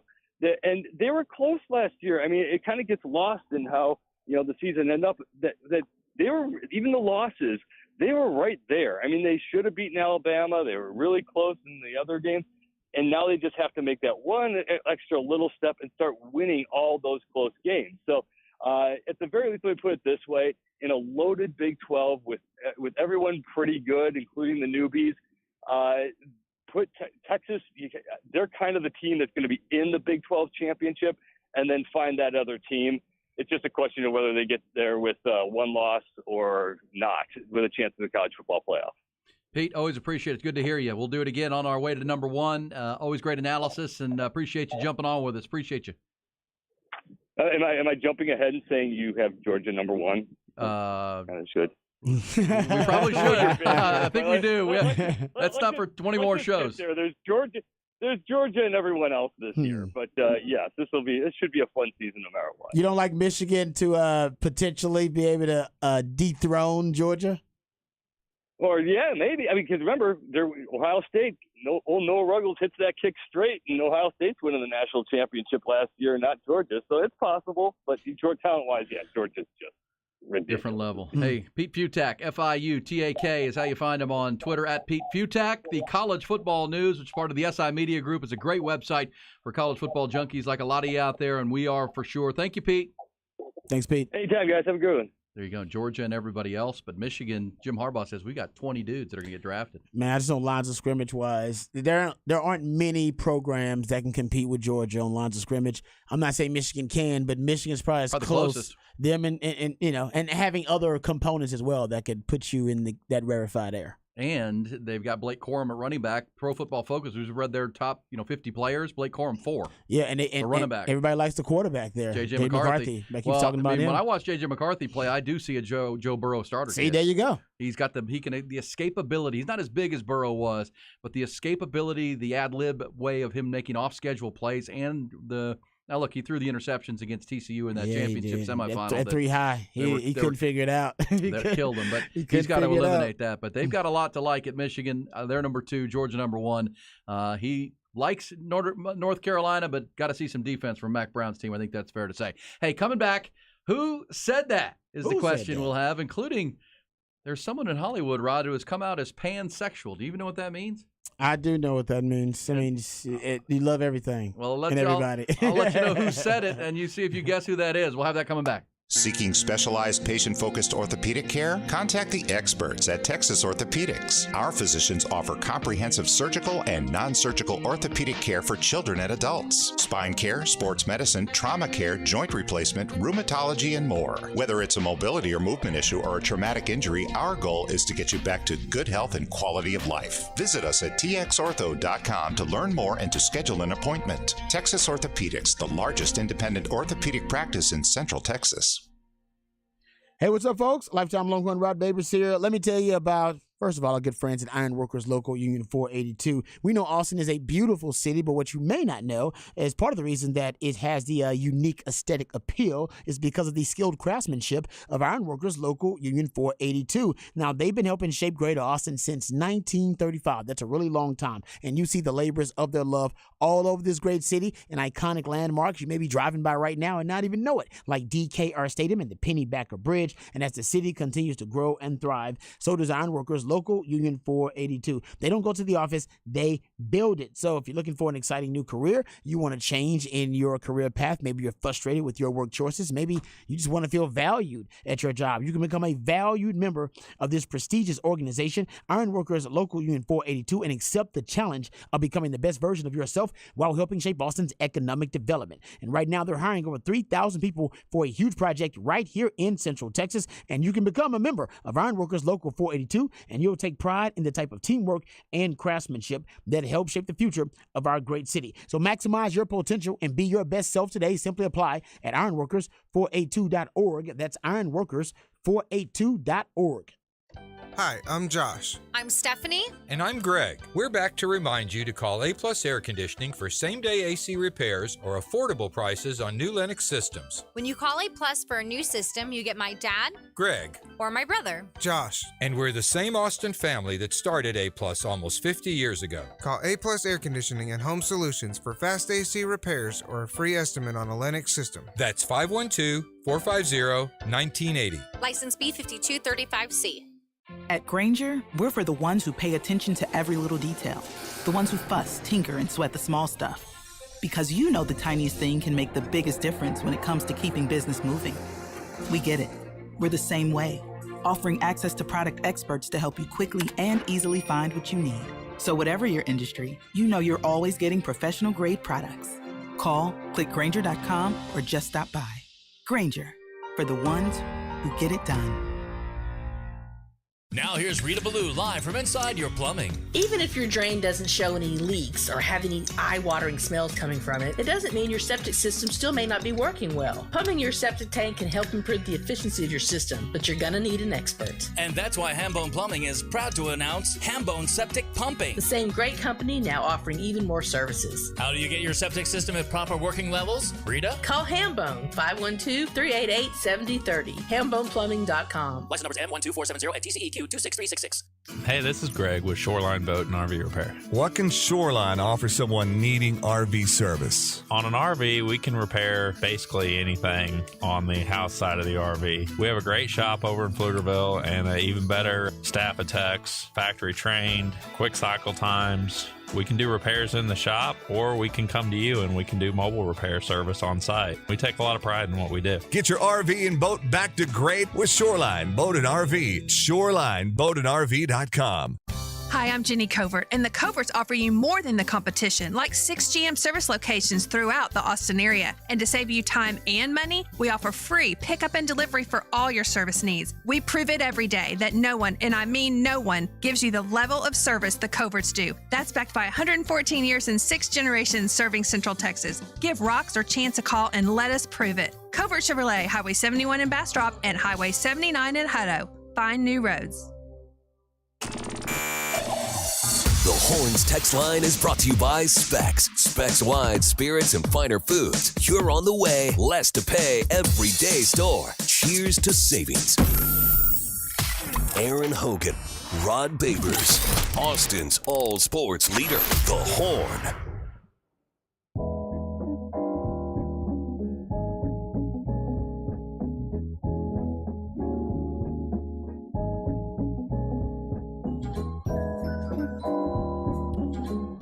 Five and 5. We're going into our 5th hour next hour, but you know it's time for Rod Babers on Ian Rod B. It is time for Who said that? Who had been saying that? Who said that? Who said that? Who said that? Yeah. Who said that? Who said that? All right, Rod, do you know, I'll let you play the first piece of audio, but I don't have the audio on this, but I'm going to say it anyhow, that you know who said that they have come out as pansexual in Hollywood, saying to me that being pan means being able to be attracted to anyone who identifies as gay, straight, bi, transsexual, or non-binary, being able to be attracted to all across the board. And I think, at least for me right now, that's the proper place. That's the proper place.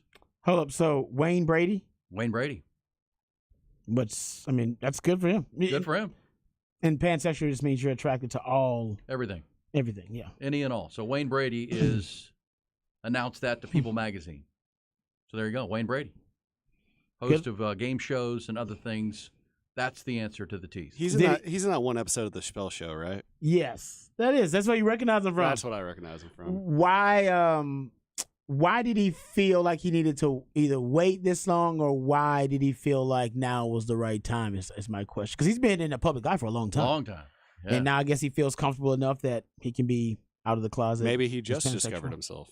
That's true, too. Could have just found out that he likes all flavors, every damn thing. Yeah. Or that's going to be true, too, yeah. It just told People magazine. You have to go read the article. There's an expose in there. I think I can't wait till we get to the point in society where you don't have to come out of the closet, where everybody's all good, loving whoever you want to love. I'm with you on that.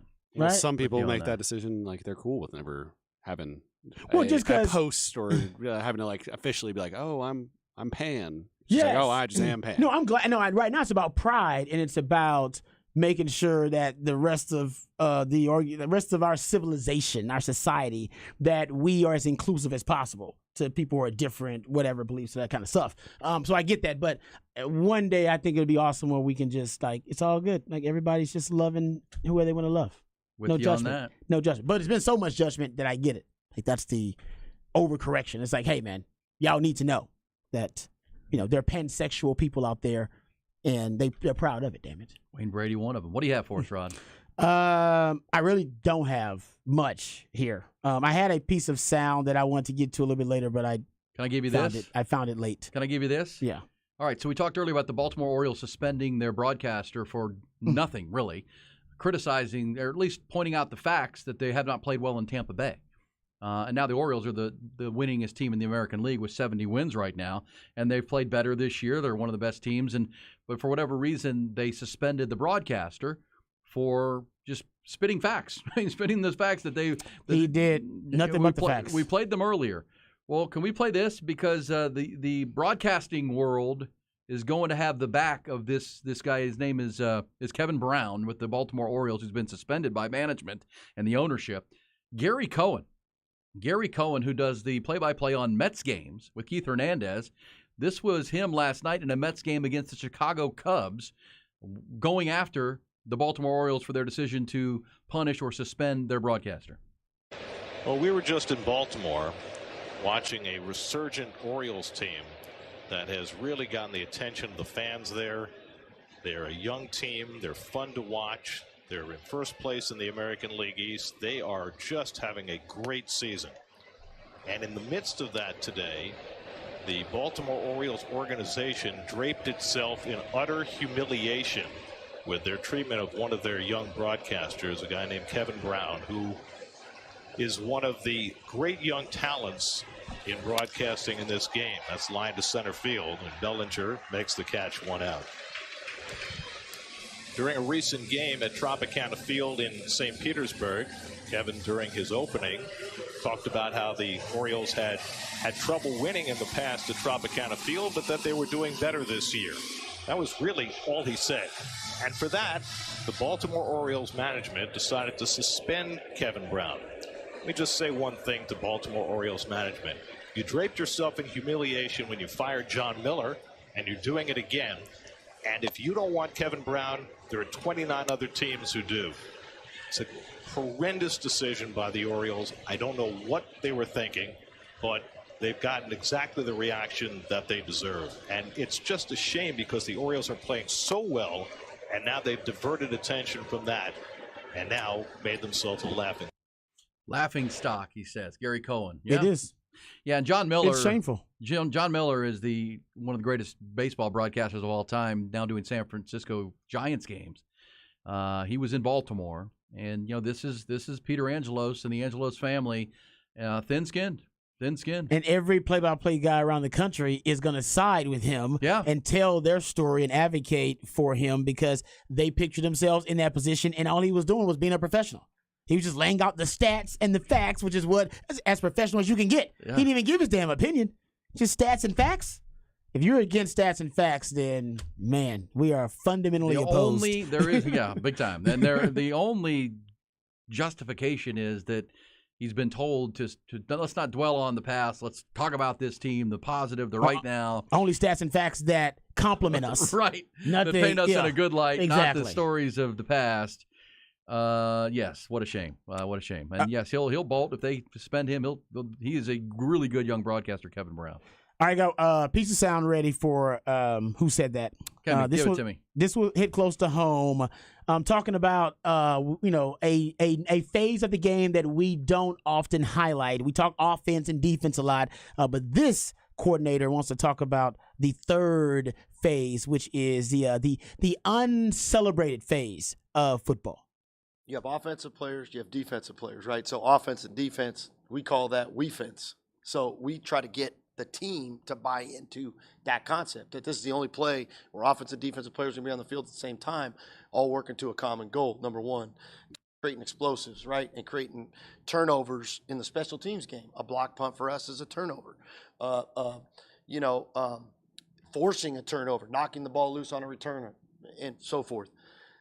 The collective group on that deal, there's going to be a DeMarvion Overshown and Roshan Johnson. There's going to be a high-profile player because we believe in that, and that sets the culture for our building. If our best players are playing teams, and they ain't got to get worn out, but if they're playing one or two and they're in impact positions, that's going to make those freshmen come in and say, that's what I want to do. It's not big enough for them. It ain't big enough for me. But the culture of that group on the sideline, that's a 60-person group. That's not an 11-person group. That's all those scout team guys, all those dudes that make those plays, and they're practicing the opponent's stuff, and they're trying to make them come alive. All of a sudden, it comes alive. That one play that comes alive, it energizes the entire sideline, the entire team. And so to answer that question, that's what it's about for us, and that's what we try to build. And to be honest, Sark puts more time, and he's in more meetings on special teams than any head coach I've been in. And he has the energy level of me when it comes to talking about special teams, and that's grateful for me that I work for a guy that believes in it that much. It's called we-fence. We-fence. Instead of offense or defense, special teams is we-fence. If you ask Jeff Banks, so that's what that was, the special teams coordinator for Texas. Who said that, Jeff Banks? Who might be the premier special teams coordinator in the league. And they've hired Joe DeCamillis as an advisor who's 31 years an NFL special teams coordinator. About to get better. Won a Super Bowl just 2 years ago with the Rams. So, go back to when Jeff Banks was at Alabama with Sark, and the Heisman Trophy winner is Devontae Smith. He's covering punts. Yep. That's wild. That's covering punts. That's pretty wild, yeah. That's crazy. Like, what's he doing out? Oh, he's covering punts. Did somebody change jerseys with Devontae Smith? No, he's covering punts. Putting the best 11 out there. With the best we-fence. I love that, Rod. I like that, Great too. stuff right there. Also good from Gary Cohen of the New York Mets. And who said that? We'll say more coming. Did you see what Mike Vrabel's doing? One of your Rod's thoughts on this coming up. Love it. Mike Vrabel, head coach of the Tennessee Titans, with an interesting way of approaching a preseason game for the Titans this coming weekend. Also, we'll go behind the burnt orange curtain one more time before we're done. It's E and B, or Rod B, in the morning. Still looking for a great name. Bring them strong. The Horn. Aaron Hogan and Rod Babers, morning 6 to 11, with all the news, stats, and fun you need to start your day. The Jim Rome Show, 11 to 2. Interviews, your calls, and emails. And Jim Rome, the man with a take that doesn't suck. 2 to 5. The Horn welcomes The Rich Eisen Show. Sports, laughs, pop culture, and all-star guests. Then 5 to 7, our very own Patrick Davis takes over with the Sports Complex, sports analysis, special guests, and more. 101.9 FM, 1260 AM, and worldwide on the Horn app. Austin's sports leader, The Horn. Take me out. Margarita Salsa Fest is happening Saturday, August 19th at Buda Amphitheater featuring Pat Green. You don't want to miss this great day with live music from Mickey and the Motorcars, Trio Tripiano, Rochelle and the Sidewinders, and Texas music legend Pat Green. And it isn't called Margarita Salsa Fest for nothing. Lots of margaritas and salsa on hand. So mark your calendars for Margarita Salsa Fest Saturday, August 19th at Buda Amphitheater in downtown Buda. Woo! Tickets and info at visitbuda.com. Beat the heat with cool savings on a new RV for just $219 per month. Crestview RV in Buda, I-35 South, exit 220 next to Cabela's. And in Georgetown, I-35 North, exit 268. Online at crestviewrv.com. See dealer for financing details. All offers with approved credit. Do you struggle with recurrent UTIs, kidney stones, male or female urology issues? Stop trying to cope. Trust your care to the experts at Urology Austin. Our highly trained specialists treat men and women for a variety of urological issues, including leakage, overactive bladder, kidney stones, urinary tract infections, blood in the urine, and much more. Visit urologyaustin.com. We have over 50 providers at 18 convenient locations across Central Texas. We also have a team of pelvic floor physical therapists. Learn more at urologyaustin.com. From the UBO Business Services Studios, you're listening to KTXX FM and HD1 BK, KTAE AM Elgin, K270CO Round Rock. Guests on the Horn appear courtesy of the Vaqueros Cafe and Cantina Hotline. Vaqueros now delivers and offers curbside pickup. For info on placing your lunch or dinner order, visit vaqueroscafe.com. We're rolling. Take double cut. Aaron Hogan, Rod Babers, Mornings, Austin, Texas Sports, The Horn.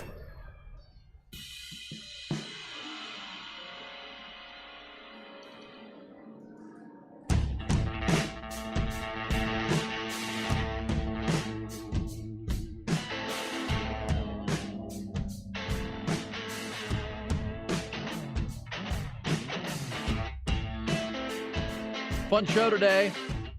Talked about a lady who dealt with a snake attack and a hawk attack on the same lawn mowing experience. She basically won the lottery, except it was a bad lottery. Yeah, the odds of that happening to her are probably the same odds of you winning the mega. Is it $1 billion now? What is that? What is the? Like 1.2. What's the jackpot? We're at $1 billion. Ooh. Yeah, I always know that the Mega Millions is up high because you got the lines are long at the convenience store. Everybody trying to get that ticket. Yeah, that $1 billion ticket. And they take a while. Oh yeah. They want to get all the right numbers. The numbers, yeah, you got to pick the right numbers, man. That's what I don't play the lottery. I probably should. I don't either. I don't play it because I don't think I'm that lucky. I don't either. I need to have more faith in my luck. Well, I'll have some good luck. When I was doing the show with the Buck, that's one of his. Oh, the Buck loves. He loves the lottery. He's been trying. He's 68 years old, and I was like, Buck, my luck. What if I win this thing? I'll feel terrible. Like I'd never played it, and I all of a sudden win. You've been playing your whole life. You got to give them something. You got to break them off a little something. I just give it to them. You got to break them off a little. It's for something. the kids. You have that. It's for the lottery's for the kids. Oh yeah, yeah. That's where all the money goes. That's where the money goes to education. Mm-hmm. So yeah, that's good. The lady was down in Silsbee, Texas, and a venomous snake landed on her arm while she was mowing her lawn. She's got a great big lawn out there. She was on the riding lawnmower, and out of the sky comes a snake, which is biblical stuff enough. Snake out of the sky. You're like, False. What the hell? Yeah. So it starts wrapping and constricting around her arm. When the next thing you know, while she's not freaked out enough about that, Peggy Jones, here comes the hawk. A hawk who apparently had dropped the snake, who thought it had dinner, all sewn up, to come back and get the snake off of her arm. Oh, yeah. Because you can't have it. That's mine. You can't have that. My snake. That's all me. Mm-hmm. That's me. Moments later, the hawk, and then, of course, they started to wrestle and scratched the hell out of her right arm. And, we got pictures and everything. I retweeted that story, but that led us to a conversation about animal attacks. How about you getting attacked by two animals at once? They're fighting over. One's not trying to attack you. One is basically trying to escape being dinner for the hawk, and then in the process, you're just collateral damage. Yeah. Nature is just happening here in front of you. Yeah. I was thinking about those happenstances, winning the lottery.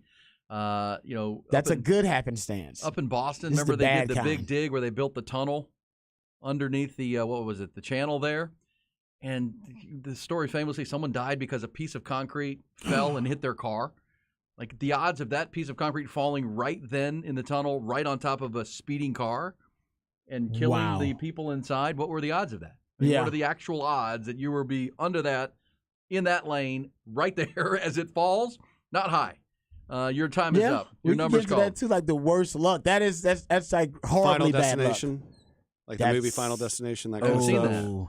Well, Final Destination is not just bad luck. That is, that's whatever death. that force that comes out, you have the been wind. able to escape death, and death will always win. No matter. Those are good movies, Aaron, if you haven't seen them. What are they called? What are they called? Final Destination. Final Destination. They were pretty good. They were creepy in a weird way, as that they would have all these creative ways that they would kill people in Final Destination, and it would make you, after watching the movie, I think they had like 2 or 3 of those things. Like 5. A bunch of them.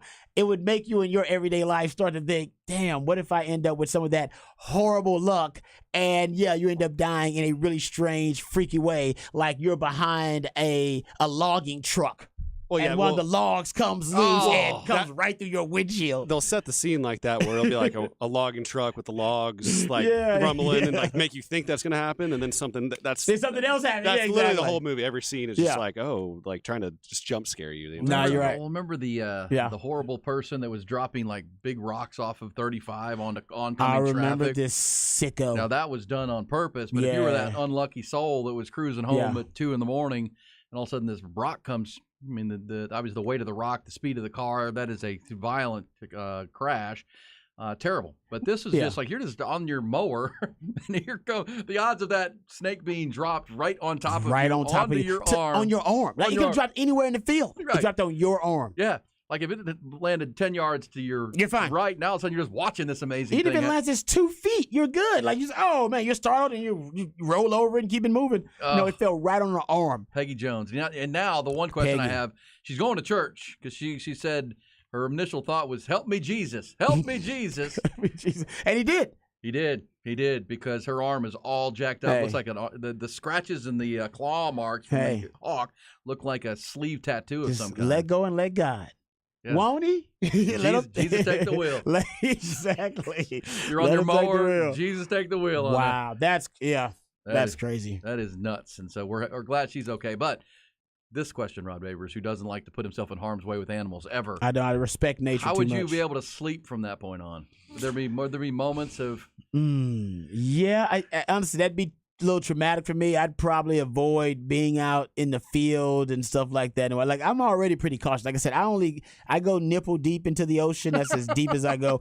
And now I'll go waist deep because somebody said, oh, no, nipple deep is way too deep, because Ty pointed out, jellyfish and other stuff like that. They go, and there are some sharks that can swim like that too. No, I'm good.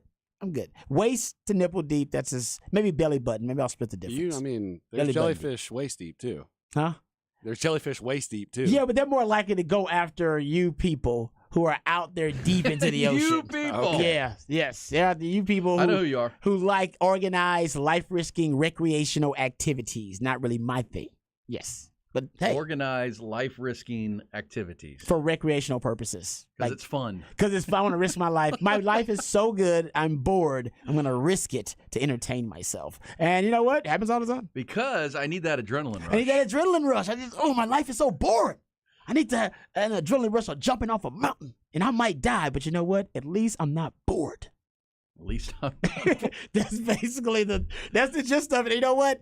Good for y'all, because I don't know if I can do it. I do want to skydive one day, but I figure like I'm going to be at death's door, and I'm going to wait till I'm like an old man, and I'm about to, and anything could kill me, and I might try to do it then, as I get older. Right now, I still got prime left. Got to raise a kid and stuff like that. Yeah, well, that's the news you've broken. Your wife is with child. Yeah, so I can't be just jumping out of planes. That was always my argument. I'm like, you know what? I should have done that before I had kids. And I had 3 kids. I can't be jumping out of airplanes. You can't afford to die in a dumb way like that. Well, you're going to die, but you want to die in a dumb way. Because I know it's probably statistically not going to happen. But at the same time, if it does, I'll feel terrible.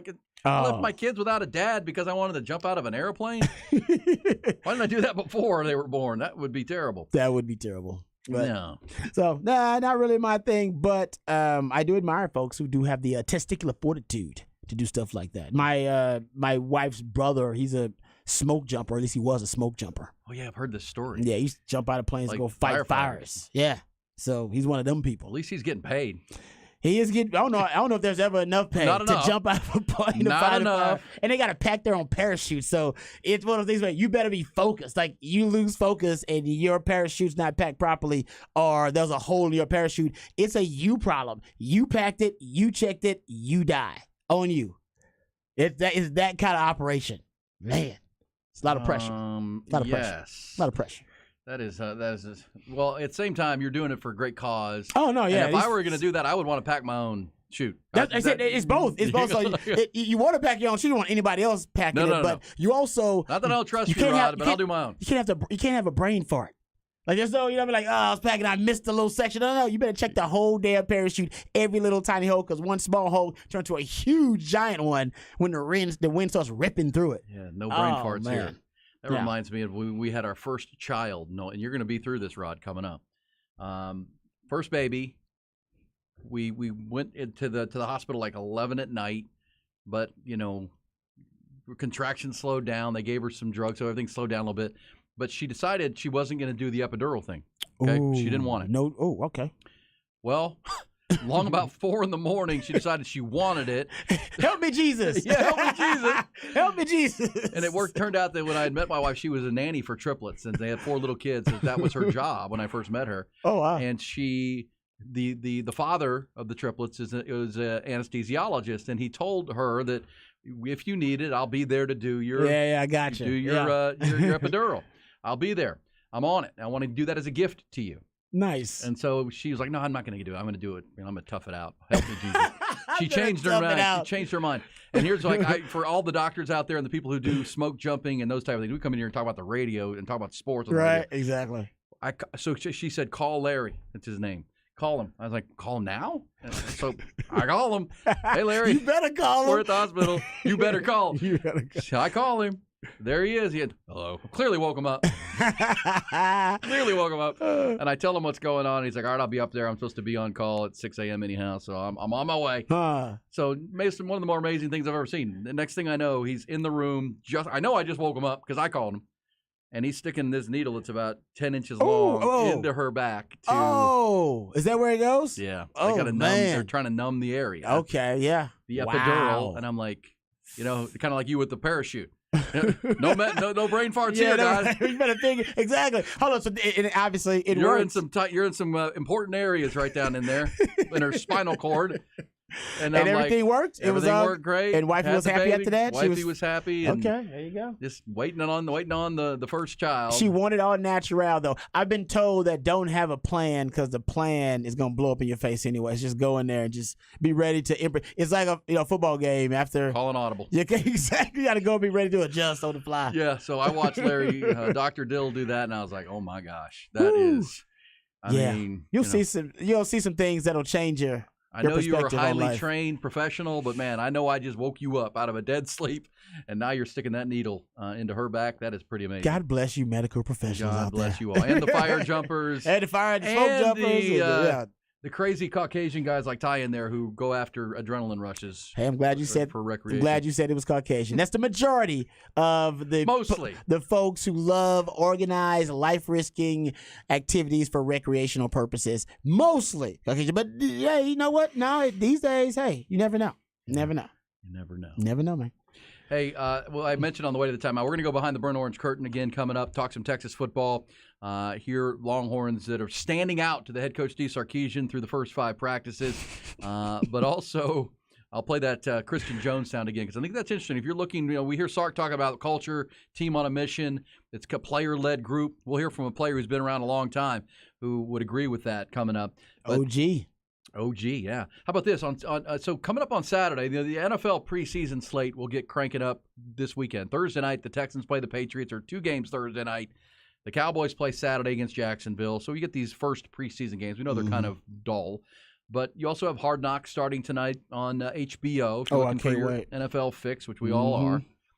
Well, Mike Vrabel, who's the head coach of the Tennessee Titans. Love me some Mike Vrabel, man. I'm a fan. Has announced that he's going to allow his fellow assistant head coach and D-line coach Terrell Williams to serve as the acting head coach during their preseason game. Vrabel will be there to assist, but wanted to give Williams an opportunity to gain experience and exposure because he thinks he has an opportunity to be a head coach in the future, and he gets to run the team. It's really cool, man. That's so cool. I mean, think about it. In any industry, if you are passionate about it and, obviously you're committed to a profession or whatever it may be, what you really want is an opportunity. Like, everybody's like, man, I just want an opportunity. When you first got started, you wanted to be a sports radio guy. Yeah. You was like, I just need a chance. I just need somebody to give me an opportunity. I'll give props to B&E. You guys gave, for 2 decades, gave a lot of producers that opportunity. And they ended up becoming, Chad Hastings of the world and Brad Keldon's of the world. And it got a lot of guys. Ari Temkin. Yeah, they went on to accomplish their dreams. Yeah. Ty's going to be the next one, right? You want that. You want die skydiving. That's true. But you want that opportunity, and there are a lot of coaches, they are dealing with the same thing. They just need an opportunity to show what they got.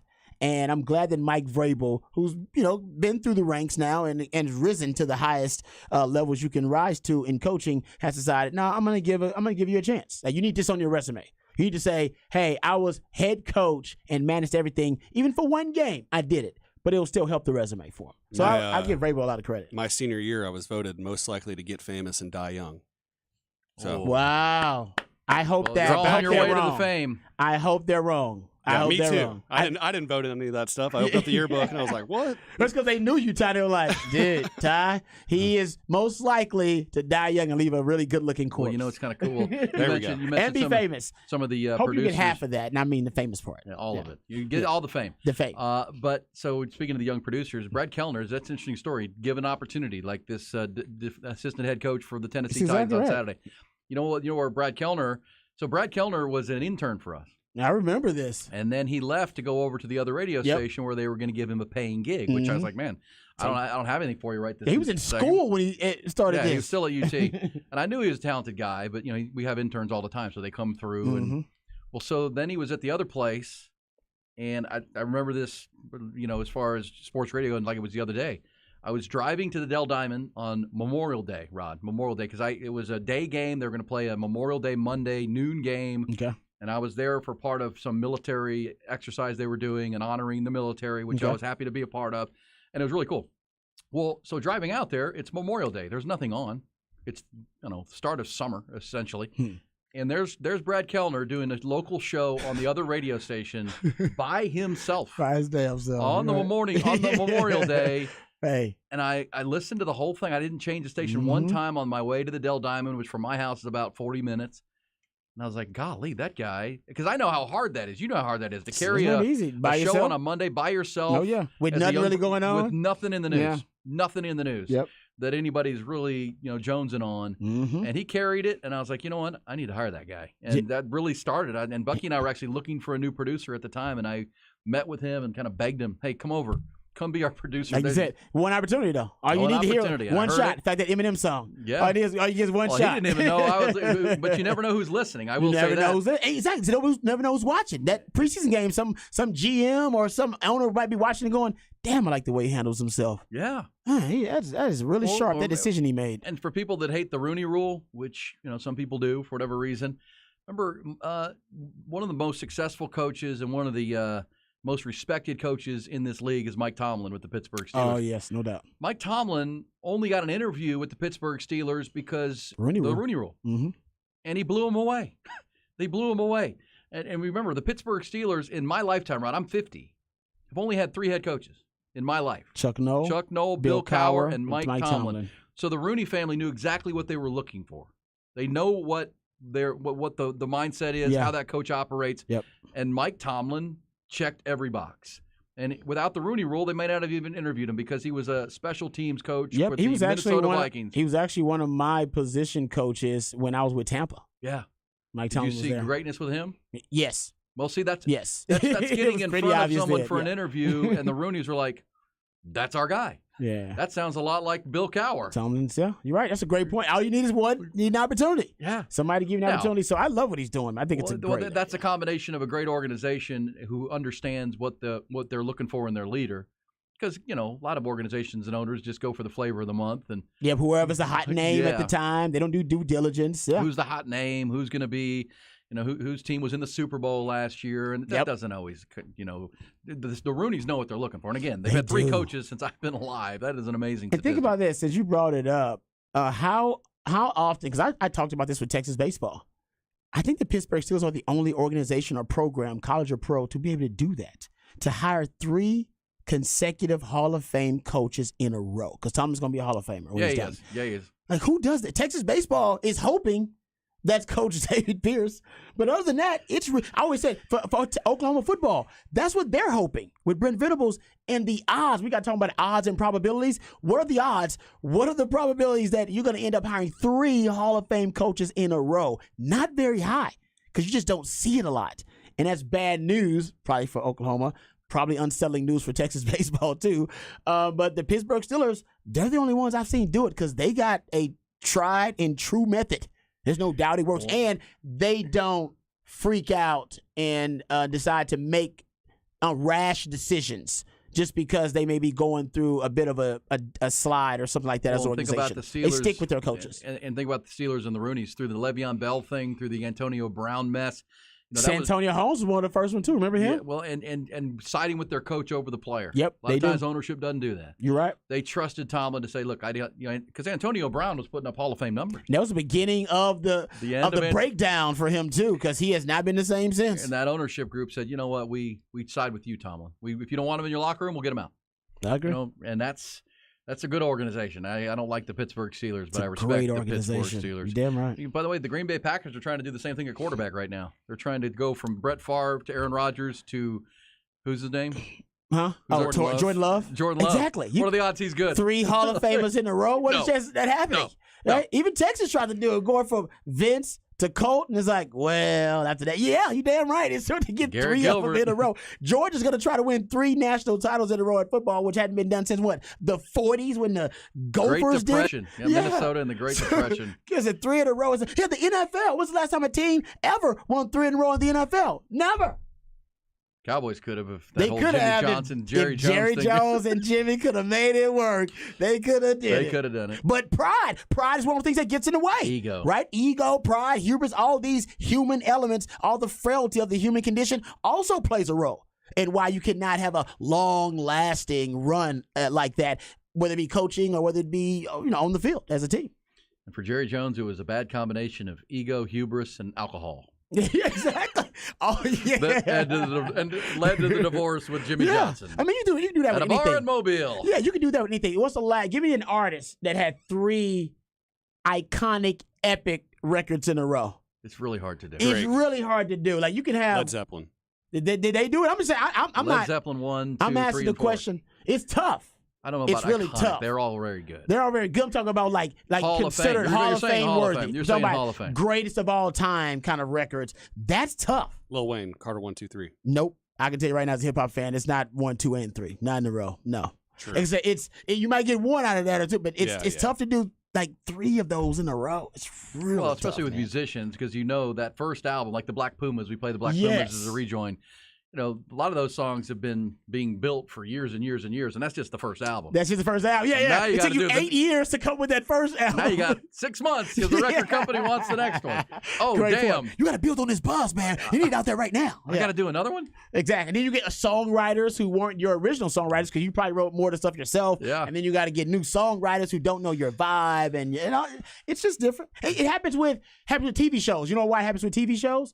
Because same reason coaches for, iconic programs and organizations, they put these, great dynastic runs together. And what happens to the coaches? They start poaching coaches. Take off. Right? We go, yeah, exactly. They'll get jobs. Attrition Yes, happens. they go get jobs. Same thing happens in what I learned, and I'm sure Monty can talk about this, with television shows. The reason television shows get worse and their 4th, 5th, 6th seasons are always usually, deteriorating or they're getting worse is because they take all the writers. All the really successful writers, they left to start their own shows. Oh, yeah, they made got a their bunch own of pet money. projects. They made some money. They're like, nah, we're going to leave that alone. We're going to do something else. And then the writing gets worse in the shows because all the great writers are gone. Well, that's so when you see greatness, I have a favorite artist named Jason Isbell, who's Oh, yeah, about I've a heard you talk 10-year about run him. has done Yeah.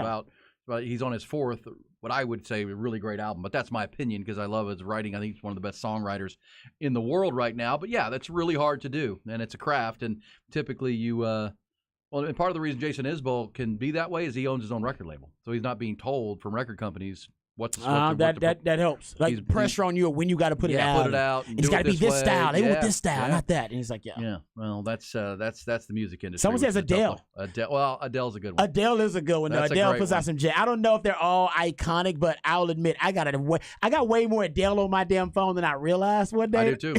I do too. I was like, damn, why have so much Adele? Because she's damn good. She's a goat. She's a goat. She's all the time. fantastic. And she doesn't put out albums all that often. When they come out, they're really, really good. They are. They're worth really it good. when she puts something out. Yeah. Good stuff right there. We'll come back. We've got to go behind the burnt orange curtain one more time, talk some Texas football. 5 practices in, also before the end of the hour. What's popping, including a riverfront brawl in Montgomery, Alabama. I need Rod's details. You seen that? What the hell's going on in Alabama? Crazy, man. Also, we'll preview that big Astros-Orioles series that opens up tonight in Bmore. That's all coming here on Ian Rodby.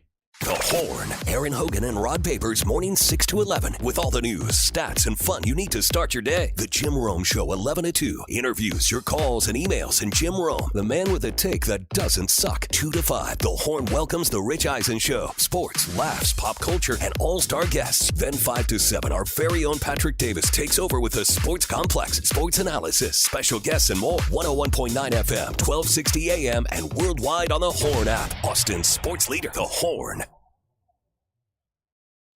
Sharp Vision Modern LASIK, folks. Simple appointment.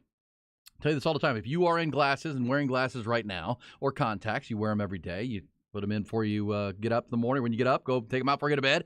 And you would like to not have that hassle any longer. It takes a simple phone call or quick trip to the internet to set up a quick appointment to get in and see our friends at Sharp Vision Modern LASIK. That's all it is. Once you get the appointment, I'll tell you, having been through the procedure and the appointment, it's 30 minutes. It's 30 minutes. You get signed in, fill out your information, sit down. They do the great eye test with all the latest technology to figure out what's going on with your vision, causing those issues. And then they present you with the procedures they have. And 9 out of 10 people discover that there is a procedure to correct their vision. That's 9 out of 10. That's a very high number. Talk about probabilities. And then once you know what's going on and they tell you about the procedure they have, you can go from there. Do you want to take that next step? They'll tell you about their 2-year financing opportunity with no interest at all to pay it off if it's a little higher the price tag than you want to pay. Also, how to use that rollover FSA money that you're saving and to save yourself even more money on a pre-tax level. And they have procedures that start as low as $495 per eye.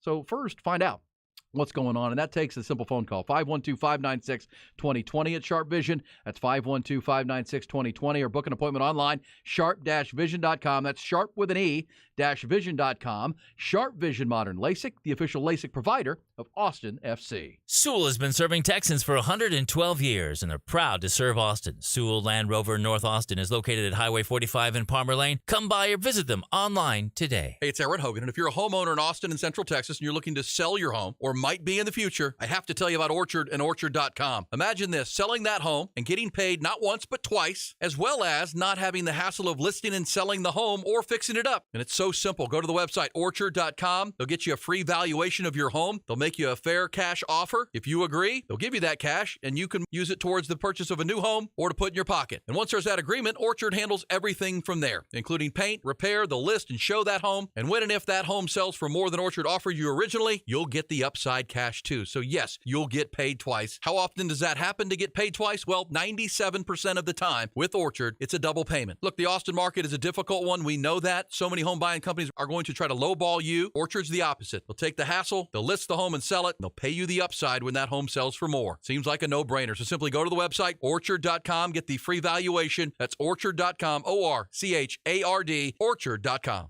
Former pro football offensive tackle Mitch Schwartz knows for a guy, buying jewelry is a daunting task at most stores, but not if you go to Diamonds Direct. It's very simple and very easy process for a guy to go in there and not be overwhelmed. Mitch found Diamonds Direct and has been back many times buying jewelry for his wife, Brooke, and he's never felt any pressure. They're going to educate you about what you're looking for, what the diamonds are, how the process works. At Diamonds Direct, we respect both you and your budget. I think everyone's kind of searching for value. You don't want to be taken advantage of, and Diamonds Direct is leading in that regard. You're going to feel really comfortable there. You're going to have a good time. You're going to find something that looks amazing and that you're going to get the best value for it. So if you're worried about getting sweaty palms when you walk into a jewelry store, relax. Take Mitch's advice and enjoy the experience at Diamonds Direct. We have definitely recommended Diamonds Direct to friends, to other teammates. Everyone else who has been through there has had as awesome an experience as we have. Diamonds Direct, your love, our passion. Get directions, showroom hours, and more at diamondsdirect.com. Now here's Rita Ballou live from inside your plumbing. Even if your drain doesn't show any leaks or have any eye-watering smells coming from it, it doesn't mean your septic system still may not be working well. Pumping your septic tank can help improve the efficiency of your system, but you're gonna need an expert. And that's why Hambone Plumbing is proud to announce Hambone Septic Pumping. The same great company now offering even more services. How do you get your septic system at proper working levels? Rita? Call Hambone, 512-388-7030, hamboneplumbing.com. License number M12470 and TCEQ 26366. The Horns text line is brought to you by Specs, a Texas-sized selection of wines, spirits, finer foods, and specialty beers. Cheers to savings. Aaron Hogan, Rod Babers, Mornings, Austin, Texas Sports. The Horn. The Horn.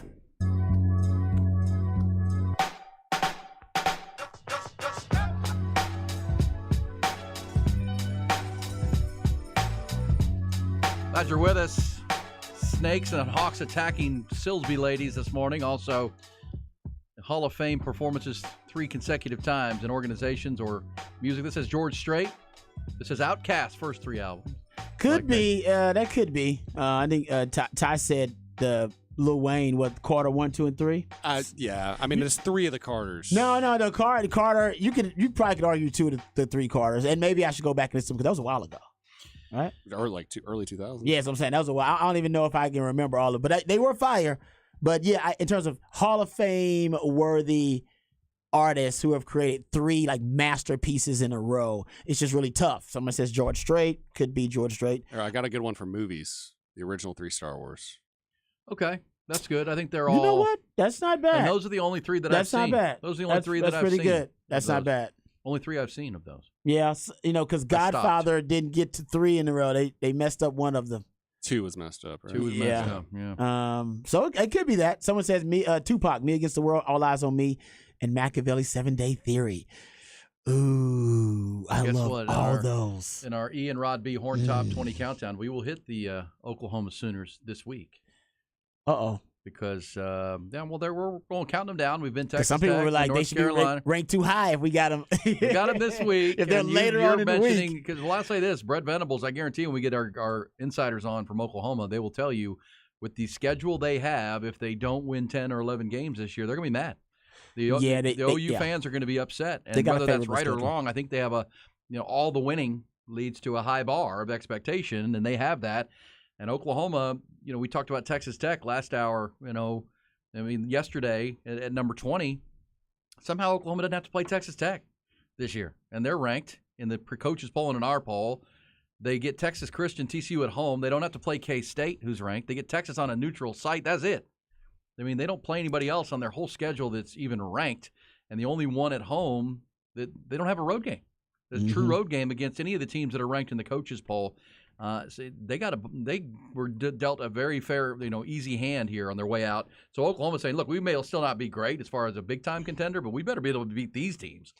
It is a favorable schedule for them, and I like the fact that Dylan Gabriel's coming back. If Dylan Gabriel doesn't get hurt last year, it's a different season for him altogether, especially that Texas game where they were embarrassed. So they bring Dylan Gabriel back. And was that 49-0?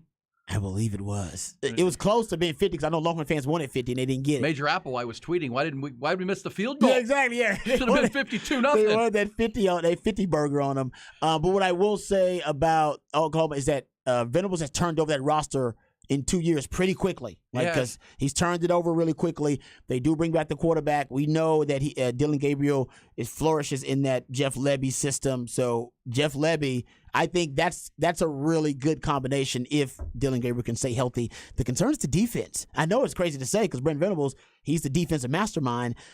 They're running that 3-high defense that obviously has been a thorn in the side of Steve Sarkisian. So they run that system, but Texas eviscerated them last year because they just didn't have the pieces to be able to play it. Now you got more of those pieces, and I guarantee you Venables and that staff are as motivated as they ever been because they felt like they were embarrassed last year, especially in that Texas OU game.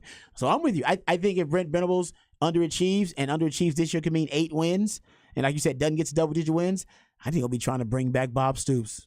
And Bob Stoops is lurking around that program. And he feels bad. He's got won guilt. the XFL championship. Yes, and he's got some guilt because he feels like him, putting Lincoln Riley in place all right, as his successor, he thought, oh, man, we'll win championships and Oklahoma football would just go on business as usual. And it didn't because he shocked the world and went to USC. And now I think there's some guilt from Bob Stoops about where the program is now. Yeah, because Lincoln Riley bolted. He bolted on him. Night. And he was a hand-picked successor. Like, no, this is my guy. He will take care of the program. It's like, hey, Bob, he took care of the program for a while, and then he decided to leave. Out. He want that beach house. Do you think they would ever consider going after Garrett Riley? Or is the Riley name a little too? No, that never. Yeah, never. And Garrett shouldn't take that either because that would put unfair expectations on him as a Riley. Radioactive. You know what I mean? Do you think Garrett Riley will be a head coach in the next few years? He's a good chance. Yeah, he's a good chance he could. That's a good because Clemson don't have a good team. He's got Klubnik. Right, he's got Cade Klubnik, so he got a good quarterback. We know the defense is going to be legit. I can see them having a really good year. And if that offense just becomes, lethal and becomes explosive and prolific, yeah, he may just be good. Yeah, he'll just be a fast riser. Go from TCU, which was a national championship caliber team, and then go to Clemson, who may end up competing for a college football playoff, and then he'll go somewhere. And you're right, be a fast riser. Well, those pictures, I know even people here don't like Lincoln Riley, but the pictures last year of he and his brother and Caleb Williams and Max Duggan in New York for the Heisman ceremony. That's pretty cool to have both brothers there with two quarterbacks, and that Riley system works. And if it works at Clemson, you can see Cade Klubnik quarterback friendly, man, up there for those. Oh, it's a good point too. Yeah, because it made Max Duggan was a guy that people thought was very limited, and he ended up a Heisman finalist. We talked about Baker Mayfield, went there 3 times. 3 times to New York, won a Heisman. Remember, people thought Jalen Hurts, who was now obviously taking his game to another level in the NFL, but they thought he was a limited quarterback, and he went to Lincoln Riley system, which, by the way, was suggested by Nick Saban. He was like, you want to go to a system that's going to make you look like a quarterback. He went to Lincoln Riley system. Well, and again, there's the scuttle out of Texas A&M is that, the big money down there wanted Garrett Riley at A&M. I can see that. And that Jimbo Fisher wouldn't go there because Jimbo still wants to have some control, which is why he hired Bobby Petrino, an older guy who he feels like he can work with. I don't know. That whole thing at A&M is such a mess. Because Garrett Riley would have been the natural hire. I got a 5-star kid in Connor Weigman. I got a great receiving core at A&M and a returning offensive line. Go get a Riley. What if you're Garrett Riley? Would you rather be at Clemson or Texas A&M? Oh, Texas A&M got a lot of talent, though. They got a lot of dudes. Cade Moose Muhammad and Cade Evan Stewart. Right. He's a top 5 Heisman odds right now. He'll be in New York. And you don't have to play in the SEC West. I think if I was Garrett Riley, I'd rather go light up the ACC team. Have to play in the SEC West. Ain't no break there. Hey, Back to the Future 1, 2, and 3. Okay, that's a good one. I never saw 3. 3. Is that the Western? I don't usually when they do went sequels. to Old West. Is that 3? I almost never do sequels. Did they go really? Once it's really good, I'm in. I saw John Wick 4. I got to tell you, it wasn't bad. Well, on these action films, like I think the Bourne films, the first 3 are good. Jason Bourne.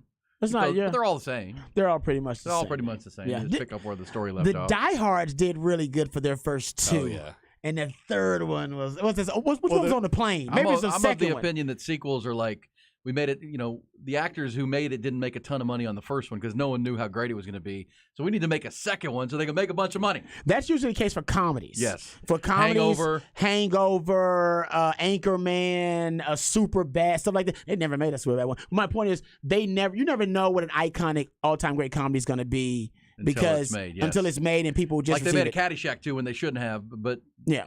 Because it was iconic. It was iconic, and they shouldn't have. Somebody said all 3 of the first Porky's. Yeah, because of course, Porky's in the 80s. As someone who grew up in the 80s, Porky's. I remember they were Porky's terrible. They were terrible. I remember people just trying to see it because they had a lot of nudity in it. Yeah, because right. When you're 14 and you get to see some boobs, it's like, sweet. Love that movie. I remember. That was American Pie. Shower scene. American Pie was like, that was basically American Pie, you're right. That was the latest version of Porky's. It was a coming-of-age movie. Yes. Yeah, you get to see a little, oh, wow. That's what that looks like. Okay.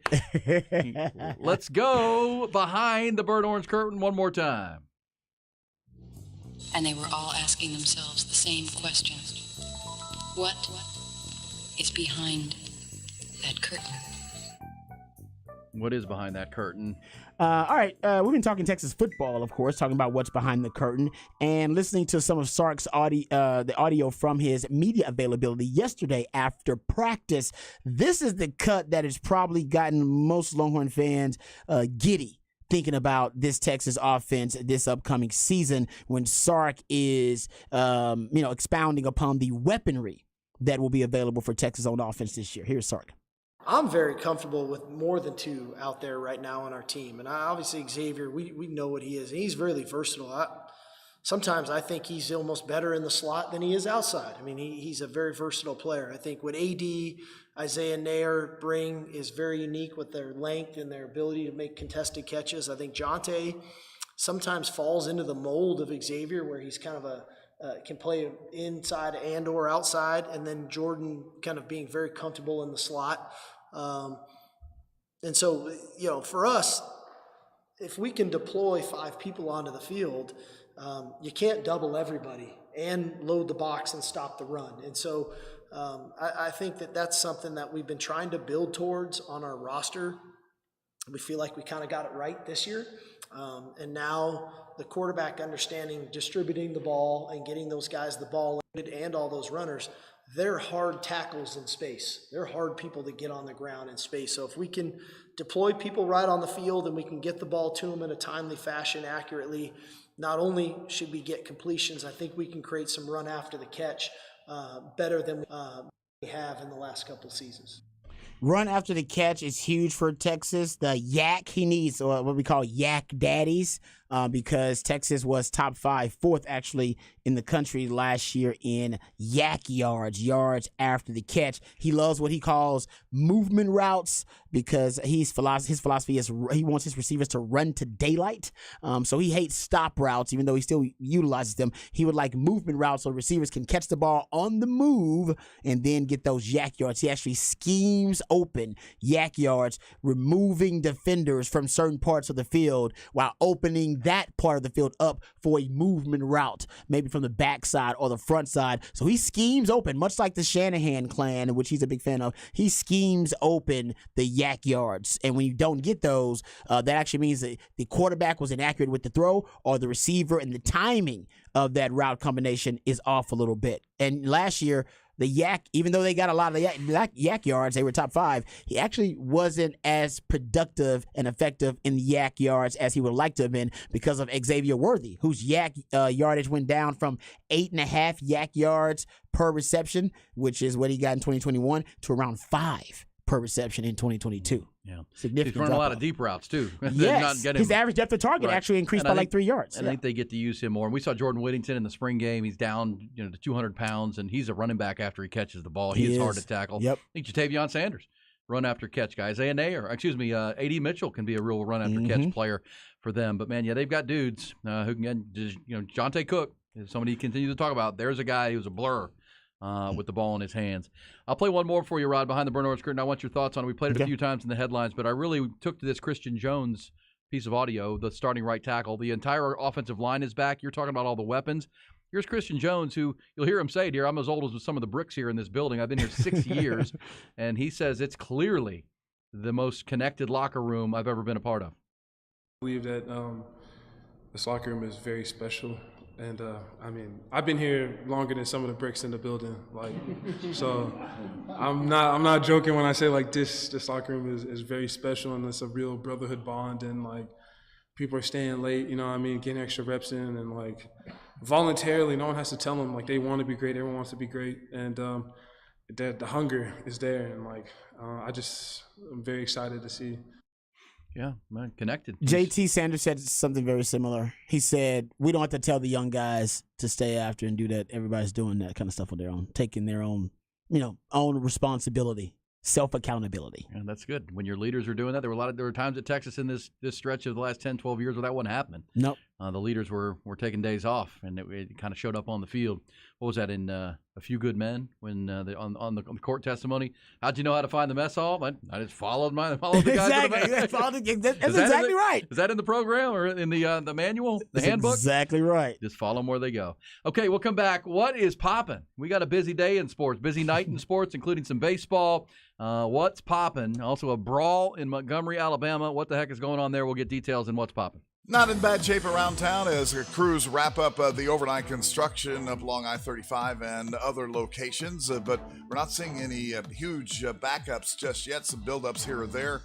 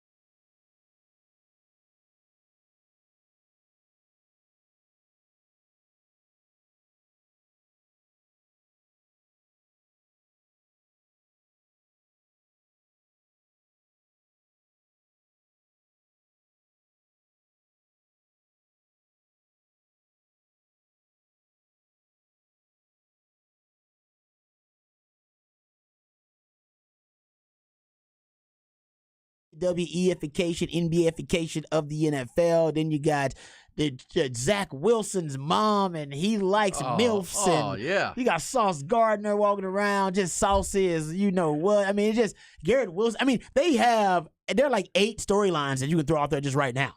Yeah. Just easy storylines. Well, remember, the Jets didn't want it, but the NFL pretty much made them for every reason you're saying, that it was going to be gangbusters as far as, People can love it. eyeballs. Yeah, you And, talked about that game that they were in, the Hall of Fame game. Yeah. It was got more more viewers in the NBA Finals. playoffs. Yeah. It's like, come on, man. Like, man, people are ready for some football. And the Jets, right now, the Cowboys are the biggest star on the most popular TV show in America. That is the NFL. But for this season, this season alone, the Jets are probably going to be able, at least for the early part of the season, they're going to be able to compete with the Cowboys as the number 1 TV star on the biggest TV show in America. I think you have to say that. And I also would say, just the dynamic of Aaron Rodgers. Now, listen, I hope that, because remember, the NFL has already put the Jets in primetime a bunch this year. They play the Cowboys, don't they? Yes. That means, Yeah. And last year, that team that they put in primetime a bunch was Denver. Ooh. And we kept seeing Denver playing 11 to 10 games, and as Sean Payton called it, one of the worst coaching jobs of all time. In NFL history. And Russell Wilson was terrible. Now, can Nathaniel Hackett ruin 2 football seasons in primetime? What the hell? No, that Jets defense will keep them in games too. It's really good. It's a top 5 defense. That's what they said about the Broncos. Good defense. You're right. It still is a good defense. As long as their quarterback isn't a disaster like Russell Wilson was, they'll be okay. Are you watching that or the Johnny Manziel doc tonight there? I can watch both, actually. I You can get probably both in. could. Yeah, Get some TVs it's streaming, out. baby. Johnny Manziel documentary debuts on Netflix tonight. The Untold Story, it's called. Also, I'm through 5 seasons now of Peaky Blinders, Rod. Oh, yeah, Killian Murphy, yeah. Yeah, he's the real deal. Yeah, Tommy. He'll be Tommy. up for Best Actor from that Such a good Oppenheimer show. movie. He was great. Hey, what's your gambler's pick of the night, Ty? What's popping? Let's take the Tigers over the Twins. Eduardo Rodriguez on the bump. He's been pretty hot this year. So I like it. He was almost traded to the Dodgers, and he used his no-trade clause to stay in Detroit. Who makes that decision? Who the hell wants to pick Detroit over L.A.? First place versus... Come on, man. I like that. Ty took a bad beat last night on his What's Poppin' pick. Oh, no. Took a bad He's committed beat. on this one. It's the moneymaker, Took y'all. a really bad beat with that Royals pick and a bad call and a grand slam, and that's why you shouldn't gamble, kids. Hey, have a wonderful Tuesday, Rod. Great stuff. You too, brother. We'll do it again tomorrow. We will also, if you missed any of it, go to the podcast. If you missed any hour, we have 5 of them, 5 days a week. All podcasts at hornfm.com. Thank you, Ty. The Horn. Aaron Hogan and Rod Papers, mornings 6 to 11, with all the news, stats, and fun you need to start your day. The Jim Rome Show, 11 to 2. Interviews, your calls, and emails, and Jim Rome.